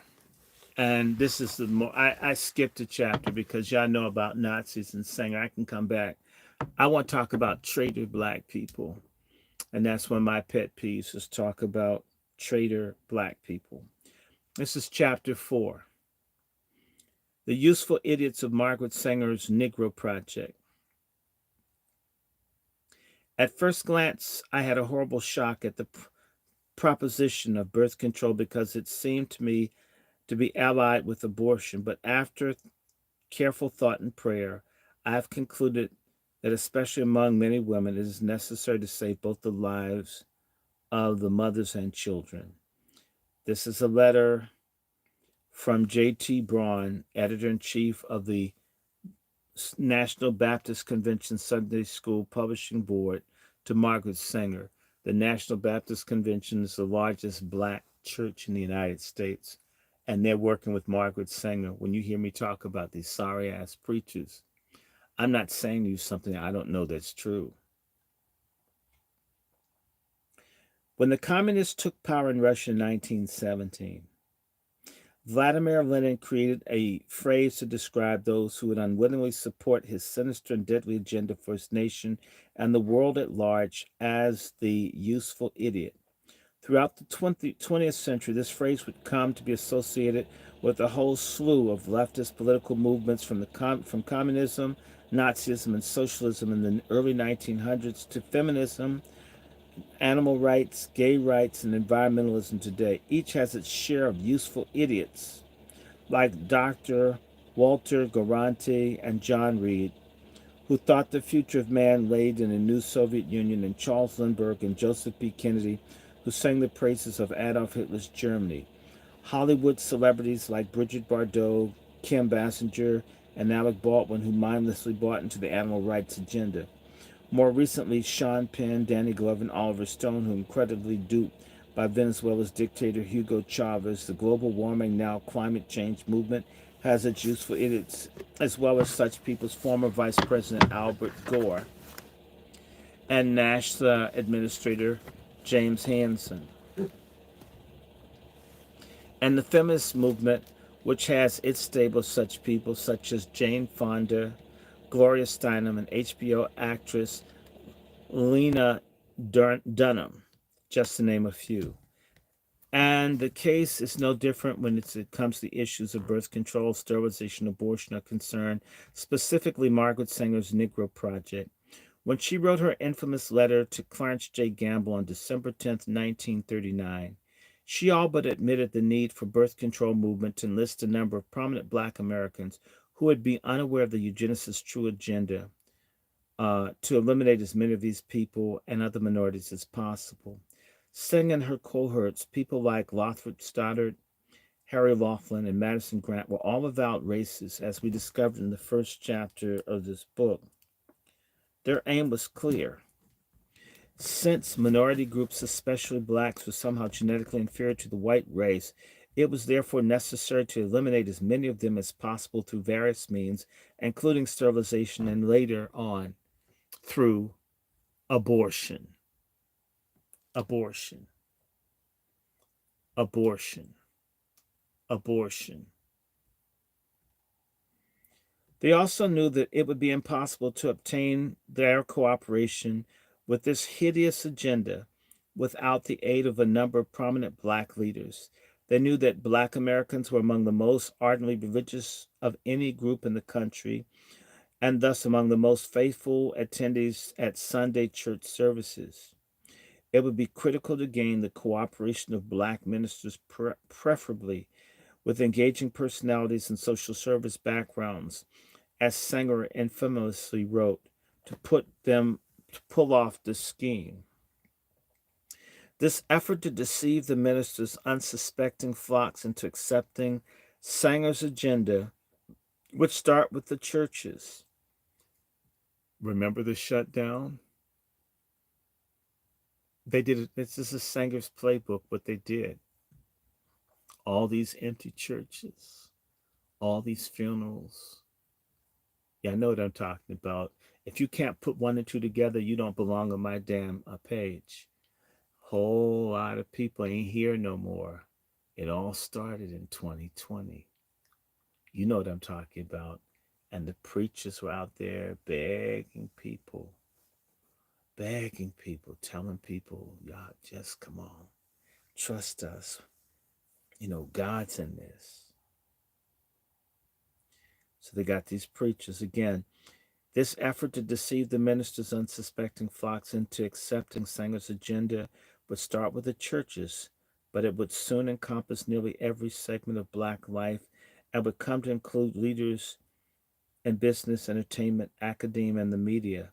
And the tradition of all leftist ideology, the eugenicist agenda, would be framed in such benign and noble sounding euphemisms as family planning, birth control, and disease prevention, and would rely heavily on a number of useful idiots in the black community to carry it forward. The purpose of this chapter, then, is to examine more closely the role that these people played in implementing Margaret Sanger's Negro Project, not only from its inception in December 1939, but up to and including the present day. One prominent figure in the black community was W.B. Du Bois. Born in Great Barrington, Massachusetts in 1868, Du Bois became an accomplished writer, sociologist, and key founder of the National Association for the Advancement of Colored People, the NAACP. During his long career, Du Bois became recognized at the time as the most outspoken civil rights activist in America, and was a recipient of a number of awards, among them the Spingarn Medal from the NAACP in 1932, doctorates of letters from Atlanta University and Fisk University in 1938, and honorary doctorates from Morgan State, Berlin, and Charles Universities. He was also a committed leftist and later a member of the Communist Party. In fact, Du Bois was awarded the Lenin International Prize in 1958. His political views meshed well with the progressive movement that was coming to the fore in the early decades of the 20th century, including the eugenic views of Margaret Sanger, Lothar Stoddard, Henry Laughlin, and others. Du Bois came to believe that what he called the worst of his fellow blacks were the overbreeding and, thus, adding to the social ills that were plaguing this group, while the best, as he called them, were not holding up to their end of the bargain. He believed that the problem could only be resolved through the selective breeding of black children with desirable traits, meaning through eugenics.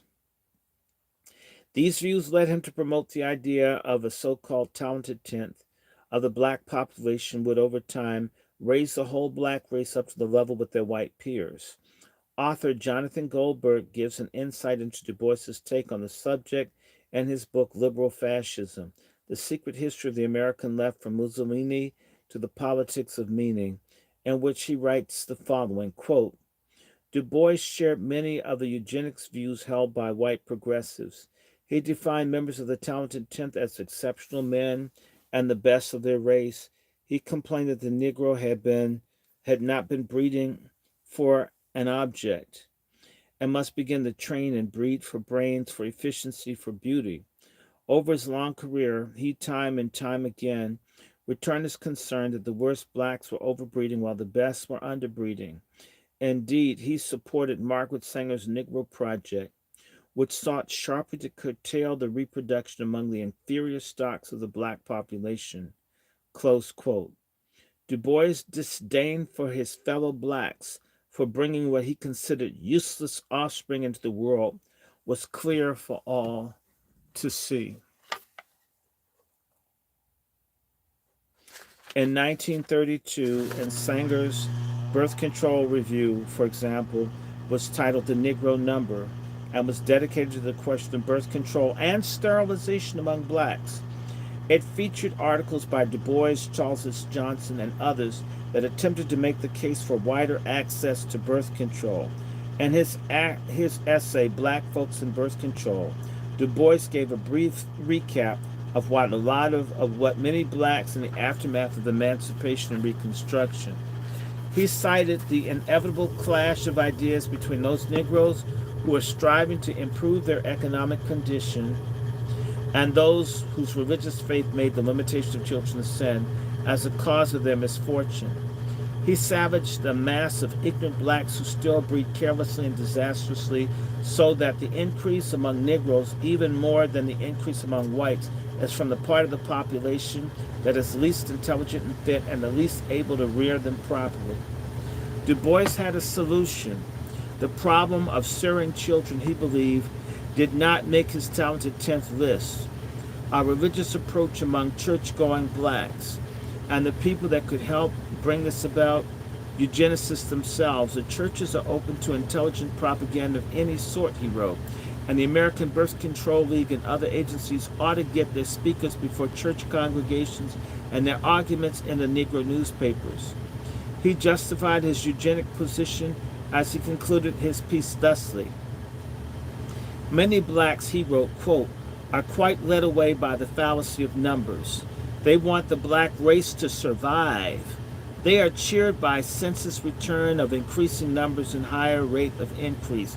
They must learn that among human races and groups, as among vegetables, the quality and not mere quantity really counts, close quote. As among vegetables, is this what the most outspoken civil rights activist in America really thought of his fellow black citizens? That they were no better than vegetables? Sanger and her associates could not have been more pleased with this take from one of the most high-profile and deeply respected black Americans of his era.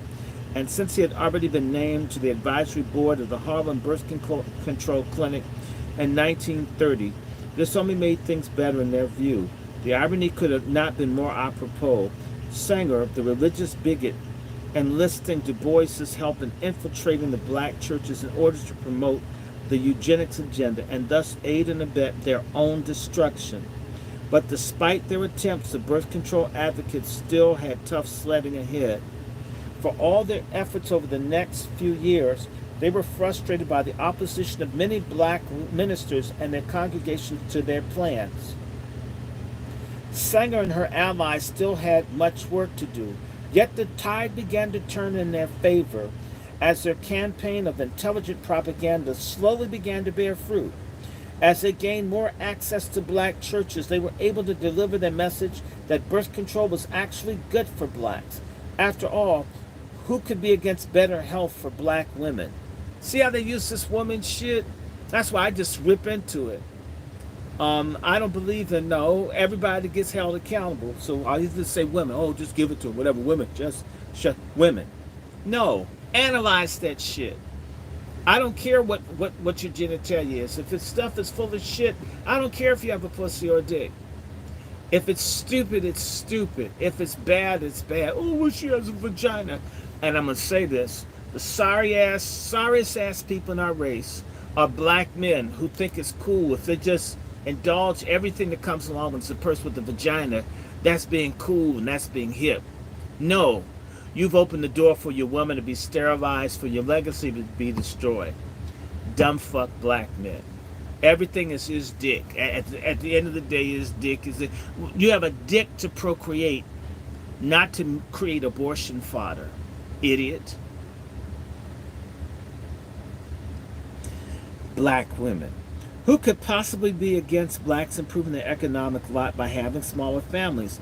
The argument proved powerful indeed.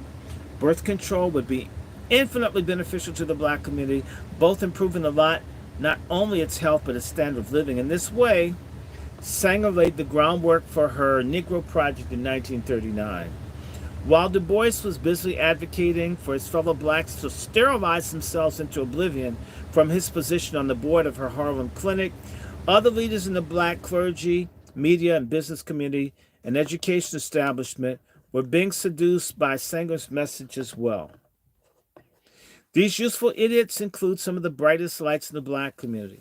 Charles S. Johnson, president of Fisk University in Nashville, wrote an article titled "The Question of Negroes' Health," which appeared in the June 1932 issue of the Birth Control Review. Like Du Bois, Johnson made no bones about his support for selective breeding among black Americans. Quote, now that the Negro morality has been reduced to the point at which whites stood a generation ago, close quote, he wrote, quote, the same eugenic discrimination which applies to whites is necessary with reference for selective fertility within the Negro group, close quote.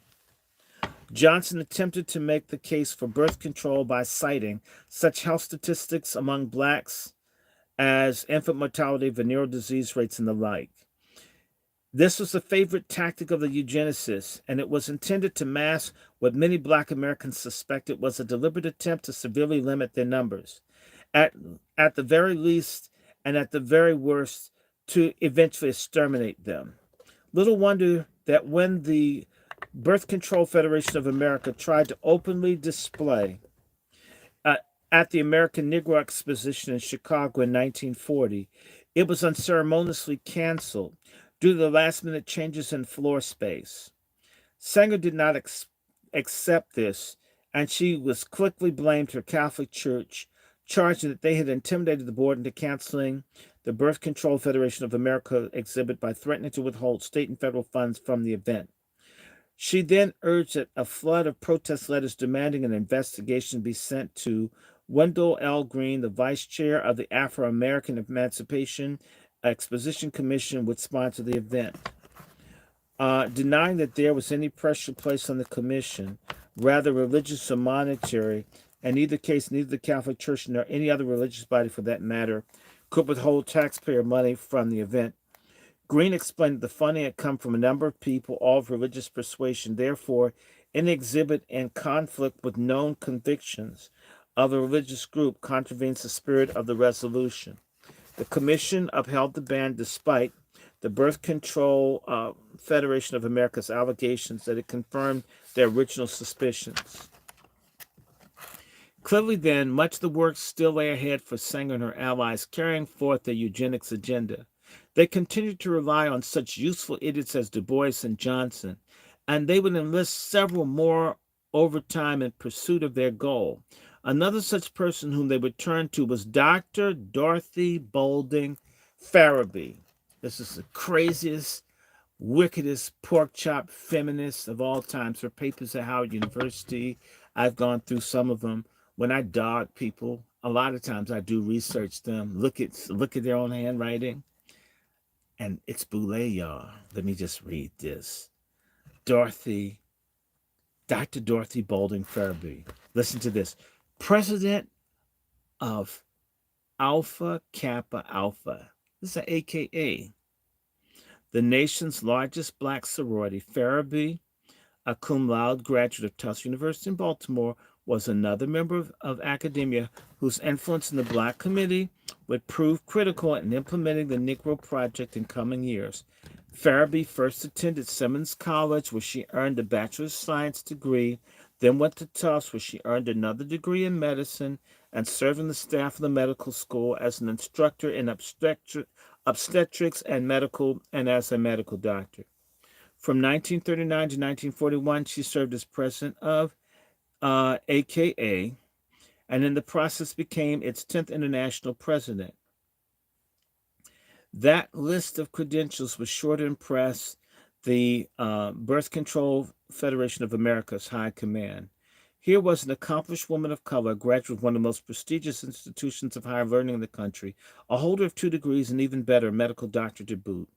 This was precisely the kind of person that Sanger had in mind when assembling her birth control federation of the American Negro Advisory Council.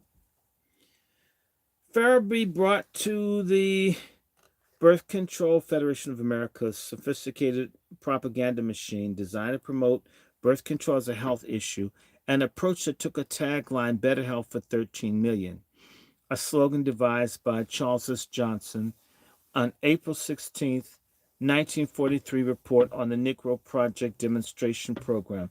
But most of her fellow blacks weren't buying into it. This was evidence that when the Birth Control Federation of America opened two birth control clinics in Tennessee and in South Carolina in 1940, the first was located in Nashville and opened on February 13th. The fact that only 25% of the city's population was black was telling, to say the least. Why the BCF did not choose to open similar clinics in other parts of town, well, the other 75% of the population was overwhelmingly white, the question was worth pondering. The Nashville clinic reported some success.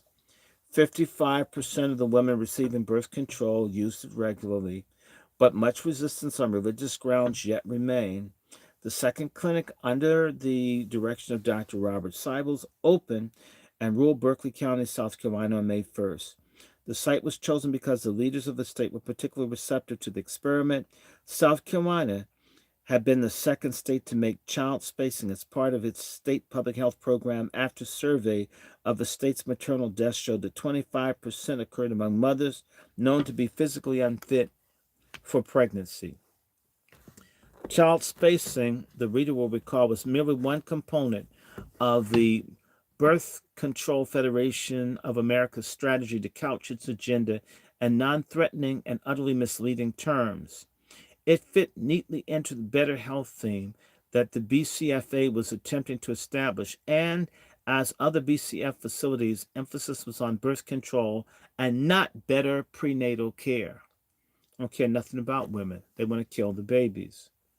On June 29, 1942, representatives of 34 states of the BCFA chapters met in a special session to form Planned Parenthood Federation of America, or Planned Parenthood as we know it today.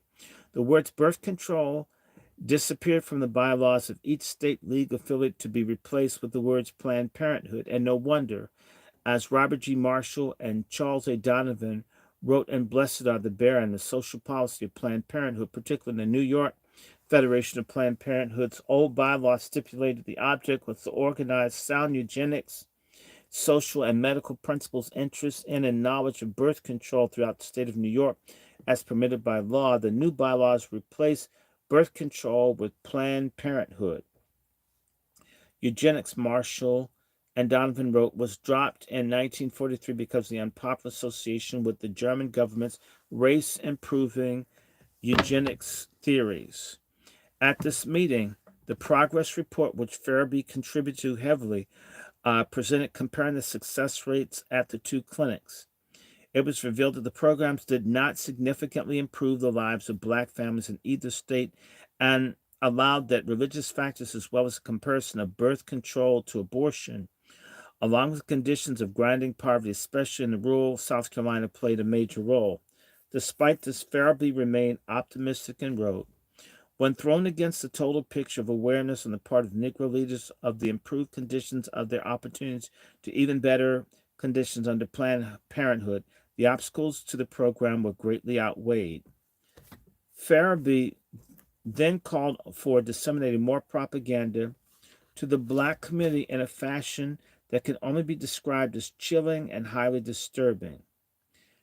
Quote, the future program of Planned Parenthood should center around more education in the field through the work of professional Negro workers, because those of us who believe that the benefits of Planned Parenthood as a vital key to the elimination of human waste must reach the entire population. Close quote. Imagine, if you will, the level of public outrage that this comment would have generated had the speaker been a Klansman who was referring to black Americans, if the same thing had been said by a member of the American Nazi Party referring to Jewish Americans.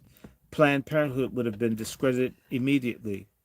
Its members rightly ostracized by every right-thinking American, but Farabee was neither Klan member or Nazi brown shirt. Again, this is using black women to do incredibly evil things, and because they have a vagina as a black woman, oh, we just have to go along with it. Fuck that shit. Scrutinize a woman just like you would anybody else. And you sisters need to start busting women out, holding them accountable. And you see this now. You put in a black woman, no matter what bad happens, I mean, it's a woman, you just have to accept it. It's sick. It's unacceptable. I don't care who does it.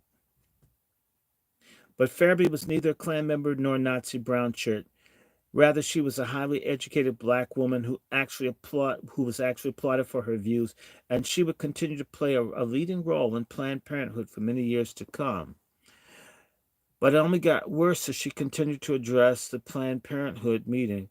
She went on to emphasize the importance of, quote, Negro professionals fully integrated into staff who could interpret the program and objectives to other blacks, and a normal course of day-to-day contact could break down fallacious attitudes and beliefs and elements of distrust, could inspire confidence of the group that would not suspect the intent to eliminate the race. She's talking about exterminating black people. I forgot she has a vagina that has to be okay. Oh, I'm gay. I criticize a woman. That's what a lot of stupid, dumb fuck black men. I have to say this about dumbass black men. The one thing I like is when it's a stupid, dick brain Negro who just goes through like pussy, pussy, pussy, pussy, pussy, pussy. And he gets to court and that woman takes every fucking thing he has. The white judges and everything. That bitch destroys him. And all of a sudden he discovers women are people, that a woman can be bad. She's more than a vagina with the body as a life support unit. And that she took your money and she cut you off and you begging and you going to court with no damn representation trying to prove I love her. I wouldn't take a vote. She got like a whole row of lesbian lawyers with buzz cuts that are going to cut your nuts off. Oh, her pussy, we had great sex. Women are people. A woman can love you, a woman can hate you. Oh, man, I know how to lay the pipe. She could never do this to me. There are more broke niggas who've been divorced, dogged out by women. You need to treat women like people. Women are people. They're human. Okay? And that's just killing the black race now. You put a stupid ass black woman up and nobody asks anything. Nobody get mad. We got one running in DC. Everything's fucked up. But it's a woman. Half the man, I would fuck her. Can't get jobs. Everything bad happened to you. You're hiring all these white cops or harassers. But the mayor, she got a big ass. I'm so tired of dumbass black men. Damn. I hope they're all vaccinated. Just go away. Leave us alone. Don't want to use your head. This woman's talking about exterminating black people. And if most of y'all saw a picture, damn, she's fine, man. Man, I put some secret sauce in her, right? Now Planned Parenthood supporters are quick to contend that Sanger's infamous statements of December 10th, 1939 had been deliberately distorted by the organization's critics. Yet, here we see an unmistakable that her sentiments were not only shared by one of the most influential black women of her time, they were openly and unapologetically expressed by her in public at her group's first annual meeting in January of 1942. A whole lot of black women are going to hell. Another of Sanger's useful idiots was Walter A. Terpening, a celebrated writer, economist, and sociologist from Kalamazoo, Michigan. Terpening was another prominent black who contributed to the June 1932 issue of a Birth Control Review. Terpening's piece was titled God's Children. It echoed the eugenicist line that was told throughout the issue by Du Bois, Johnson, and other black contributors. In his article, he rightly decried that the poverty level among the 1,800 citizens of his own hometown. He condemned the subtle discrimination against them by many in the city's white population. But it wasn't before long he turned from their champion to their attacker. Even as he praised many, quote, colored citizens as fine specimens of humanity, he excoriated others in a large percentage of Kalamazoo's human scrap pile. Turpening cited a number of large black families with offspring who were in prison on public assistance or who had been institutionalized and whose plight had been made worse by the ugly prejudice to which they were routinely exposed. However, a solution to those ills lay not in bettering race relations, improving blacks' economic standing, like our motherfucking money, not in that, or in strengthening the black family unit, but in reducing the number of black children being born in the first place. The answer is extermination. That's the Democratic Party's solution. This is what we've been, the church is now with it, the AME church. Don't y'all see this? Turpening's attack on the poor, disadvantaged blacks continued. Quote, the birth of a colored child, even to those that can give it adequate support, is pathetic in the view of the unchristian and undemocratic treatment it is likely to be accorded at the hands of the predominantly white community, and a denial of choice in the propagation to this unfortunate class is nothing less than barbarous, close quote. Tempening called for an end to crude checks on the black population embodied by malnutrition, disease, and death to be replaced with more humane provision of birth control. In other words, another way to kill black people, more status, you know.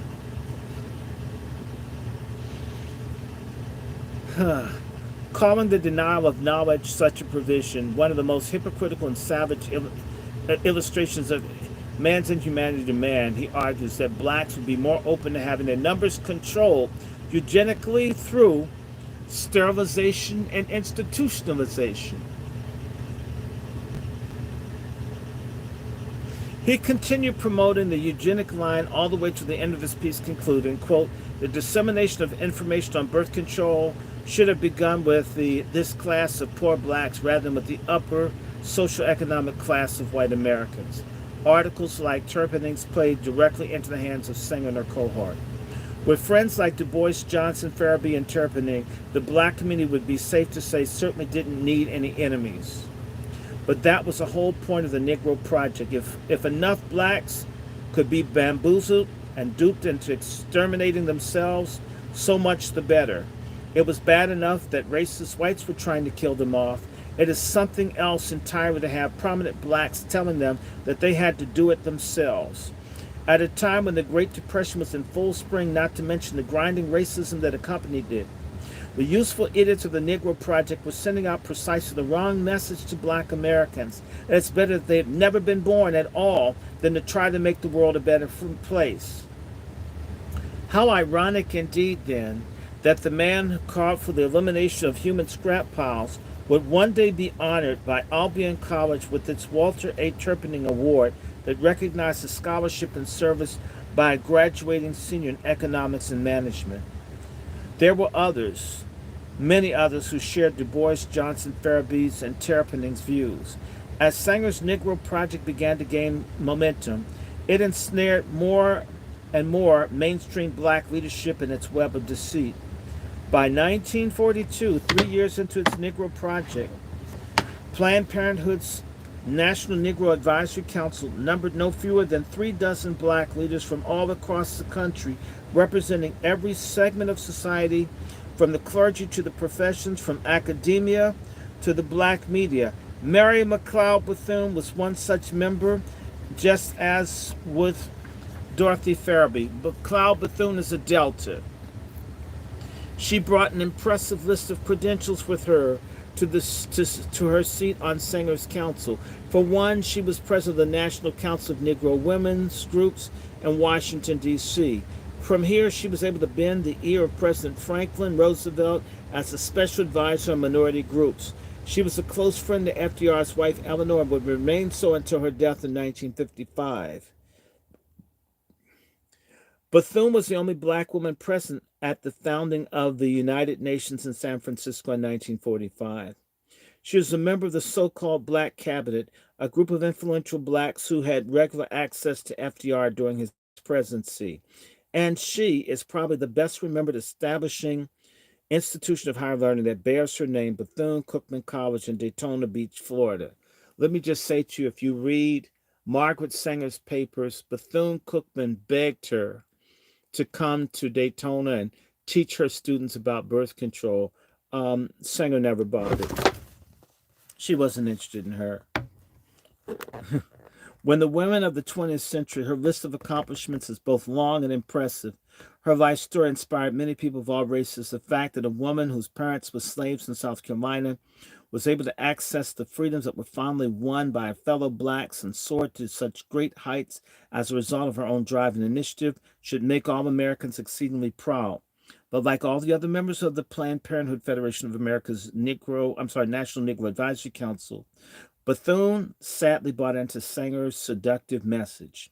She seems to have never questioned Sanger's association with known racists like Lothrop Stoddard, Henry Laughlin, Madison Grant, or S. Adolphus Knopf. She apparently never read nor questioned any of Sanger's own racist writings, such as The Pivot of Civilization, in which the reader will recall she wrote, quote, "Our failure to segregate morons who are increasing and multiplying demonstrates our foolhardy and extravagant sentimentalism. Philanthropists encourage the healthier and more normal sections of the world to shoulder the burden of unthinking and indiscriminate fecundity of others, which brings with it, I think the reader must agree, a dead weight of human waste, instead of decreasing and aiming to eliminate the stocks that are most detrimental to the future of the race and the world, it tends to render them as menacing degree dominant. We are paying for and even submitting to the dictates of an ever-increasing spawning class of human beings who should have never been born in the first place." Bethune could not have been unaware of Sanger's views on severely limiting the number of immigrants coming into the United States, which is made quite clear by her and other eugenicists' support for the Immigration Restriction Act of 1924. Neither could she have not known about Sanger's plan for peace, which she advanced in a speech to the New History Society in New York in 1932, and her speech, which was also published in that April issue of the Birth Control Review. Sanger advocated a number of things, but her chief demand was for a stern and rigid policy of sterilization and segregation to grade the population whose progeny is tainted or whose inheritance is such that objectionable traits may be transmitted to offsprings. This should have set off alarm bells for Bethune, but she agreed nonetheless to serve on Planned Parenthood's Federation of America's Negro Advisory Board without a second thought. If she had done due diligence and looked into Sanger's background, her associations and her alliances, how different might things be today? But sadly, Bethune and her fellow black leaders did not, and millions of Americans of all races, including the unborn, paid a terrible price for the willful blindness of so many in the black community who are entrusted to lead their people responsibly. That price is still being paid even today in the continuing decimation of the black population in America. Since its inception of the Negro Project, the number of black Americans have declined precipitously, due in no small part to the thousands of men and women, either sterilized or birth control devices issued to them, and later through the most hideous form of contraception imaginable, abortion. It has been stated previously in these pages that the black demographic is in dire peril as fewer and fewer children are being born in the place of their parents. No society can survive, let alone thrive, with a replacement rate of less than 2.1 live births per female. This is exactly true in the case of black Americans, whose replacement rate now stands at a staggering 0.7 live births per female. We will examine more closely and many contributing factors that so negatively affect this group in Chapter 6. For now, let us heed the warning of those who are closer to the situation. I'm going to stop here.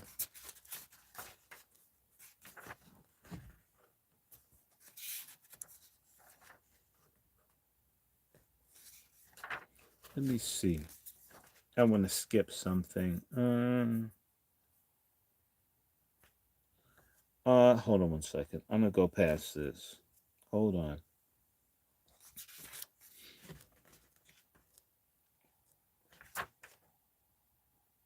Let me give some more. I'm gonna do a little bit more. Let me see. Oh, it's 3 o'clock. Maybe I should go to 3:30. I'm gonna try. I'm gonna do a little bit more, then I'm gonna stop.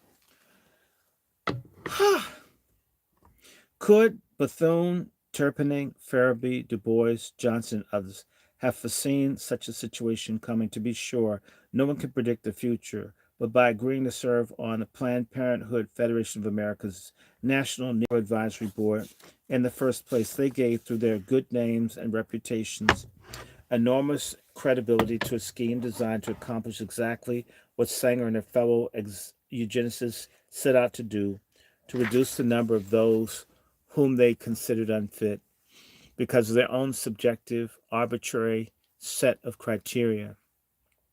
To make matters worse, it would be done with the unsuspecting cooperation of people like W.B. Du Bois, Walter Turpinning, Charles S. Johnson, Dorothy Farabee, Bolden Farabee, Mary McLeod Bethune. There were others who should have known better, yet they instead swallowed the whole line of Margaret Sanger, Lothrop Stoddard, Henry Laughlin, S. Adolphus Knopf, and Paul Popenoe. These individuals, through the power of the pulpit, academia, and their influence in the business community and the media, would in their own way contribute to the success of the Negro Project, and in doing so would sow the seeds for the coming decimation of the black race in America. Let us now look at some of the ministers whom Sanger targeted to promote her racist eugenic agenda in the black churches, such as Adam Clayton Powell Sr. At the head of Abyssinia Baptist Church, the largest such church in the Harlem section of New York, Powell was enormously powerful and influential in the city's teeming, vibrant black community. Due to that power and influence, he enjoyed a position of great credibility. People held him in high esteem. They listened to what he had to say and considered his opinions on many spiritual matters to hold great weight and importance. It was only natural, then, for Sanger to zero in on him to help her out. He was just the kind of person she had in mind when she wrote her infamous letter to Clarence Gamble on December 10th, 1939. A minister with a background in social services who could straighten out those rebellious members of his congregation if they ever got the wrong, or in this case, the wrong idea about what she had in store for them. As a man of faith and compassion, who was deeply concerned about the plight of his people, Powell was in a position to be used in the most cynical way possible by Sanger and her cohorts. It was at the height of arrogance and hypocrisy that Sanger, who was not just irreligious but openly hostile to organized religion, in this case the Catholic Church and its tenets of compassion and charity for all, was able to enlist the aid of a man who led the largest black congregation in New York City. Sanger did this through her stated concern for women's health. Women. You just say women, all of a sudden people just get stupid. We just have to agree. I believe what women say. No, fuck, women lie, men lie. Shit. Child spacing, family planning. Powell never seemed to question her ties to the Ku Klux Klan, which saw the births of more blacks and other minority children as the last thing the world needed.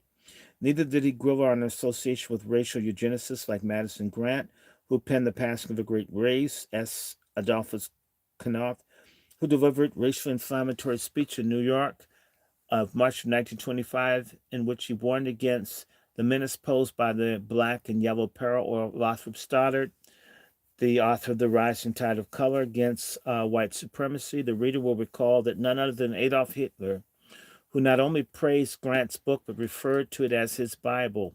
If Powell had done his homework and vetted her properly, Sanger might not have been invited to deliver a lecture on birth control at his church. He might have become her fiercest opponents. It is quite possible this opposition would have inspired other black clergymen and leaders to reject Sanger's seductive, deadly message. Let me just say to you that Calvin Butts of that same Abyssinia Church was a major promoter of the jab out of Abyssinia Church. It's the same playbook, folks. What can we do? The Negro Project started about 1930, and Abyssinia Church in 2020 90 years later, help run the same kind of game.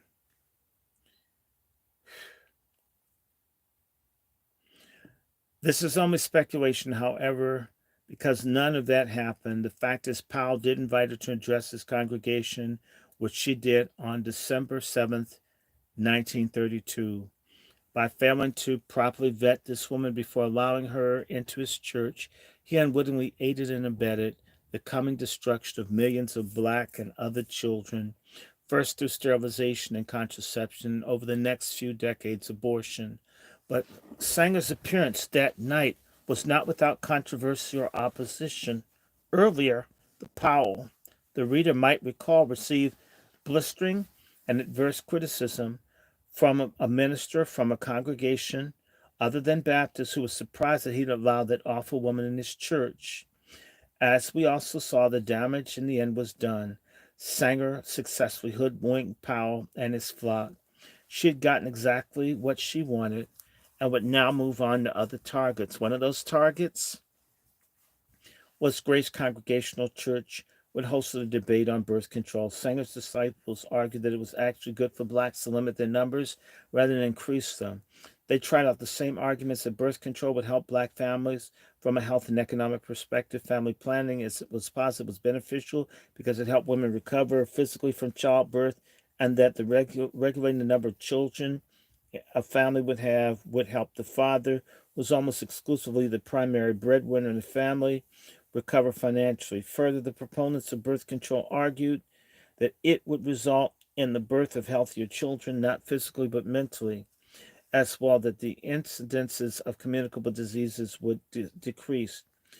Nowhere in these arguments is there any mention made of the need to combat the horrible effects of racism on the black community, which manifests itself in so many ways. Birth control would not end discrimination against black Americans. Family planning and child spacing would do nothing to end Jim Crow in the Deep South. Contraception would not provide black Americans with better opportunities to improve their economic station.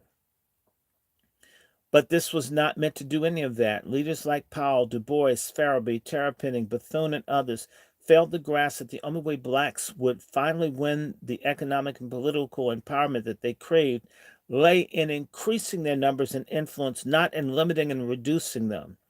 As the adage goes, there's strength in numbers, and they certainly did not need a woman like Sanger, whose racist, anti-religious views were certainly well known, lecturing them on these points. Yet, that is exactly what happened. Sanger and her supporters were permitted to use the church that might expose their views, and despite the warning signs of a racist past that should have been heeded, but sadly were not. In the end, the proponents of birth control won the debate, due in no small part to the skill in framing the issue as one of women's health. It was a difficult argument to refute unless someone knew how. Again, how could anyone be against that? The much larger issue, the moral issue of racism of Sanger and her birth control agenda vis-a-vis the black community, was thrust into the background.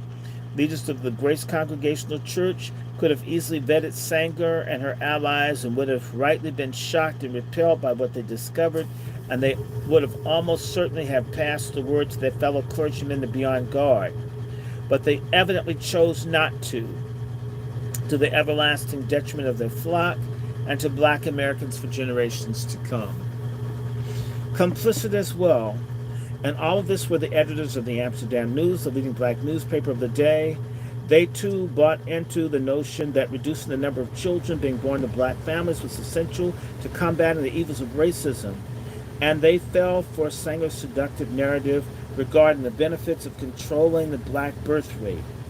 On its position of prominence, the publication carried great weight with the subscribers that Sanger quickly took advantage of this to strike directly at her targets. A golden opportunity presented itself when the paper, in partnership with a leading black civic organization, endorsed the establishment of her birth control clinic in Harlem section of New York City. Sanger's use of well-worn but effective message of better health through contraception was evident in a letter that she wrote to Du Bois November 11, 1930. In it, she invited him and a number of prominent black leaders to become involved in forming an advisory council to direct the clinic's operations for the benefit of colored people. In order to remain in business, the facility relied heavily on the generosity of private foundations, such as the Julius Rosenwald Fund, which example donated $2,500 in 1931 as representing the balance of our appropriation to the Harlem Birth Control Clinic in 1930. Sanger appealed to doctors like Peter Marshall Murray, whom she persuaded to support the clinic so that our work in birth control will be a constructive force in the community.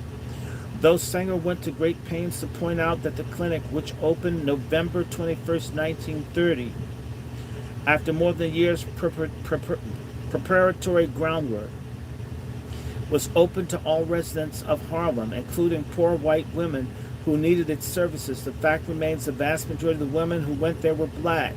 It is not at all surprising since the neighborhood's population was predominantly black, a situation that was borne out by these stark, sobering facts from Sanger's own clinic.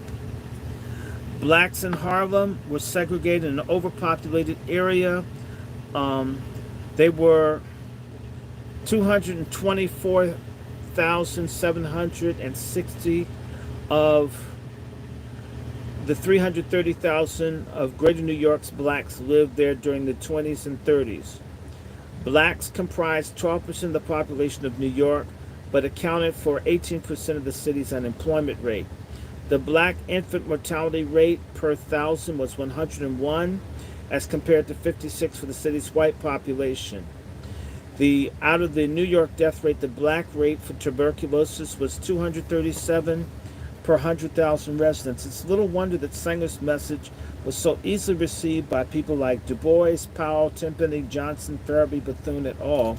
They all ignored her racist dealings with the Ku Klux Klan, Harry Laughlin, Lethbridge Stoddard, S. Adolphus Knopf, Madison Grant, and they overlooked her first fierce opposition to organized religion, as well as her disdain for charitable activities, which is ironic to say the least, given her almost shameless reliance on secular charities to support the operations of her Harlem birth control clinic.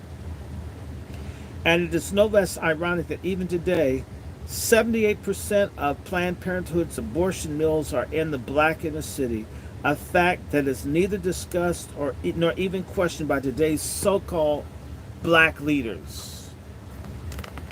Apparently, black clergymen like Reverend Jesse Jackson, Al Sharpton, and liberal progressive lawmakers like Representative Maxine Waters, John Lewis, Elijah Cummings, all have weightier issues with which to deal than asking some rather pointed questions of the nation's largest abortion provider. Waters, for example, is accused the CIA of introducing crack cocaine into America's black neighborhoods. But when it comes to the complicity of Planned Parenthood, and which can only be described as self-imposed extermination of more than 500,000 of our fellow blacks every year, most of whose lives are extinguished by the organization Sanger founded, the good Congresswoman's silence is deafening. Even more damning that the NAACP, organization that Du Bois established in 1909, has repeatedly stated it has no official policy regarding abortion. If those who claim to represent black Americans in Congress would have done their due diligence over the years and dug deep into the views of Margaret Sanger and Planned Parenthood, as Walters supposedly has done with her vendetta against the CIA and purported examples of racism against blacks, who knows how many lives could have been saved or changed for the better. But sadly, we will never know because these elected officials seem to be singly disinterested in the whole business. Rather, we have accepted a sanitized portrait of Margaret Sanger that has over the years seen her canonized as a saint of the political left, whose primary motivation was to help women and the need to gain the right of reproductive freedom while ignoring her racial views, not to mention her deep involvement in now discredited theory of eugenics. They view anyone who dares question this prevailing meme of being racist, misogynist, anti-choice, Neanderthal, or worse. It is their everlasting shame that many of those who've known better ignore the warning signs that over 3 quarters of a century ago. Had they shown a bit more courage and backbone, the story quite likely could have been very different indeed, but regrettably it never happened. In fact, the more of black leadership of the early 20th century fell for the eugenics agenda hook, line, and sinker, and the rest continued to rely on useful idiots in the clergy, academy, professions, and media to aim their quest. As a pastor of the African Methodist Episcopal Church in Philadelphia, Bishop David M. Sims was in a position of power and influence that made him the logical choice to sit on the Birth Control Federation of America, Negro Advisory Council. With his fellow black clergymen who accepted Sanger's eugenic line, he too was taken in by flowery language and benign sounding goals of family planning, child spacing, and better health, proffered by the founder of the modern birth control movement and her disciples.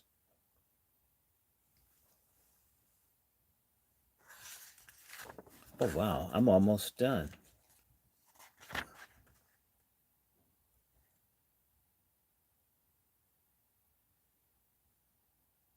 I'm going to keep reading. You need to hear this.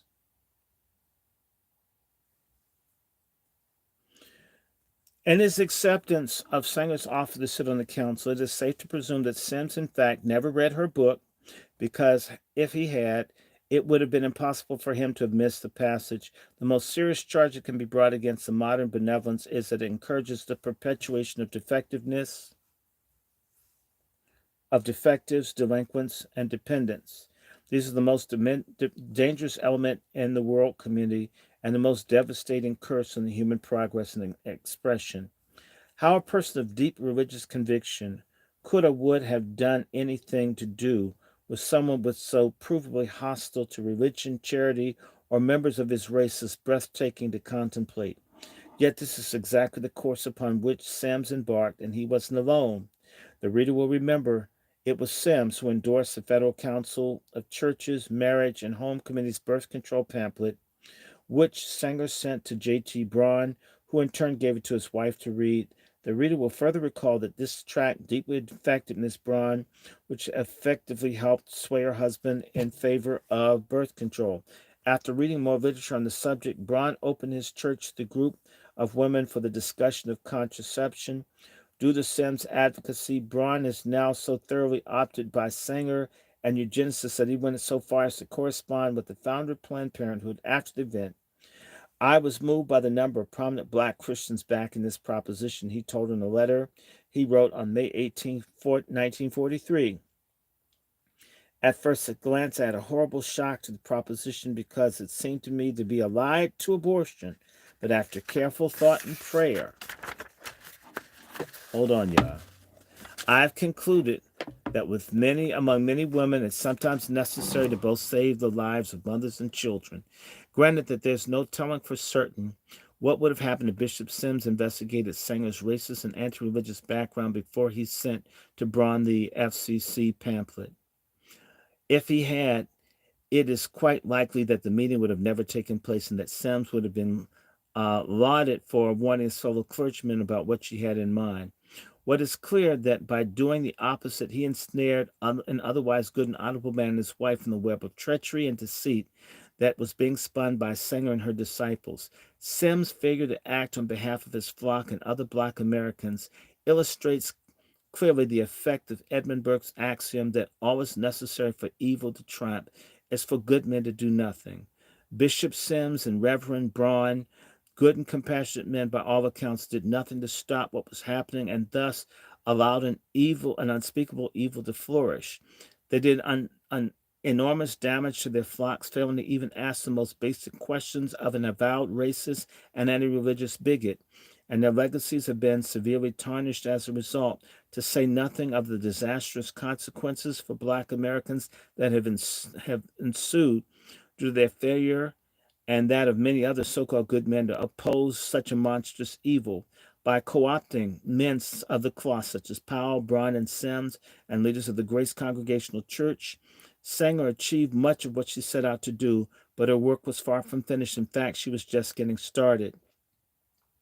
Now that Sanger had her 3 or 4 colored ministers, preferably with social service backgrounds and engaging personalities, in her hip pocket, she zeroed in on other prominent Americans in the media, education establishment, medical professions, and various social service organizations to implement and carry her Negro project forward. Indeed, even of her Negro National Advisory Council is quite revealing. By 1942, Sanger had assembled an impressive list of some of the leading lights of the Black community, people who were highly respected by their fellow Black Americans. As the years went on, their power and influence would prove quite invaluable and to Sanger and her fellow eugenicists, in addition to the editors of such Black news organs as the Amsterdam News, the Chicago Defender. Sanger reeled in the respected journalist Charles A. Barnett, the director of the Associated Negro Press in Chicago, Dr. Peter Marshall Murray, who headed the Publications Committee of the National Medical Association. He's more than likely Omega Psi Phi. I bet you he is. As Murray was both an MD and a journalist, this allowed Sanger, in effect, to kill 2 birds with 1 stone. The importance of having such respected journalists as these on Sanger's council could not be overstated, as it provided a critical forum from which eugenics message could be easily and widely disseminated among Black Americans. In addition to journalists like Barnett and Murray, the roster of the Planned Federation of America's council included a large number of medical professionals besides Dorothy Bowlby Farabee. Walter G. Alexander was the past president of the National Medical Association. Michael Bent, MD, served on the staff of Meharry Medical School in Nashville, Tennessee. M.O. Horsfield, MD, was the director of the Negro Health of the Julius Rosenwald Fund in Chicago. The Rosenwald Fund, as the reader will recall, was an important financial backer of Sanger's Negro Project. And E.R. Carney was the president of the National Hospital Association in Detroit, Michigan. The top-heavy presence of medical professionals in the Planned Parenthood Federation of America Council continued with Paul B. Cornely, MD, who was Associate Professor of Preventive Medicine at Howard University in Washington, D.C. John W. Lala, MD, Dean of Medicine at Howard University. Walter Mado, MD, came from Sanger's Council from the Slossfield Health Center in Birmingham, Alabama. John West was the medical director for Providence Hospital in Chicago. Nurses had a place at the table, and the person of Miss Mabel Stopper, the executive secretary for the National Association of Colored Nurses in New York City. From their seats, the Planned Parenthood Federation of America, National Negro Advisory Council, these health professionals were powerful in position to espouse the eugenic line that, limiting their numbers, Black Americans would enjoy the benefits of better health through the policy of family planning and child spacing. And as important as the presence of doctors and nurses on the PPFA Council was, the inclusion of a number of prominent Black academics on Sanger's board was equally indispensable. In addition to those who we've examined earlier, the National Advisory Council held several well-respected educators, such as John W. Davis, president of West Virginia State College. Davis was joined on Sanger's council by Albert W. Dent, the president of Dillard University in New Orleans, Louisiana. Charles Hubert, D.D., Morehouse College in Atlanta, Georgia. And Frederick D. Patterson, president of Tuskegee Institute in Alabama. Ira D. Reed of the Sociology Department of Atlanta University. Forrester B. Washington, director of the Atlanta University School of Social Work. Emmett Scott, secretary of the Southern Education Foundation in Washington, also lent their presence to the PPFA Council as well. Not to be undone by their fellows in the media, academic, and medical professions, leaders of a number of business and labor, social, civic, and civil rights organizations also got into the act. In addition to Mary McLeod Bethune of the National Council of Negro Women and W.B. Du Bois from the NAACP, other notable Blacks who served on Sanger's Council included Channing H. Tobias of the National Council of the YMCA, Finley Wilson, Grand Ruler of the Elks, Max Jurgen, president of the National Negro Congress in New York. By the way, I think he's communist. A.L. Halsey, secretary of the National Negroes Business League in Tuskegee, was also a member of the PPFA, as was Jesse O. Thomas and Eugene Nickel Jones of the National Urban League in New York, Mary Church Terrell, allegedly a family member, honorary president of the National Association for the Advancement of Colored People in Washington, D.C., and Frank R. Crossraith, chairman of the National Negro Labor Committee in New York. Du Bois was joined the council by NAACP Secretary Walter White, thereby leading additional credibility to Sanger's board by giving it 2 members of the nation's largest civil rights organization. An impressive list, to say the least, and a telling one at that. Even a slight glance at this roster of the outstanding names is striking. The more so when one considers that of the 36 members of Sanger's council, fully 1/3 of them came from the Deep South, and when one adds in that those came from the nation's capital, the list grows to 18, or exactly 1/2 of those on the PPFA council who were from below the Mason-Dixon line. Now, given that we have learned thus far, it is clear it was not coincidence or mere happenstance. Since Sanger considered minorities, especially blacks, to be inferior, it is only logical then that she targets as many of them for elimination as possible. She could con a sufficient number of black leaders into going along with her plans and taking her followers with them.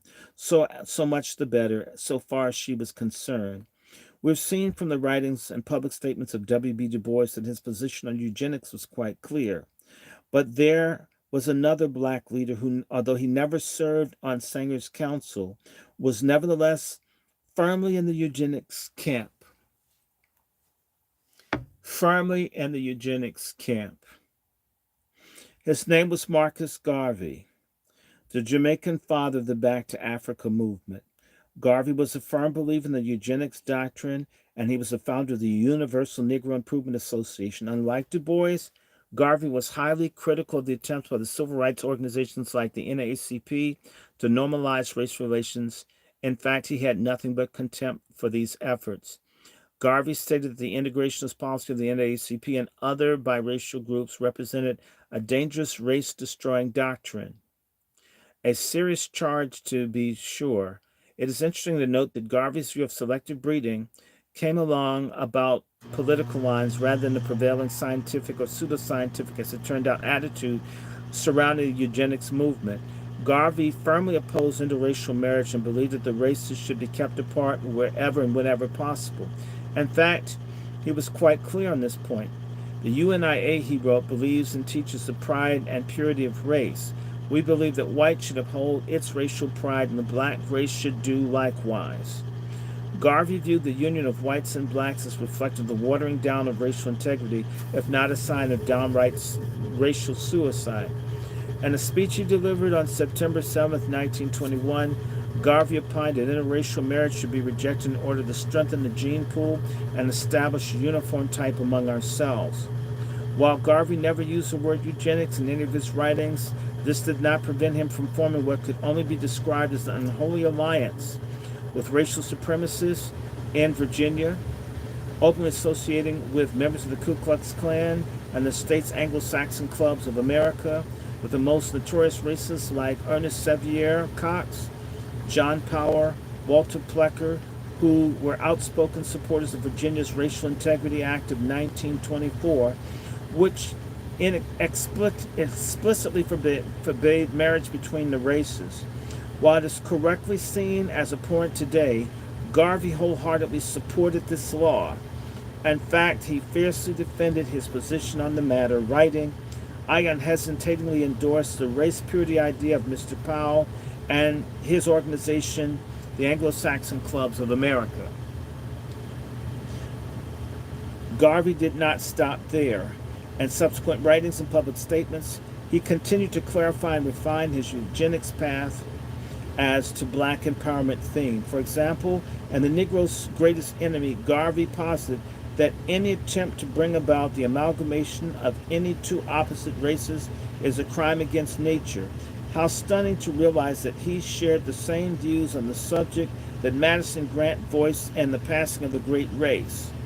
He theorized that race mixing could lead to political confusion because children of mixed marriage couples would not know which group or ideology to support. Garvey concluded that we feel that there's absolutely no reason why there should be any differences between black and white races if each stops to adjust and purify itself. We believe in the purity of both races.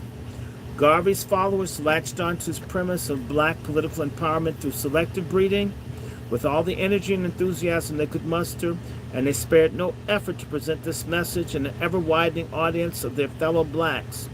For example, in Fighting Fire with Fire, the African Americans' Hereditarian Thinking, 1900-1942, University of Alabama Assistant Professor Michael Dorr, PhD, writes that John Finner, the president of the UNIA's Richmond Division, was the most helpful in this regard. Finner, Dorr relates, worked to place eugenics tracts in the hands of members of my race intelligent enough to understand them.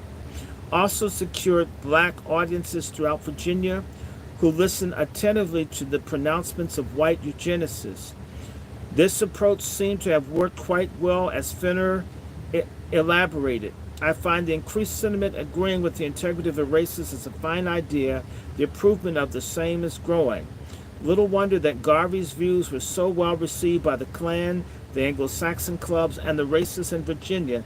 Despite his difference in skin color, he was just as much one of their own had he been white, and therefore a most useful idiot and Sanger's scheme. But for all his political posturing and attempts to co-opt his counterparts at the other end of the racial divide, Garvey may have well been too clever by half.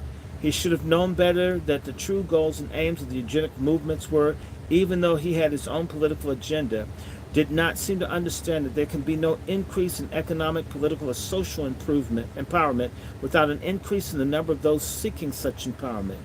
This is precisely what Sanger and her fellow eugenicists and racists in the Ku Klux Klan and Anglo-Saxon clubs of America had in mind.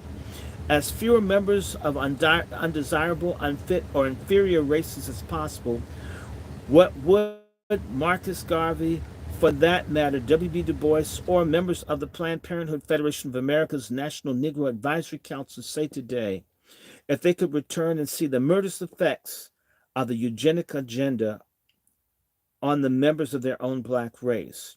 They should be shocked to learn that many of their fellows have either been sterilized or aborted out of existence. What would they say if they knew of the coming extinction of black Americans, if the policies of Planned Parenthood and other abortion providers are taken to their logical conclusion?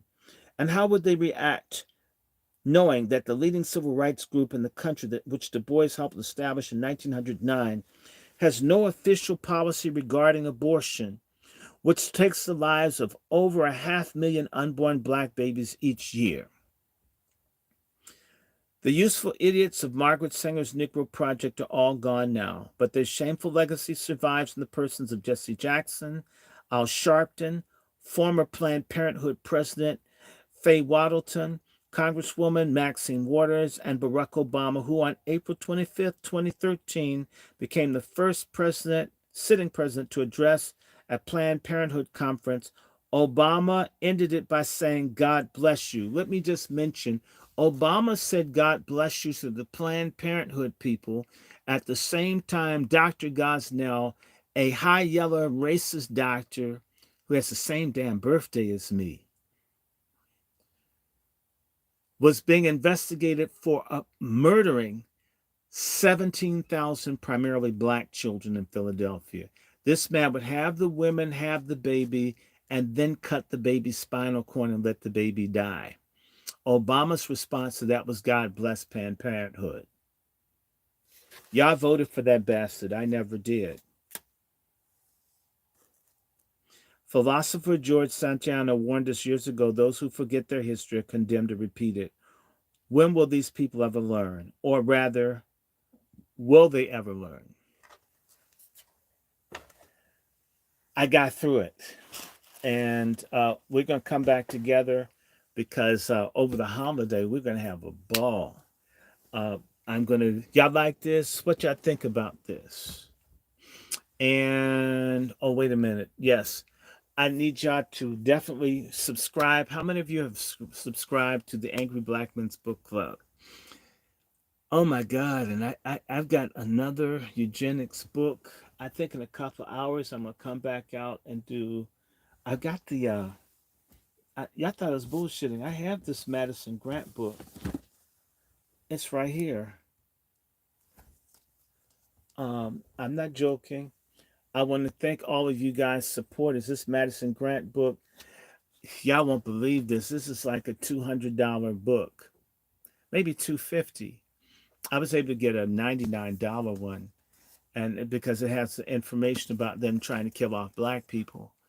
And sometimes you can't. You have to be able to prove it. Our people don't trust. We don't trust one another.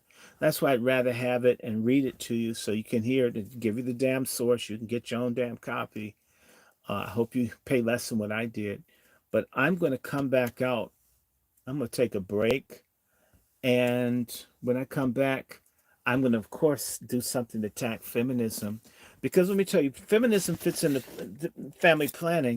If you make the women hate the men, they're so angry and folk can't see eye to eye, don't want to get together, then you can't get a family. Women want to fight all the time, they mad. They've put all this poison into black people. We're always bitching about relationships.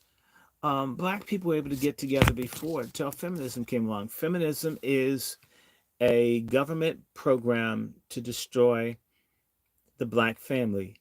And I'm sorry, dumbass black women and weak ass, silly ass black men, whore ass, faggonist men, simps, bitches with dicks have bought into this. There's nothing cool about going along with feminism. It's evil. Women's rights is one thing. Destroying the family and killing babies and all this gender dysphoria bullshit that comes, no, to hell with that. I don't care who doesn't like me. In fact, if being a misogynist is what it takes to be against feminism, I'm the biggest one of all times. God help me to be a bigger misogynist.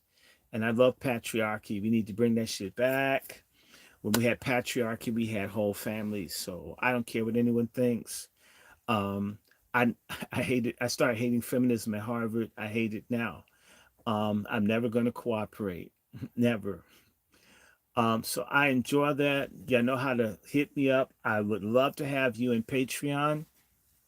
I would love for people, if you don't do that, drop me a piece because I have a couple books and I'm waiting. This is the thing I can't wait. Something I'm going to do. This phenomenal woman here. Her name is Dr. I think her name is Julia. No, I'm sorry, Mary Charles. She's in England and she teaches all this phenomenal stuff about the original people in England and all the other places being black. And I'm going to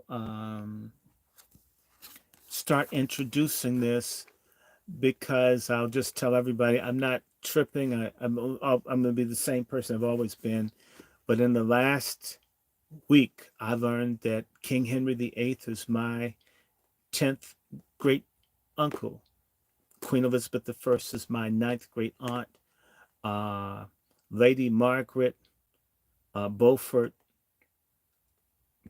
Lancaster is my 12th great grandmother. And I've been looking for years. And for all the people, I'm not tripping off of royalty or anything like that. Um, I've spent like, wow. When did I first started trying to understand stuff about my family when I was 5. And then it picked back up when I met the family genealogist. We had a couple, I was lucky. But I knew stuff more about my dad's side than my mother's side. And one of my cousins, who looked like he was Italian, lied and said our family started in the 1840s. I was trying to think, isn't there anything before 1840? And I was just told no. I was even told that my grandfather, that he mentioned that they were slaves. That's what I was told, that they were slaves and they didn't know who the mother was and all. It turns out my cousin, who was in his 90s when he died a few years ago, had lied. They weren't slaves.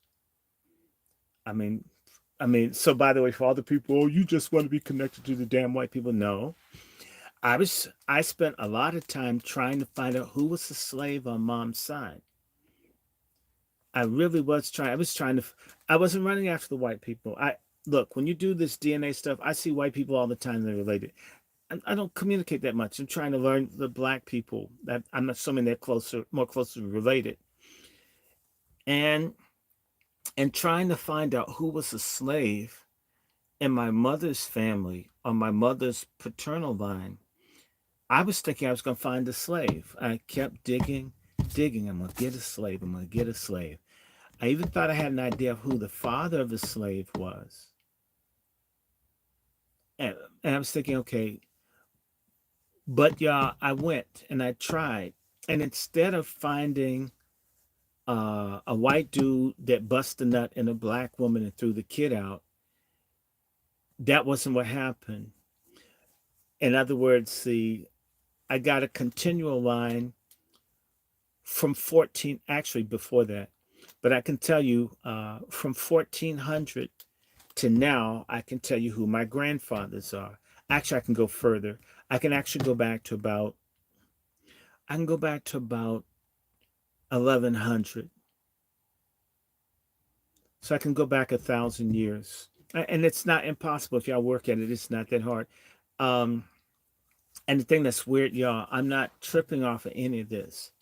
I I I was looking for slaves. I had no idea I'd get all of this stuff I got. I mean, they're damn castles and shit that my family had. I feel stupid telling you there's a castle. There's a damn castle. It's still there are a couple of castles. I'm like, damn. I I've always been interested in Africa. And more recently the Indian thing, because now it's coming out. It used to be nobody wanted to talk about it. People got mad, or don't be ashamed of being black. Man, don't talk about that mess. We're all black.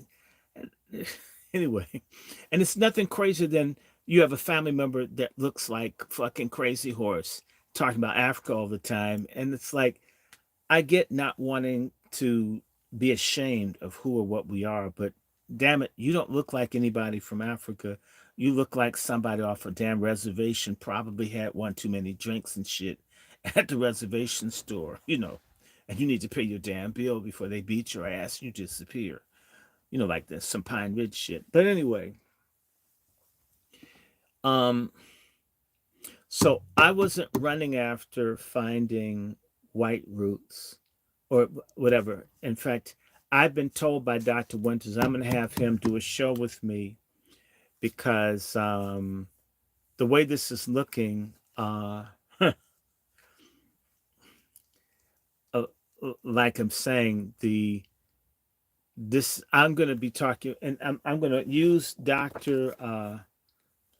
Marie Child's material to do a connection because I was trying to figure out if nobody was a slave in my mother's family, how did we get black if these people came from England? Right? Shouldn't, right? I mean, how did people get black? I mean, how did this not make? And see, my grandfather born, my grandfather's born in the 1700s are calling themselves black. Yet my grandfather served in the White Army in the Civil War, which means they couldn't tell he's black. If who was black in his family? And he had brothers and sisters that owned slaves and all this stuff, and some of them didn't call themselves black. And so it's trying to figure out, well, what's going on here? And so I keep learning more and more stuff, and ultimately, I'm here with Dr. Charles, and I'm of the conclusion, my friend, we've been lied to about everything in history. I never really paid a lot of attention to medieval stuff. I figured, it's just some white people killing each other, burning out castles and shit. I says, let them have that. Middle Ages, Dark Ages, enjoy it. In fact, dark was kind of cool. And then you find out, damn, like I said, this happened like 2 weeks ago, 2, 3 weeks ago. I I've been looking for like a year trying to figure out who was the father within the last year or two. Who was my three times great grandfather's dad? And I kept looking for a slave, and I found someone black, but I couldn't make them in the same thing. I kept trying to say, well, damn, this, if he's in the census, there's got to be something. And there's a thing called Family Search. That shit's the bomb. Someone told me about it, and I had been blowing it off because I was trifling. I'm used to just using Ancestry or MyHeritage DNA's app. But I went to Family Search, and I love it. I love it. Y'all need to look into get that app in your phone. You might find people you never thought you'd find. I have done all kinds of stuff trying to get who was the father of my great great great grandfather, and I didn't think I'd ever find it. And I was like, okay, well, we did have a slave in my mother's paternal line. Okay, the slave was somewhere in the 1750s or 1760s or something. So my theory was, okay, we had people in the family that were Quakers, right? My great great great great grandfather was a Quaker. They must have been set free, and that's why there's this continuous name, right? Which is Lancaster. And that's what's cool. Okay, I finally found a slave, but it's not recent. And went into Family Search, put my great grandfather's name in there. Pop, there it was, with his dad's name. And if you use Family Search, then it had his dad's name. So I'm thinking, okay, I'm getting closer to the slave ancestor. I'm going to find the slave. I got his dad. And finally I got to my 8th great grandfather, who I had heard of, and I even talked to someone years ago that this could possibly have been the person that owned the family and threw the little nigga out, and that's not true. He's my grandfather too. And then it had his father's name and his father's name. And it kept going back and says, damn. And like I said, I've been ignoring English history because, I'm like, I don't want to hear about castles and shit. And I know a little bit about Queen Elizabeth and Meredith Scott, but not really, the Bruce and Bannockburn, but not that deep. But y'all got to get into this genealogy, because I'm going to tell you, it'll screw you up when some of you find out who the hell you are or where you come from. Like I said, I went in to find black slaves. For all the Pan-Africanist assholes out here who are, oh, well, he want to be white. No, I wanted to know what the damn answer was, wherever the damn answer came from. If they were white, they're white. If they're not white, okay. But just tell me. So I get one, then I get another. And I'd never heard of a damn Margaret Beaufort. I started going to Wikipedia. Who the hell is this hoe? You find out it's your grandmother. And then you find out, wow, my grandmother created the Tudor dynasty? King Henry VIII is her grandson? Queen Elizabeth is her great-granddaughter? I'm related to Queen Mary of Scots, who got her head cut off? Damn. And according to Dr. Winters, they weren't white people. So there's never been a slave, Y'all have no idea. I've been trying to find out, because I've always been interested in roots and ancestors. Like I asked my grandfather, who looks like a cross, who looks like he's from Kazakhstan or something like that. What about the slaves in the family? The dude's looking at me like I'm psycho. I'm like, come on, granddaddy, tell me the truth. Are you ashamed of being black? I'm ashamed of being black. Well, then tell me the slave shit. You know, who got beat? Who got sold? You got family somewhere. And literally just says, I can't help you. He says, well, what can you tell me? I can tell you that my mother's an Indian. I'm like, what kind? And he says Cherokee, which is like a bullshit blow off thing, I thought. So now I'm trying to figure all this out. So, and it gets better, y'all. If you follow the progression, because I spent the other night going, and this thing goes from St. Mary's County, Maryland, Anne Arundel County, Maryland, and Charles County, Maryland, all the way back to Liverpool. And then from Liverpool, it goes over to France. And I began to see these names. I don't know. I don't know anything. Like I said, this isn't pretense. I just want to know what the damn truth is. I see this odd ass name I can't pronounce, and it just keeps showing up over and over and over again. And this is the thing I'm going to tell you. The further back I went, I'm waiting for some ordinary people. Like I said, I'm not caught up in titles or shit. I either like you or I don't like you. Okay? There's so many sirs and ladies and this and that. Y'all need to know one of my grandfathers was mayor of London.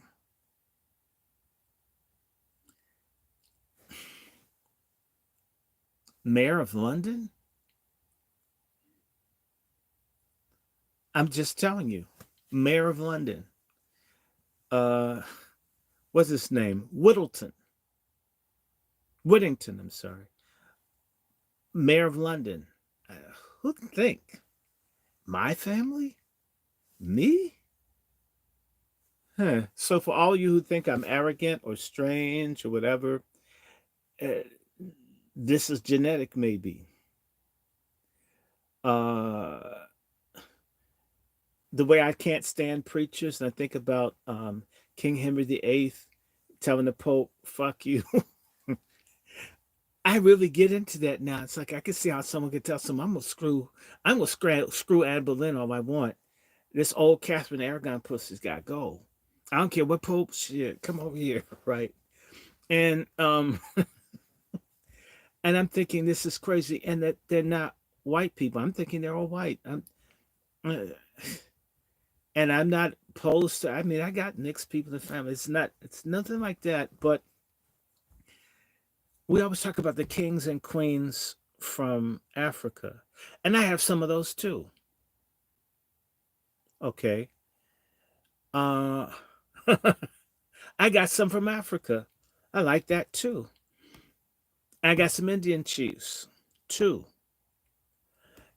And we need to look at who we are, and because you might find, in fact, my friends, the further back I go, I don't find fewer significant people.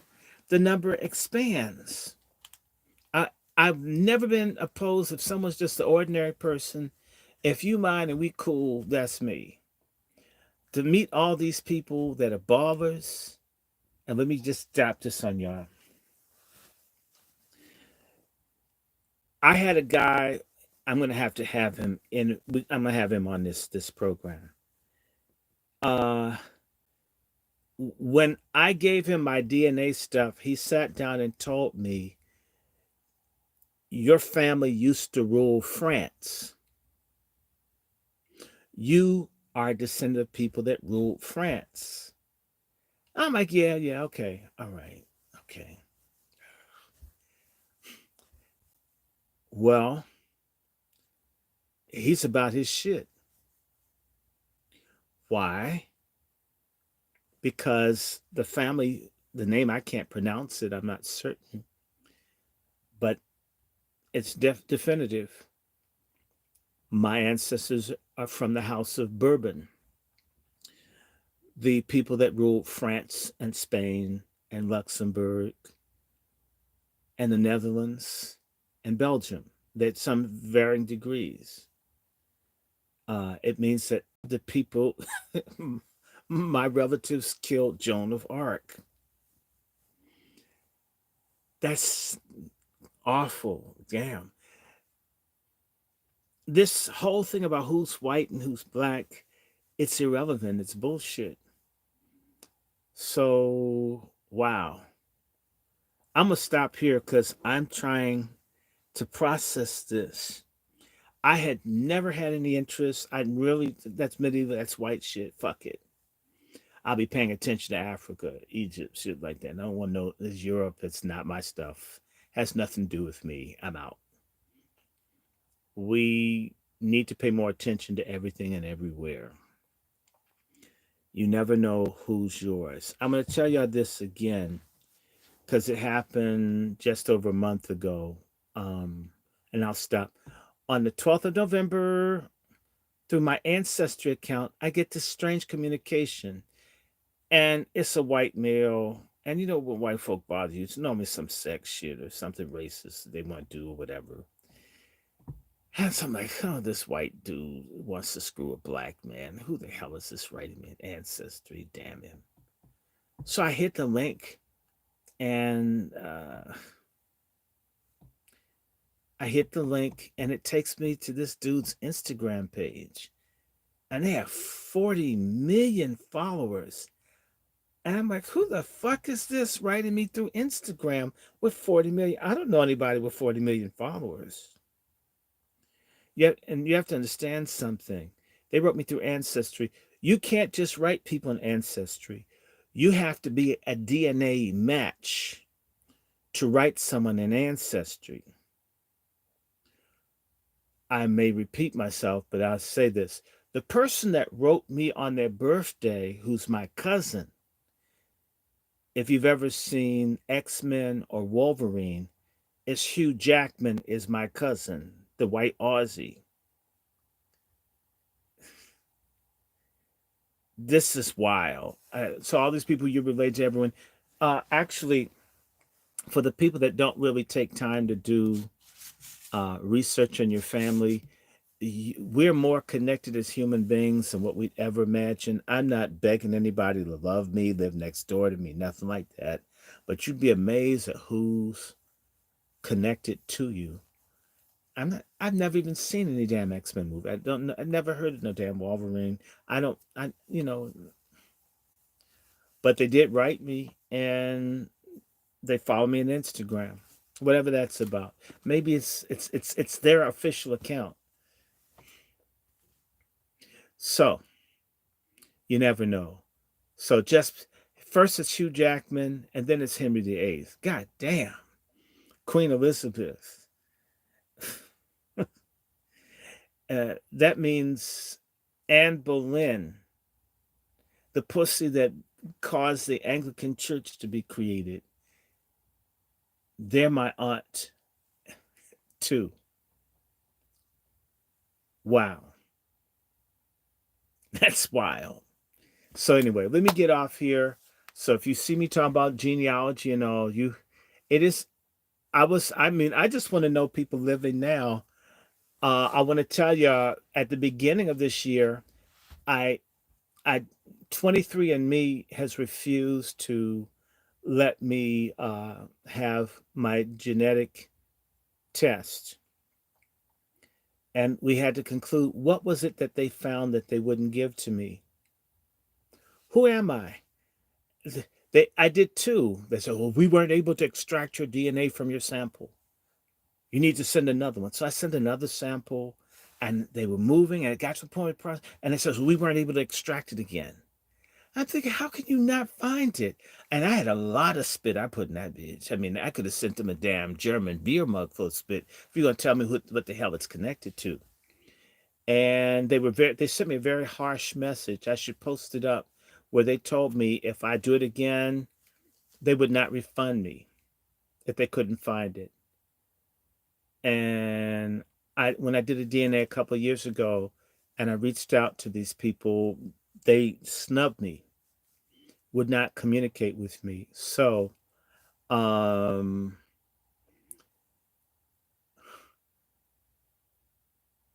not only am I a child of King Jesus, but I'm a child of European, African, and Aboriginal kings and queens, and we all are. And if we're not, we're still just be a good human being. So on this Sunday, take some time to look into who or what you are. You have no idea. The reason I do this genealogy, you never believe. I mean, all the damn time I run across people, and the more I get along with them, the more likely even though I've never met them before, they're always invariably some kind of cousin. And you'd be amazed at how cool. And by the way, my second, third, fourth, and fifth cousins are way better than my first cousins. I mean, fuck them. I mean, a lot of my first cousins, damn, not all, but some of them just, they have no real interest. And I'm not mad at them, but just damn. So that's the other thing. If you're not happy with the family that you do know, cast your net a little wider. You may find very cool people in your family. The minute you get away from the ones that are most familiar with you, they grew up watching you piss on yourself. I remember when your mom used to take the shit out to crack your ass. You'll never grow up. Find some people in your family that you don't know that are cool, that just want to have peeps. And we Negroes better find out who the hell we are and who we're connected to, because time's about to get rough. Rough, rough, rough, rough, rough.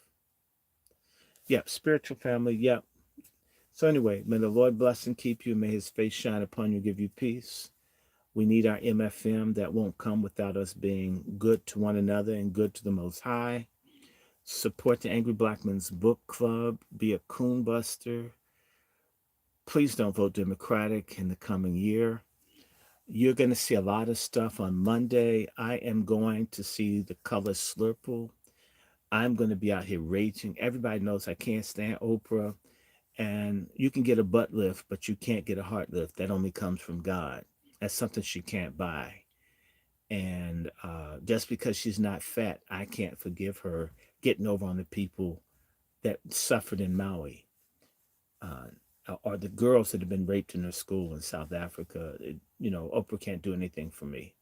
So I'm going to tell you all about the color Slurple.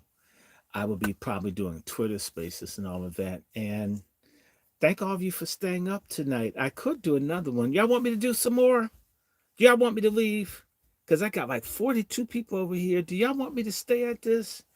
I'm not sleepy. I thought I was sleepy, but I'm not. Y'all want me to do some more? Come on, talk to me. Say something. It's just 6 hours. I think I could do another 30 minutes. Y'all want me to do another 30 minutes? Someone says, read Chris G. Should I do some of this defending? Damn, there's so much of this shit. Whew. Okay. If y'all had a choice, y'all want me to go after feminists or talk more about race? I don't talk about race that much. Not because I'm not aware of white supremacy or bigotry, I'm very much so. I'm just concerned that black folks don't like to deal with themselves, and it's easier to look at race outside than to deal with stuff we must work on in ourselves. What do y'all want? Should I talk about race? Race? Who says race? Eugenics? We want to talk about some races? Can I get down on white people? Now, I normally mess with black people, but I'll get down. Y'all want me to get down on some white people? Because, I've heard people say, he only talks about white people. All he does is talk about race and white people. And I'm thinking, anybody knows me, not that I'm afraid of it, just too many people cover that. I don't want to do a whole bunch of police shootings and beatings. Not because it doesn't bother me. And, this is a very good book here. A bunch of y'all need to get a copy of this book here. This is an awesome book. A lot of us are Jews. A lot of us are Jews and don't know it. I see Latoya out there. She's a Jew. A lot of us are Jews. That's the thing that was messing with my mind. I have a great grandfather whose name is Israel, from the city of London where all the Jews do business. Damn. Uh, that's why I'm not trying to like mess with this Gaza shit. It's just damn, I can't win. I don't want them hurting the people there, but you know, I'm not a Muslim. And damn, they probably just slice me up for being part Jewish. Damn, and then the white Jews don't like you. So just shut the fuck up. I can't win. I get dogged for I just pray for peace. Hope that people treat each other better. Hope the world don't end, right? Okay, we'll leave the feminists alone. We'll do some racial shit. And I have a whole bunch of racial shit here stacked. Okay. I haven't done race in a long time, so I'll do some racial shit. This is on Madison Grant.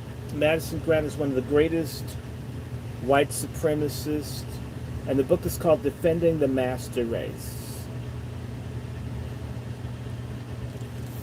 Woo. And this book, oh my God, look it up. It's expensive. I hope you can get an inexpensive copy. May God bless you to have one.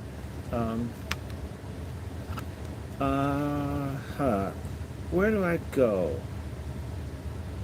Disciples. Let me see. Pick a nice place. Pick something in here.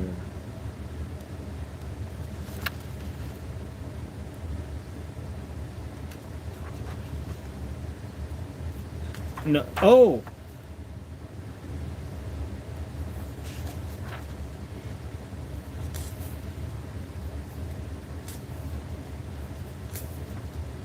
Oh, good. This is a nice little short section. I'm not going to do all this, but I'm going to read a little bit longer. And I'm going to give you something that, this is something that you guys have heard of, but I'll read it. So, okay. Let me just do this one more time so you'll know.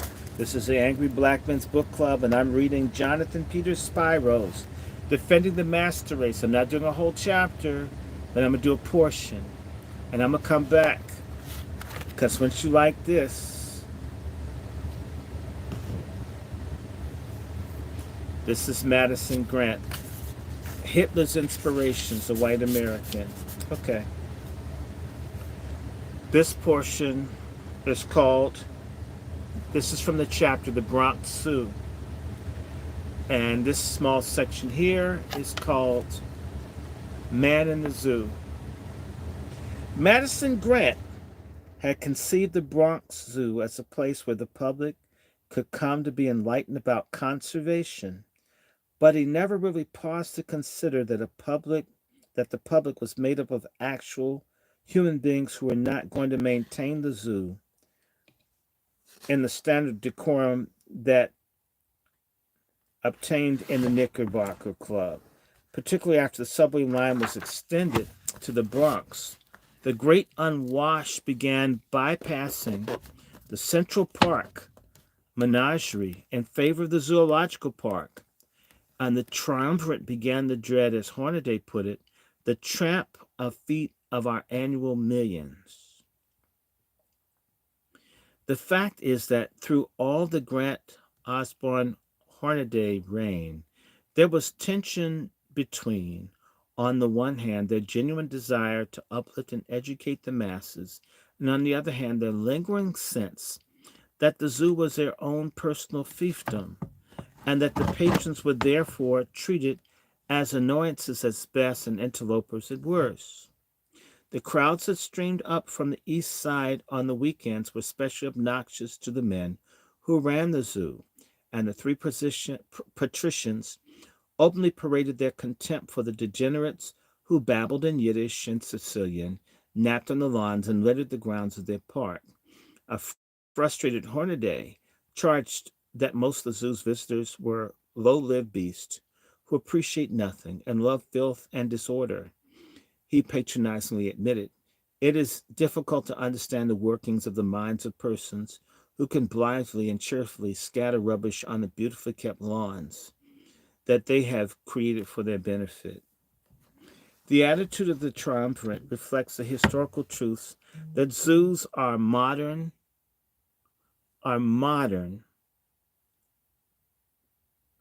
descendants of the aristocratic hunting preserves, updated and popularized for the age of democracy. This comes through in the Henry Fairfield Osborn's assurance to the public that in designing the zoo, he and his colleagues had given as close personal attention as they would have given had they been laying out one of their own country places. The Bronx Zoo, in the minds of its founder, was another of their county estates like Grant's Oatlands or Osborne's Castle Rock, and the citizens of New York who came to gawk at their animals were so many trespassers. Here comes the good part.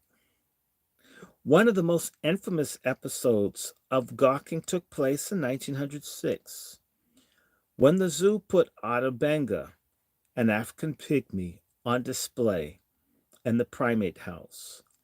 The roots of this tragic episode lay in the St. Louis World Fair of 1904, held to commemorate the centenary of the Louisiana Purchase. The organizers of the fair wanted to create an anthropology exhibit that would feature living representatives of all the world's races, from the Ainu in Japan to the Zulus of South Africa. As with the animals of the Bronx Park Zoo, these people would be displayed in simulations of their own natural habitats. Late in 1903, the fair employed noted explorer missionary Samuel P. Verner. He was a racist Mississippian Presbyterian. I write about him in my book, Slavery's Mastery. To sail to Africa and procure a group of pygmies. A few months later, in a slave market in Congo, Verner purchased for a pound of salt and a bolt of cloth a pygmy named Otter Benga, whose village had been destroyed and his wife and children had been killed in a massacre perpetrated by the Belgian army. Verner was especially delighted with Benga's teeth, which had been filed into sharp points and would amuse visitors at the fair.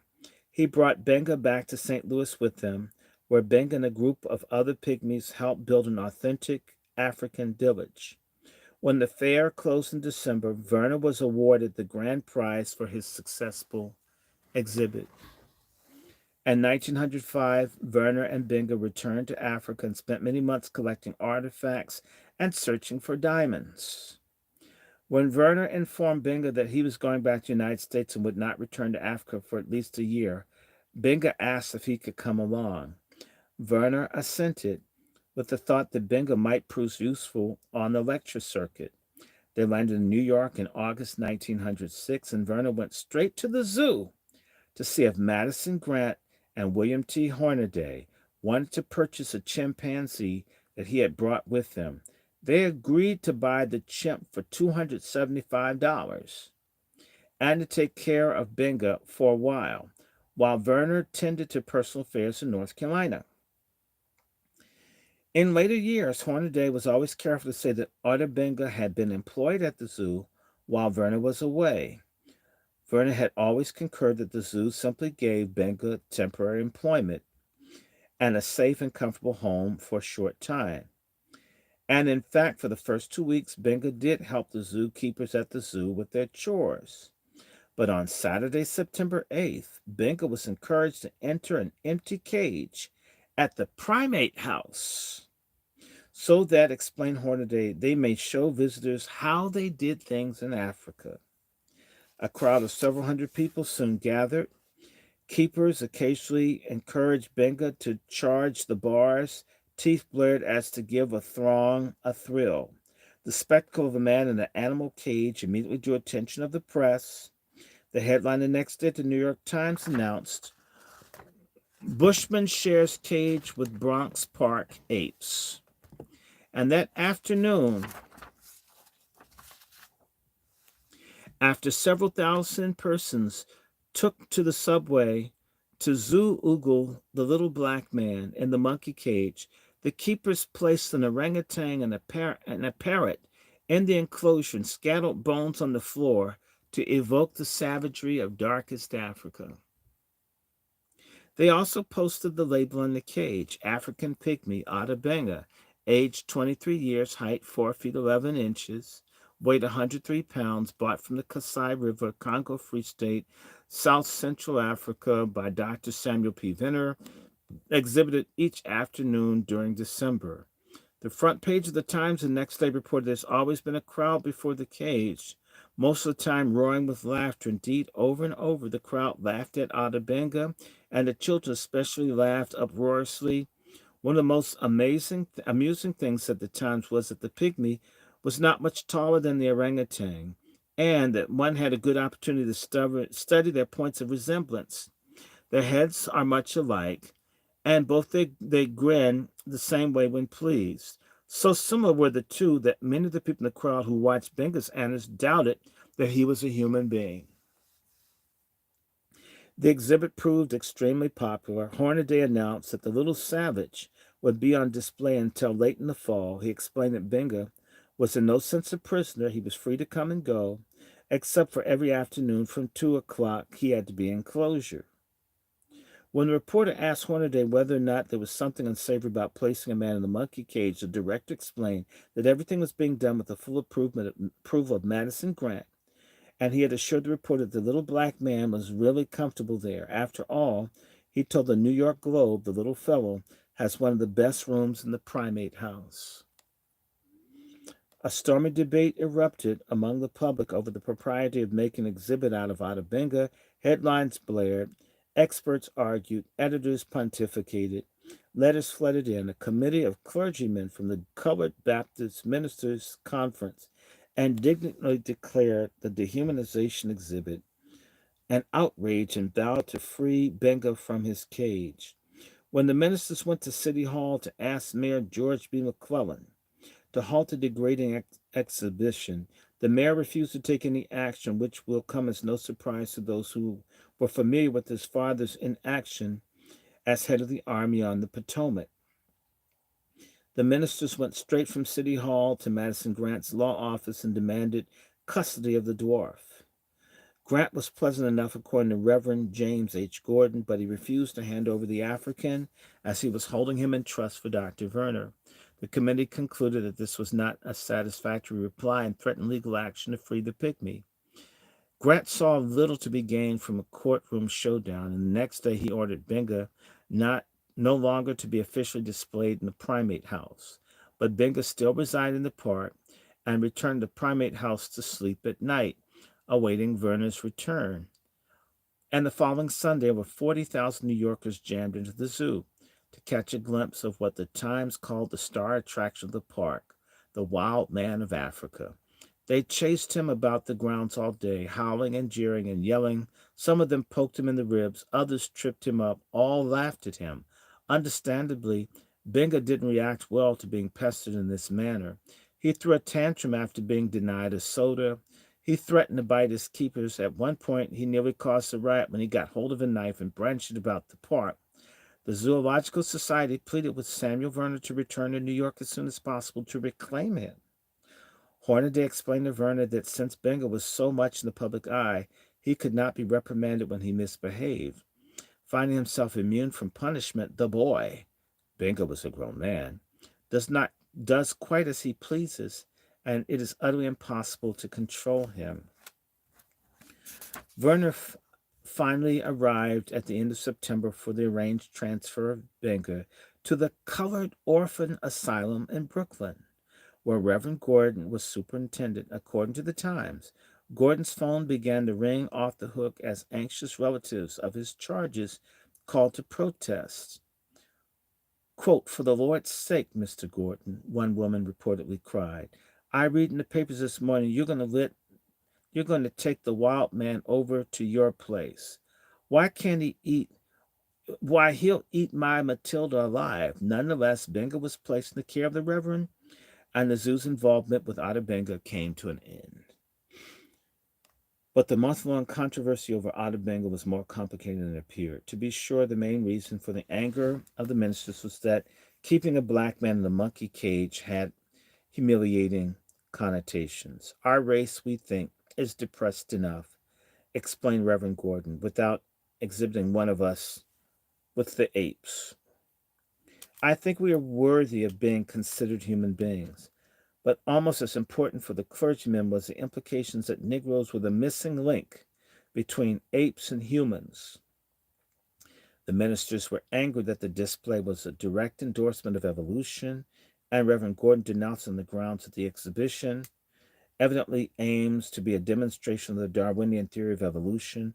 Darwinian evolution is absolutely opposed to Christianity and opposed the public demonstration, and its favor should not be permitted. In other words, it was not just that the zoo was claiming that Negroes were akin to apes, but that humans were akin to apes.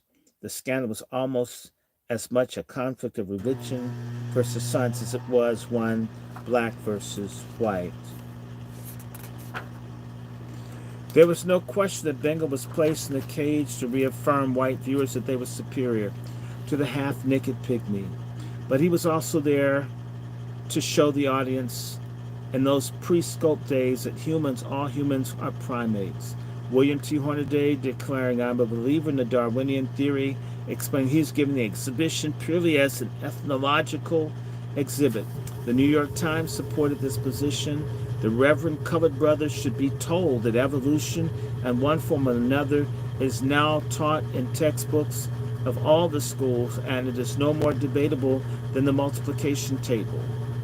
And a letter to the editor the following day praised the scientific character of the display and expressed the hope that the zoo's actions would help our clergymen familiarize themselves with the scientific point of view, so absolutely foreign to many of them.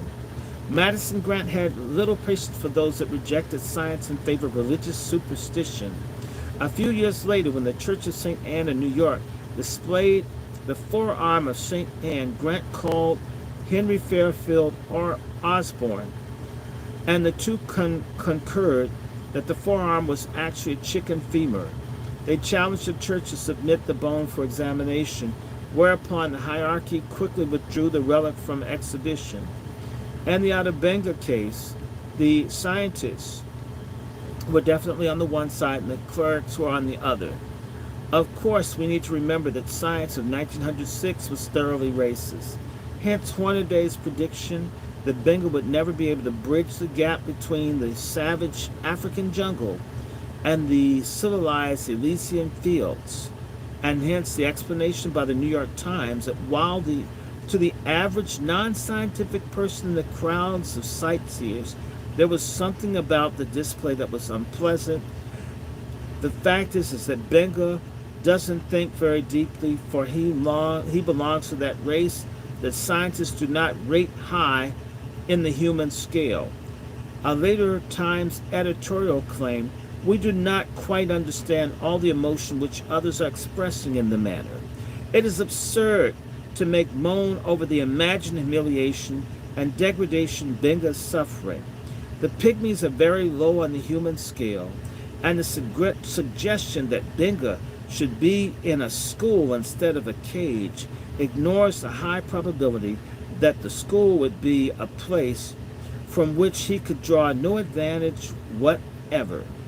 The idea that men are all much alike except that they have had or lacked opportunities for getting an education out of books is now far out of date." In 1907, Samuel P. Werner made another expedition to the Congo, but Benga declined the opportunity to go with him. Both men assumed that Werner would be making many other trips to Africa and that Benga would be able to return whenever he wished. In the meantime, Benga's English improved. He converted to Christianity, even had his teeth were capped, and to help him look more normal, in 1910, the Colored Orphans Asylum sent him to Lynchburg, Virginia, to attend elementary school at the Baptist Seminary. A few years later, Benga decided the time had come to return to Africa. Unfortunately, the Great War had broken out. Travel to the Congo was under interdict. Benga was broken, but he secured part-time work in the tobacco factory for the duration. However, as the war dragged on, the prospects for getting back to Africa grew even more remote. Benga sank deeper and deeper into depression. On March 20th, 1916, he stole a revolver, sneaked inside a cow stable, and killed himself. Exactly 5 days after Otto Benga died on the other side of the country, Yahi, Indian Ishi, the last of his tribe, passed away. Ishi had lived for 5 years in the Anthropology Museum at the University of California under the care of anthropologist A.L. Kreber. When Ishi died, his brain was removed and shipped to the Smithsonian, where for decades it floated in a jar of formaldehyde in the storage area, despite Ishi's wishes that he not be autopsied. Kroeber's treatment of Ishi elicited none of the criticism that was heaped on Madison Grant for his display of Otto Benga, nor did anthropologist Franz Boas, Kroeber's mentor and Madison Grant's long-standing foe on matters of race, receive any negative press when he put a group of Eskimos on display in the American Museum of Natural History. In 1897, at the request of Boas, Arctic explorer Robert Peary, he was the guy that Matthew Henson was with, who gets the credit when it's the black guy that took him, had returned from Greenland with 6 Eskimos, including a girl of 11 and a boy of 6. 20,000 people visited Peary's ship when it docked in Manhattan, paying 25 cents to see the exotic strangers. Peary eventually deposited his northern cargo in the American Museum of History, where visitors could view them and their living quarters in the basement. Unfortunately, the Eskimos developed tuberculosis, and within 8 months, 4 of them were dead. Boas had the flesh stripped from their skeletons, which were bleached and added to the museum's collection. Several years later, a man wrote to the Bronx Zoo and offered to put himself on display in the Ape House as an educational exhibit. Director Hornaday responded, "Your application for the position in the zoological park as an exhibit of the genus Homo has caused me to turn ruminant and chew cud of bitter reflection.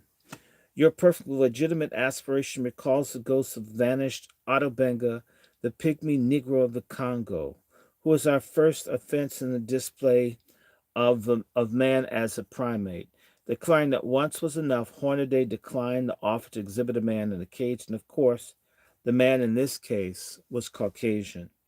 Madison Grant was extremely busy in the early years of the Bronx Zoo.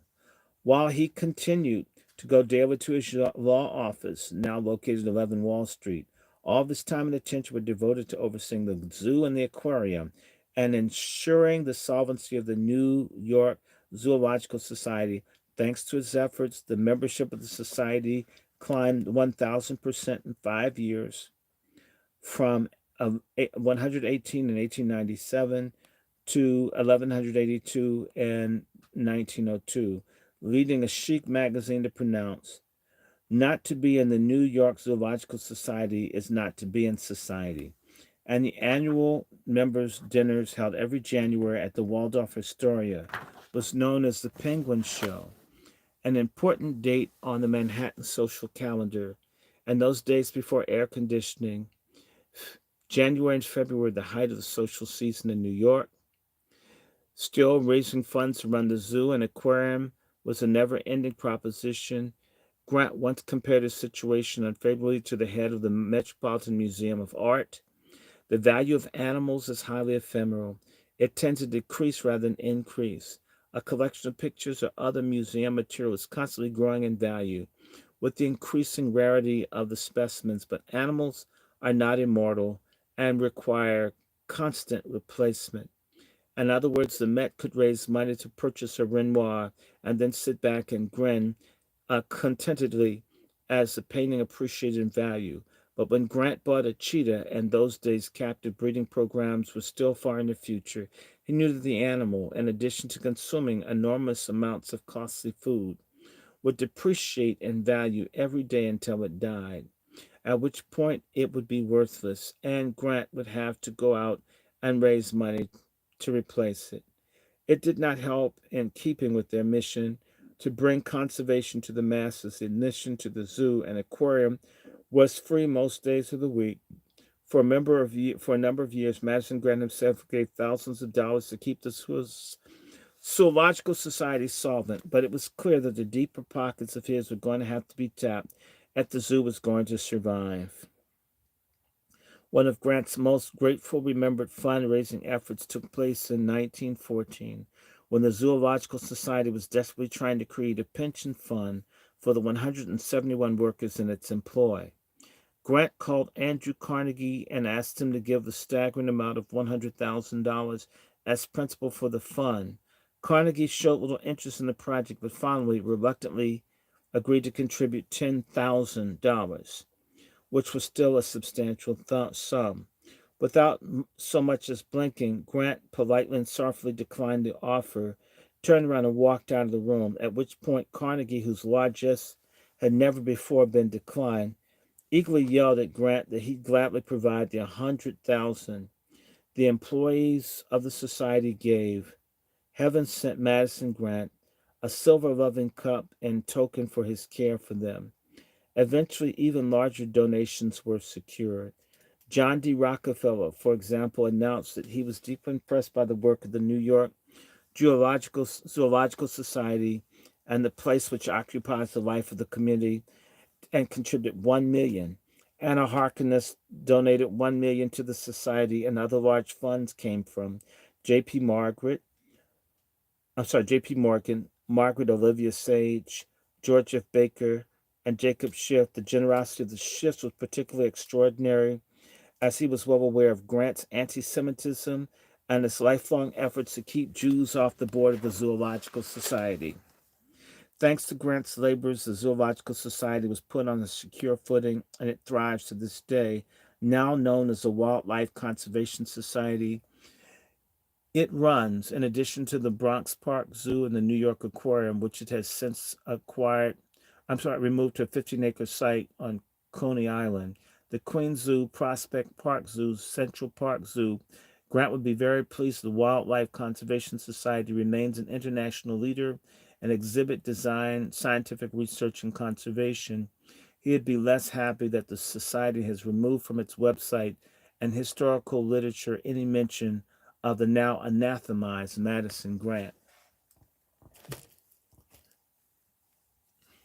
What do y'all think? So all this conservation that you see in Africa is really, it's racist. That's why they're more concerned about tigers and bears and lions than African people. Nobody's talking about people being killed in Sudan or Congo. But trust me, some impalas and stuff start dying. Oh, the cheetahs are in trouble. Adabenga. Let me show you a picture of Adabenga. Some of you've never heard of him. And by the way, Werner Phillips, the little racist that took and put this man in the zoo, the good news is he was on the telephone somewhere down south during a lightning storm. And the lightning hit the phone line and electrocuted his racist ass. Let's give God a hand. God is in charge. Yes, he was electrocuted. Isn't God good? He's my rock. This is Adabenga.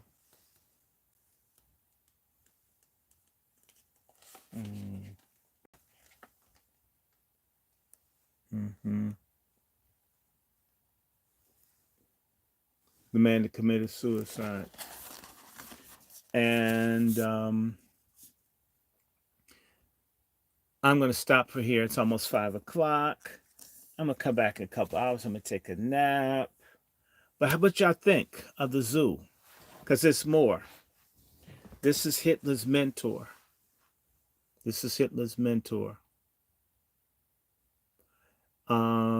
So let me stop here. So that was and when I come back, maybe I'll do some stuff on feminists, and I'm still going to talk about race. So I'll come back and I'll do some more from defending the master race.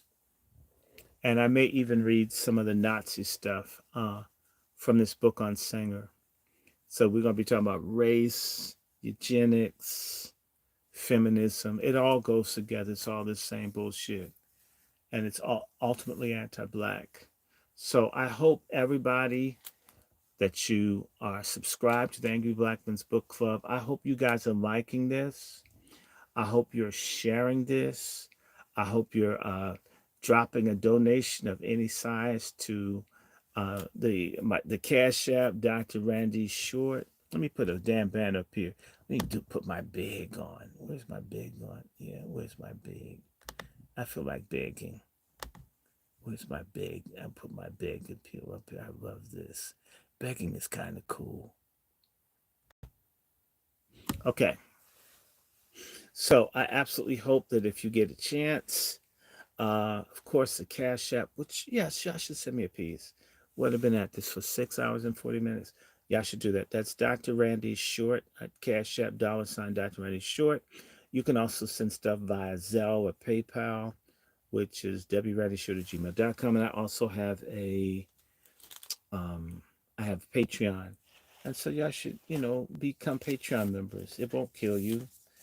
You could do it for like a few bucks. I mean, to me, it would be wonderful if I had like, 100? That would be cool. Anyway, I'm about to sign out. I hope all is good. And we're going to pick up more of this. And I'm sorry about the bad reception. They've been doing something with this. But anyway, we're good. I'm going to go MFM everybody. In fact, do like this. Da, da, da. MFM, be coon busters. Enjoy your holiday. It's now officially Christmas Eve and then some. I'm looking really forward. We're going to do more. And we're going to start going through more of these. So I just have to do this. Just want to get my stuff straight. All right. So let me get out of here. I'll be in touch with y'all. Much love to y'all. We're going to be doing more of this.